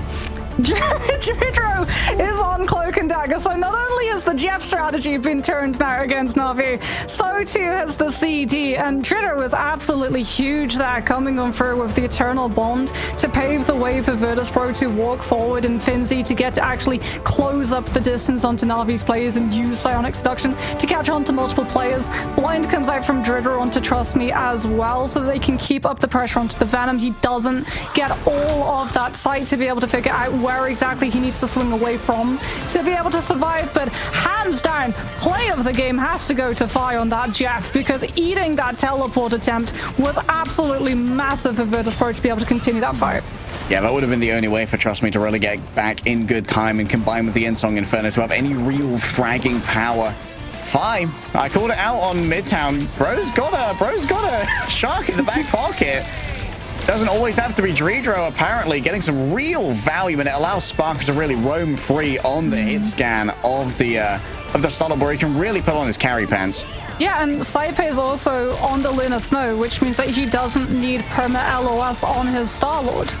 So every single time you can see Sparker's health bar, there's just that little snowflake icon directly above it, which means that the second Saipe starts healing his Vanguards, Sparker gets 35% of every single one of those heals trickled his way too, and those stack as well. So if he takes a direct hit of healing from the Luna, he actually gets 135% heal benefit.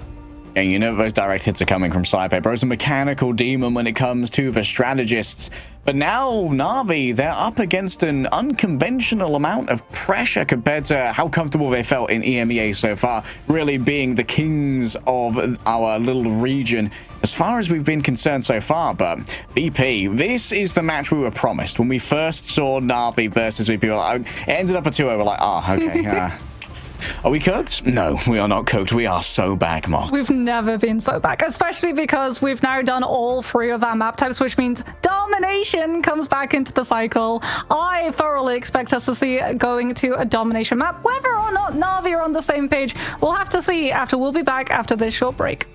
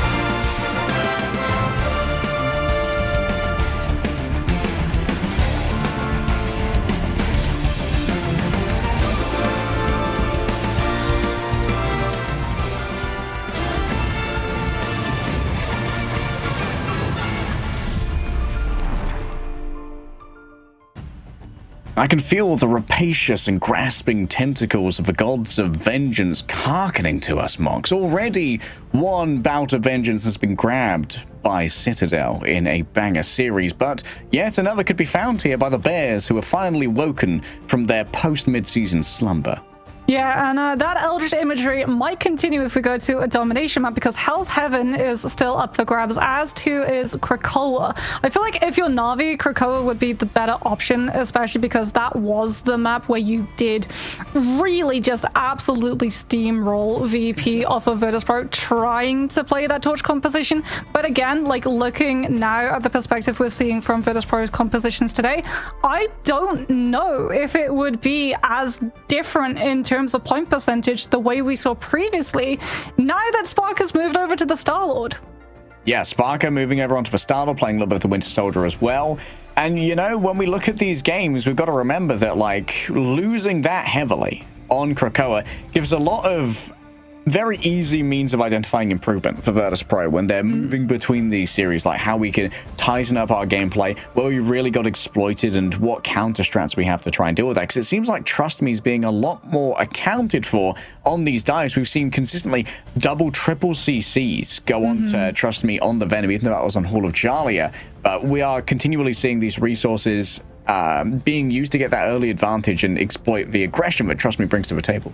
Yeah, they're planning for the soft dives. Like, they're really doing a good job of scouting the Venom. And as we talked about, like, Ultron is really, really good for scouting positions, but so too is Star-Lord, because again, he's playing up in the sky. He's trying to play around cover as well. So a lot of the pathing and rotations that a Venom is likely going to be trying to take to get into a backline unnoticed, Star-Lord is more than likely going to be able to catch, in comparison to something like an EMEA or a Magneto, whose entire vantage point is essentially the space in front of them. Yeah, like they have their zone of control, but it could be very limited by their range, and also they can't really affect doors that are so far away. And that's one of the reasons why we've seen the pivot over towards prioritizing the Luna as well, because it allows for Sparker to take these far-ranging kind of skirmishes, knowing that you have Nevix on the other side playing the Venom, and Venom's just going to soak so much damage, which means he can soak a bunch of healing, and that can be delivered very easily over to someone who's going to benefit from it a lot more in these kind of narrow doors like Sparker. That, and because Na'Vi, when they've dived with multiple players on like one specific target, so being able to come on through on that Luna and having the pierce means that Saipe's ultimate is generating insanely quickly, because it's not just healing your friendly teammate, it's damaging every single body, trying to stack damage on them at the same time. Yeah, like, the Luna just brings so much to the table, as well as having, we could argue, the best ultimate in the game. Like, yeah, that was 2 seconds shorter now, but yes, it's still incredibly strong, and she is still incredibly potent. If you took a wing mirror off a Ferrari, I'm still taking the Ferrari. Unfortunately, Loki did kind of get the shovel in terms of his position. We still see him from time to time, you know, if a strange portal goes through and you need to choose your ultimate economy because you're already on an atom composition and Soulbind's on cooldown, Regeneration Domain is a great opportunity. But hey, look, there we go. Krakoa comes on through. Na'Vi looking to transport us back to the past where they played against Virtus.pro, and it was a clean 100-0.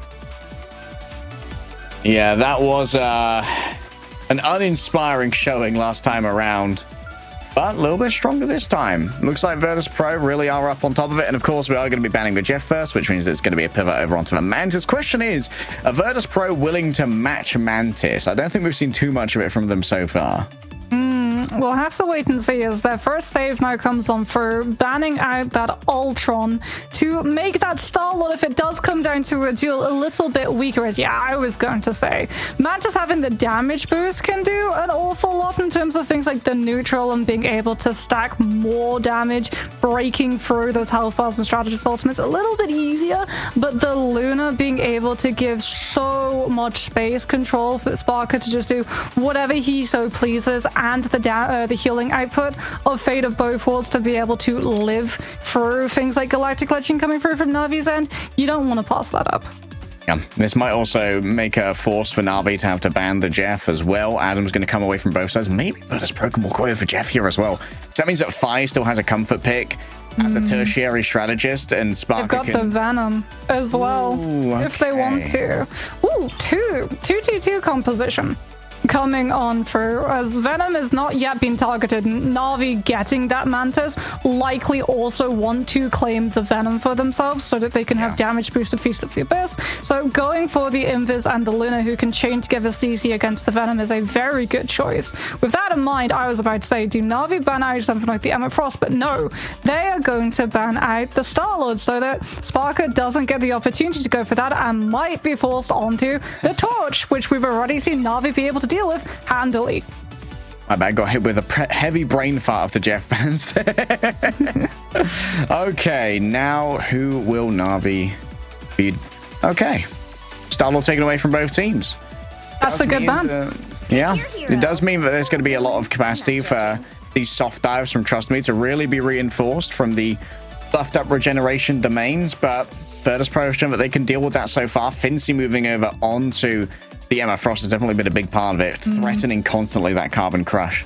I was about to say, if Virtus Pro want to go back once again and try and run this Torch and Ultron, they need to ban out the Star-Lord, and that is indeed the ban that they go for, as Galactic Legend would have been able to target both the Ultron and the Torch if they're not able to make it to their Strategist Ultimates in time, and sometimes that window of opportunity is just not enough for the healing to kick on through. So I'm a big fan now of getting to see that composition, but again, if it plays into a retake situation, it is still going to struggle off of, one, being able to be scouted out, and two, being denied spam angles without pressure, which means that you don't get to always hold ultimate economy of things like Supernova and Rage of Ultron against your opponent's head.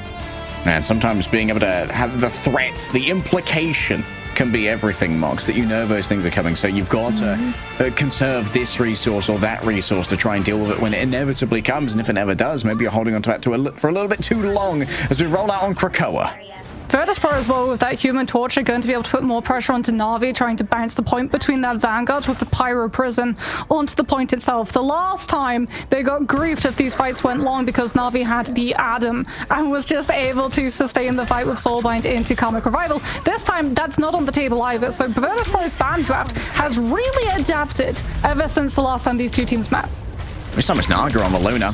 Able to easily answer the Trust Me soft dive here. Just gets out of dodge real quick. 5 back on the Human Torch. Just going to be able to look towards Naga in the back. Quite the hot drop on top of level 1. Crook detonates the hot spots that were left behind. And Nevix now keeping the risk factor up for the Luna before peeling back for a little bit of anti-dive. Remember, that Guardian Shield is slowing when someone does move on through it. Fincy needs a little bit of HP here. And, well, with 100 charges, just burned through Rajaro. It's also AoE healing both Trudro and Saipe. So trust me, without anything to actually follow up on his dive, because level 1 Crook got picked earlier by Fire on the Human Torch, Mantis can't self-heal. The only way she self-heals is if she doesn't take damage for a time frame. Unfortunately, that Torch is going to always be opening that window and making sure that level 1 Crook never gets the opportunity to self-sustain, as Virtus Pro in control of the fight. Sparker already with the Rage of Ultron 75%. Nevix soft diving jerky as well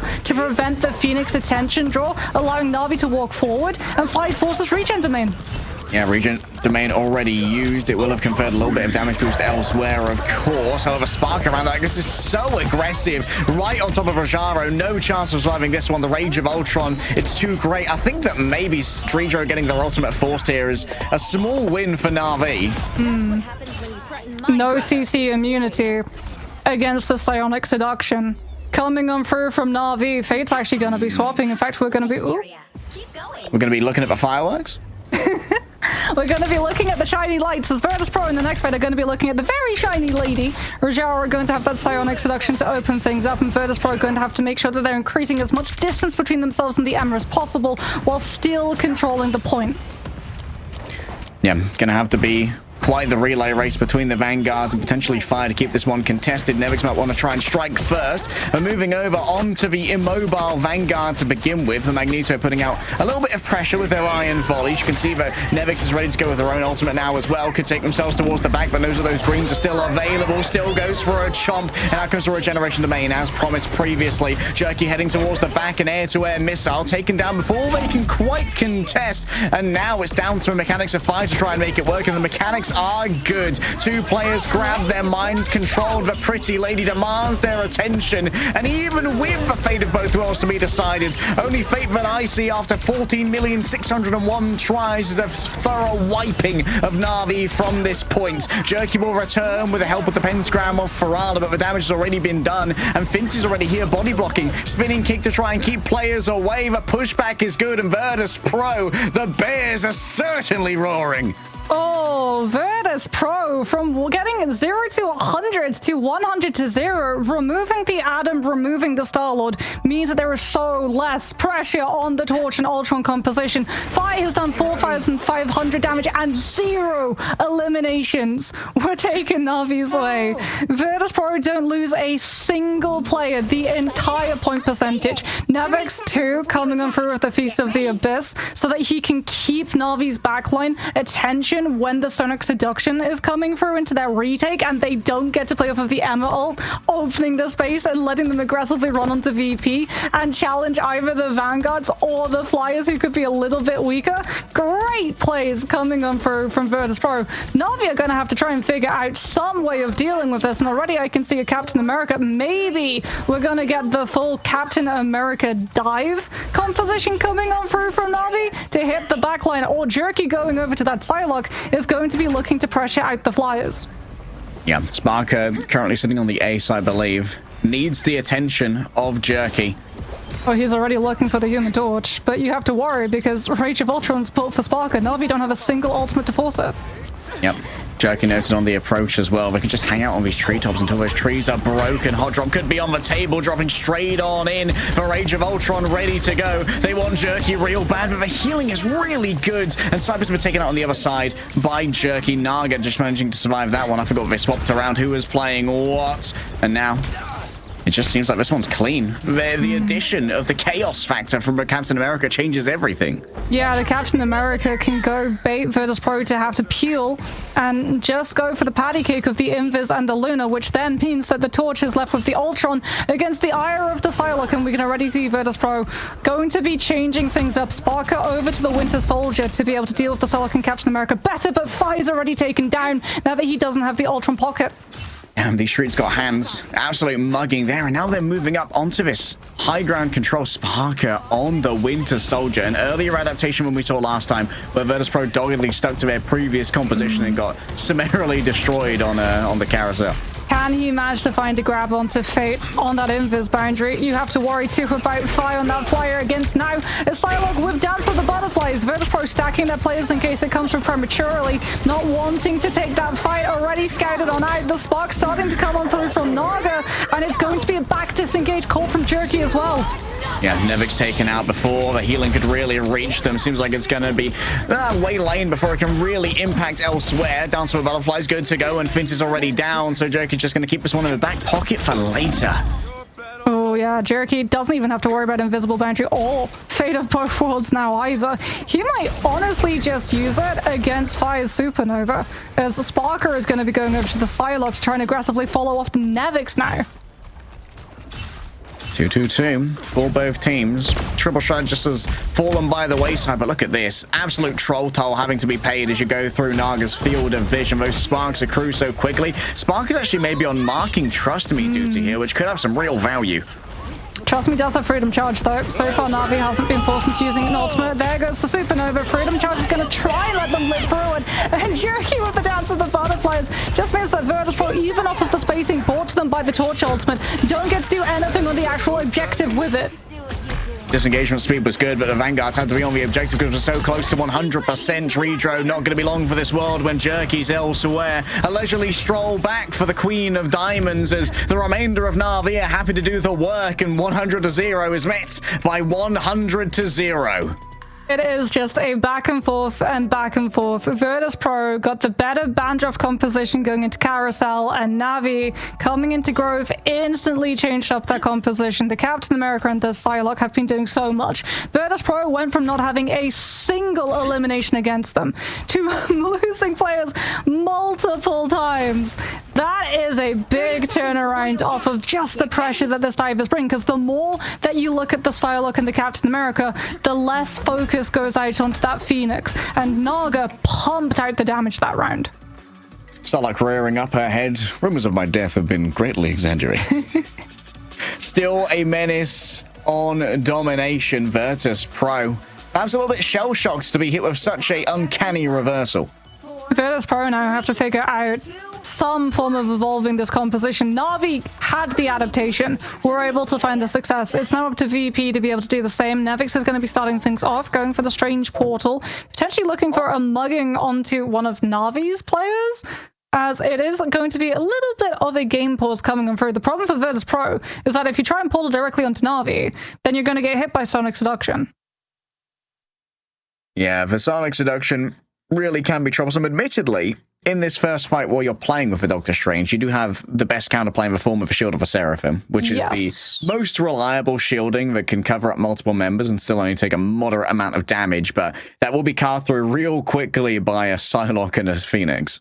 Yeah, and I mean, if you don't try and teleport on top of them, then Na'Vi are going to be able to utilize the zoning potential of Psionic Seduction to be able to lock themselves at point, and it becomes a matter of bouncing objective between all of their moving components while also diving Virtus Pro's every single approach. It is incredibly hard. The chokes on Cradle are so unforgiving in the same manner that we see them if you lose these fights prematurely on the other submaps. Yeah, like the first fight is just so important, and that's why we often see like big, almost like sunk cost ultimate investments between teams when it seems like it's lost, but maybe they can clutch it out, because in the end, sometimes just having control of the map from that defensive position is even more valuable than having a distinct ultimate advantage. Yeah, because if you manage to find the control of the spacing in the first fight, you can delay the second until you've built up an ultimate economy that will allow you to take it somewhat competitively, as opposed to if you lose the first fight, every single time you walk in, you're already at a disadvantage in terms of space that you control. So inside your duels with your vanguards and your duelists, you're always going to be taking increased damages. Indeed, there it is! Portal directly onto Na'Vi. Finzi with the diamond bomb already going to be able to find the spinning kick, but Naga with the end song Inferno finding eliminations onto VP2. And as we talked about, sunk cost fallacy from both of these teams. The ultimate dump is extreme. Well, trust me, it's going to be able to hold this one for a while. I don't think the Fire's going to be able to get back through that portal. So 4 players actually remaining here for Virtus Pro. They do get the first cap, as trust me, flees. Yeah, Sparker is going to be able to build up the Dance of the Butterflies in no time at all as well, off of pressure, keeping Na'Vi's Captain America and Psylocke in check on those lane fights, as he doesn't want to have Saipe get inted onto Innocent Viz Woman and force into using Boundary out of sync with the team and the objective. Jerky noted, and you better believe it, trust me, was pinged on the entry there. Big ultimate potentially for Nevix in the future. Oh, the headshot onto Fate. Great casualty guaranteed, and there's going to be the forcing of a diamond form for that additional damage reduction. Rajara needs to get out of this one, and Sparker really is noting the overall value of the Psylocke. He was always a believer. He was always the avatar of Shinobi dominance that we would always cite when we talked about top Psylocks, and now they're ready to bring it to Jerky. Yeah, he would always get the most amount of Psylocke banned against him. All the way back in stage 1. Na'Vi too, because they're not able to formulate these dives without being scouted by Nevix and being counter-dove upon, don't get the opportunities to try and pressure Drita and Saipe into burning these ultimates. So both strategist ults are going to be in play for Virtus Pro, even if they force Dridro into burning theirs. It's just going to be able to line up with Nevix for the Feast of the Abyss damage boost. Na'Vi not to get scouted, use the teleport, and now position the point and themselves in between Virtus Pro's flip. Oh, having to share out these slashes from the 1,000-folded steel at Spark around the back. Are they going to try and burst through Rajara? It might be too risky. Uses their extra clone to try and get a little bit more spacing to work with. Nevix temporarily grabbed just in time. Has access to the symbolic resilience. And now all shall burn before the Phoenix flies ready to descend to the back line. Big combo coming through. The damage is not good. Oh, the healing's not even better though. Great cellular corrosion. Nevix picks up 2. Pays for it with their life as they're turned around upon here, and Virtus Pro are forced to spend everything to try and survive, but they still can't get it done. Na'Vi flip at 92%. I don't know if Finzi started actually casting that portal. We sadly don't get to see the strange cooldown at the moment, but we've already seen from Virtus.pro being able to confirm that point and control it for 92%. Na'Vi might well be able to find the same extension of point percentage. Virtus.pro pulling attention away from the regrouping players coming through from Choke. Go to the point and force Na'Vi's hand to take the fight, which means that they've been able to regroup and make a play for the objective when Spark was so close to ult. Jerky taking pressure from around the back, building up of sparks. The cellular corrosion is used on up. That's going to be a quick freeze onto Nevix, and there's Naga ready to try and finish him off with the extra melees. Trust me, slammed down into the ground, but Jerky demands attention elsewhere, so Fi can't finish off their meal. Now they're just going to try and slice on through. Sparker is going to be able to get big damage out of a dash right here. Rajara's already been taken down. You saw the distraction came through too. Naga level 1, Crook and Fate find themselves far away from Finzy's auspices, and so they can't have their ultimate suppressed. Saipe take him down, and that forces their ultimate off the field as there's going to be an attempt to recontest here from Rajaro. Virtus.pro critically in the midst of all this have flipped over the point in their favor, so Na'Vi need to stay contesting inside the invisible boundary, preferably as Fate's ultimate dissipates. Level 1 Crook levied against by the Psionic crossbows, coming in close but taken down as Naga turns it once again. Oh, that flip was huge. That fight went so long. Sparker was the hero. Went into Na'Vi so far away from the point, and every single person had to be off of the objective in the backline, stacking and absorbing all of those dash damages. And Virtus.pro now need one fight win. They've already been able to force the teleport from Na'Vi's end. They've got the Endsong Inferno. They have the Feast of the Abyss. Give it a matter of moments. Sparker's got the Dance of the Butterflies. This falls to Na'Vi. They have to scout the dive. The dive has to be scouted. Already Jerky forced to disengage. Nevik looking towards the back. Feast of the Abyss ready to go. They desperately want level 1 Crook. They can't quite convert. Trust me. Rebuffs it all with the Freedom Charge. Democracy sound rings out around the cradle here as Virtus.pro have to readjust themselves to the incoming damage. A big pull here onto Captain America, but he manages to escape once more with the help of a sprint, sharing out the damage. It's slash after slash, and Fi from the sky strikes down with blazing fury. Na'Vi might be born to win, but now they're born to burn. They'll drop from the sky for a last moment contest, but Naga is naught but an avenging Icarus, flailing against the unyielding rays of the sun. The bears, they rise up on their hind legs and say, you may be born to win, but you're not going to be winning this one. And they roar for victory. The Feast of the Abyss forcing Freedom Charge, that's the break point. That's all that Virtus.pro needed. Force the Captain America, the one sustain ultimate that was available for Na'Vi, and then combine Endsong Inferno and Dance of the Butterflies. VP were able to get into the entirety of the backline, even through the contest fight, coming on out of the Psylocke 1 versus 1, but the Psylocke was clearing. The Psylocke wasn't clearing Nevix on that Venom, who was the absolute Hail Mary that Virtus.pro needed to be able to barge through that fight with the better ultimates.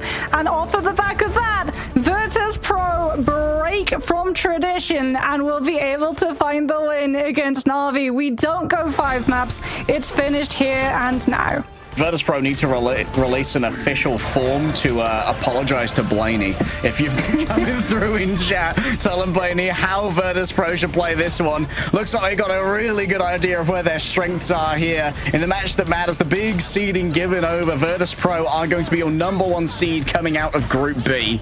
I mean, the Human Torch angle, we did see it, and I said the second I saw the solid one, I was like, okay, this plan can work now.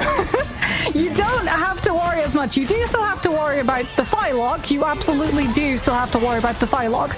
But Starlord is much more of a problem for so many compositions in comparison to the Psylocke, who really does need things like the Feast of the Abyss or Endsong Inferno to be contributed into, to have all of that damage stacked on up to find those eliminations. Honestly, like Virtus.pro utilizing the Dance of the Butterflies to be able to find that point flip as well on the third fight, coming on through from Sparker, was a stroke of genius, because it meant that the longer the fight went on, not only are Na'Vi going to be pressured into having to burn out the strange teleport, which they were the only ones to have that cooldown up available, so they had the better in terms of numbers and regroup potential. It also meant that the longer the fight went, the more percentage that VP would able to accrue, and the amount of sunk cost fallacy ultimates Na'Vi would feel pressured into throwing in to guarantee that they won it and got the flip back afterwards. Huge plays. It was ridiculous. Like, honestly, seeing the pros react to like the nerf to a wing shogun's like,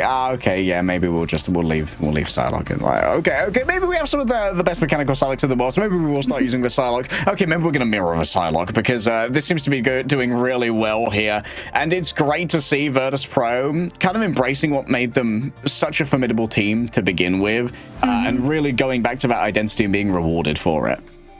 Yeah, and I mean, it goes to show as well, like, the clear struggle that they had over the past couple of the days was going for a specific composition and leaving in ban drafts the things that directly and most effectively took them out. Trying to lean on the Human Torch is more than fine. We've seen it find so much value in things like Human Torch and Phoenix 222 compositions being able to have enough damage in the neutral and the ultimate cycles to go head-to-head with the sustainability that a triple strategist composition pulls. Where it struggled, even though they had things like the Ultron, was that Star-Lord was left on the table. That Cloak and Dagger was the strategist that they were forced into trying to play around, meaning that the Human Torch never got that angle to get healed when the ultimates came through, was always vulnerable. And when you're playing Human Torch, you either win by the Human Torch or you lose by the Human Torch. Great adjustments coming on through from Virtus Pro.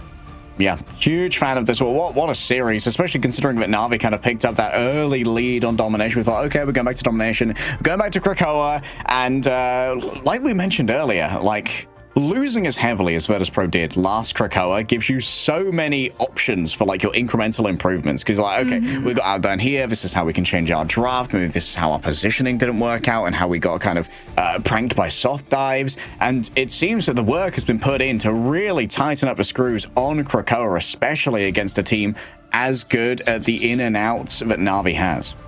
Yeah, I mean, you can see that they put in significant work to be able to improve incredibly quickly too, which means I cannot wait to get to talk to them and ask what exactly has been going on behind the scenes that allowed Virtus Pro to be able to find that win, as I believe we've got Nevix on the line who will be joining us for an interview today. Hey Nevix, nice to hear from you, buddy. Congratulations on the win. And since we just came off Krakoa, what changed between the last time you guys played Krakoa and this Krakoa? I think this time we banned Jeff, which was a big part. I think that guy is very strong right now. I think our draft before was pretty bad, so we worked on it overnight, and it felt a lot better this time.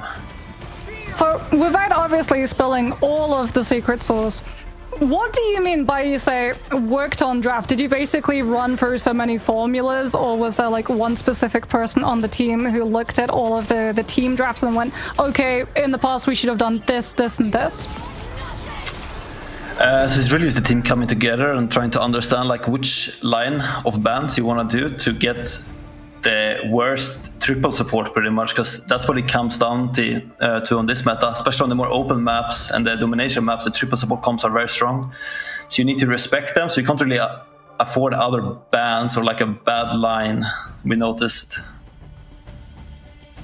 How have you guys decided to divvy up who's playing duelist when between Fire and Spark? We've seen Fire as a single duelist, we've seen Spark as a single duelist, and we've seen double duelist at the end of Krakoa.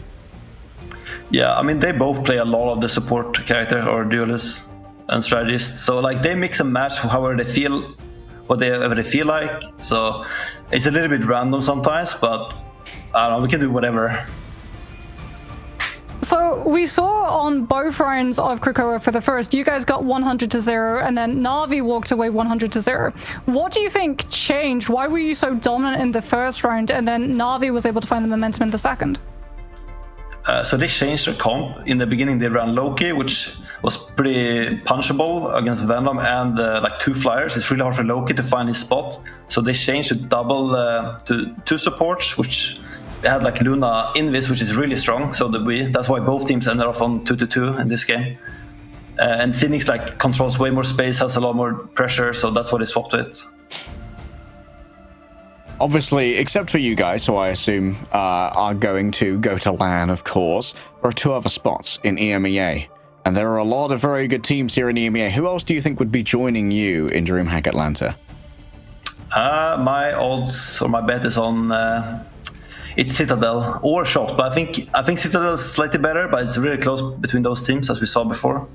But it has to be one of those for sure. All right. Thank you so much for joining us, Nevix, and congratulations on your vengeance. We look forward to seeing you in the playoff bracket. All right, thank you, guys. That was Nevix Vanguard for Virtus Pro. And, well, those Eldritch Gods of Vengeance, Mox, they did get their feast today. 2 comeback stories. A 3-1 in favor of Virtus Pro and a 3-2 revenge for Citadel up against Chopped. Oh, that's going to be making the EMEA power rankings very spicy indeed. I cannot wait to see how the tier lists are going to change in between now and playoffs next week. And let's have a look and see how exactly our bracket is going to be impacted by all of the matches that have played so far. It is indeed going to be Citadel Gaming finding the win. And like you said, the revenge against Chopped in their Group A Grand Finals before we moved on over to Group B and got to see Virtus Pro dispatch. After, I feel like this one's probably particularly tasty for them, given the fact that Rad handed them their first overall loss all the way back in Stage 1. Getting the win today must have felt extra good. Yeah, coming full circle as well, as I believe that Na'Vi also had them the loss in our playoff bracket in Stage 1 that stopped them from automatically qualifying to Guangzhou, sending them down to the lower bracket, which was obviously tragic for VP. But we also saw like FaZe playing VP incredibly close. So now we wonder, like, FaZe, after getting toured by Na'Vi in the first round, have they grown to a point where they can threaten that team because they had such a close map against VP? Like, the transfer of property is everywhere. As we look at our playoff bracket, this is what we have good to go next week. Citadel versus Vice, Na'Vi versus Insomnia, Chopped versus FaZe, and Virtus Pro versus OG Seed. Oh my, I really want to see how the Na'Vi versus Insomnia game goes, but I think Chopped versus FaZe is likely going to be the closest for a lot of people when it comes to bracket predictions. Yeah, I'd say that Chopped and FaZe probably are 2 of the most dark horse teams. Like, people would assume when it comes to who goes to LAN from EMEA, you'd say Citadel, Na'Vi, and Virtus Pro. But Chopped and FaZe, I think, have some of the best chances of upsetting in this bracket. We've seen already that Chopped really have that X factor. And FaZe, they can just explode out of nowhere and really catch a team off guard. So it's an incredibly dangerous bracket for all involved. Yeah, I mean, you don't want to take a loss either when we head into those playoff seedings, and we can have a look and see how exactly those matches are going to be going on down. Citadel will be matching up against Verse first before we move on to Na'Vi versus Insomnia, Chopped versus FaZe, and Virtus Pro versus OG. And I believe as well, this playoff is going to be starting a little bit earlier than we would traditionally get to see the Ignite stages, as it's going to be starting next week on the 2nd is when you're going to be able to follow along all of the playoffs action. Yeah, no rest for the Wicked in its best of 5s all the way down this time. I think we're going to be plowing through the entire bracket in a weekend. Maybe 2. The entire bracket in a weekend, best of 5s until it's best of 7s. It's double elimination. It's going to be an absolute slobber knocker of a week. Oh, it's been an amazing couple of matches for today, though, and we can have a look and see how exactly everything went down. Oh, never mind. We can unfortunately finish up. You know what? I was so happy. I was expecting that we were going to get a 5-map, but we're not getting a 5-map. But unfortunately, we're doing the opposite. We're going to be ending the broadcast. So we just wanted to try and continue, you know, hold you guys hostage. Cast to start the game, cast to stop the stream. I've been Moxie. This has been Harry. I'm pretty sure I just pointed in the wrong direction. GG's, everybody. We'll see you in the playoffs. Bye-bye.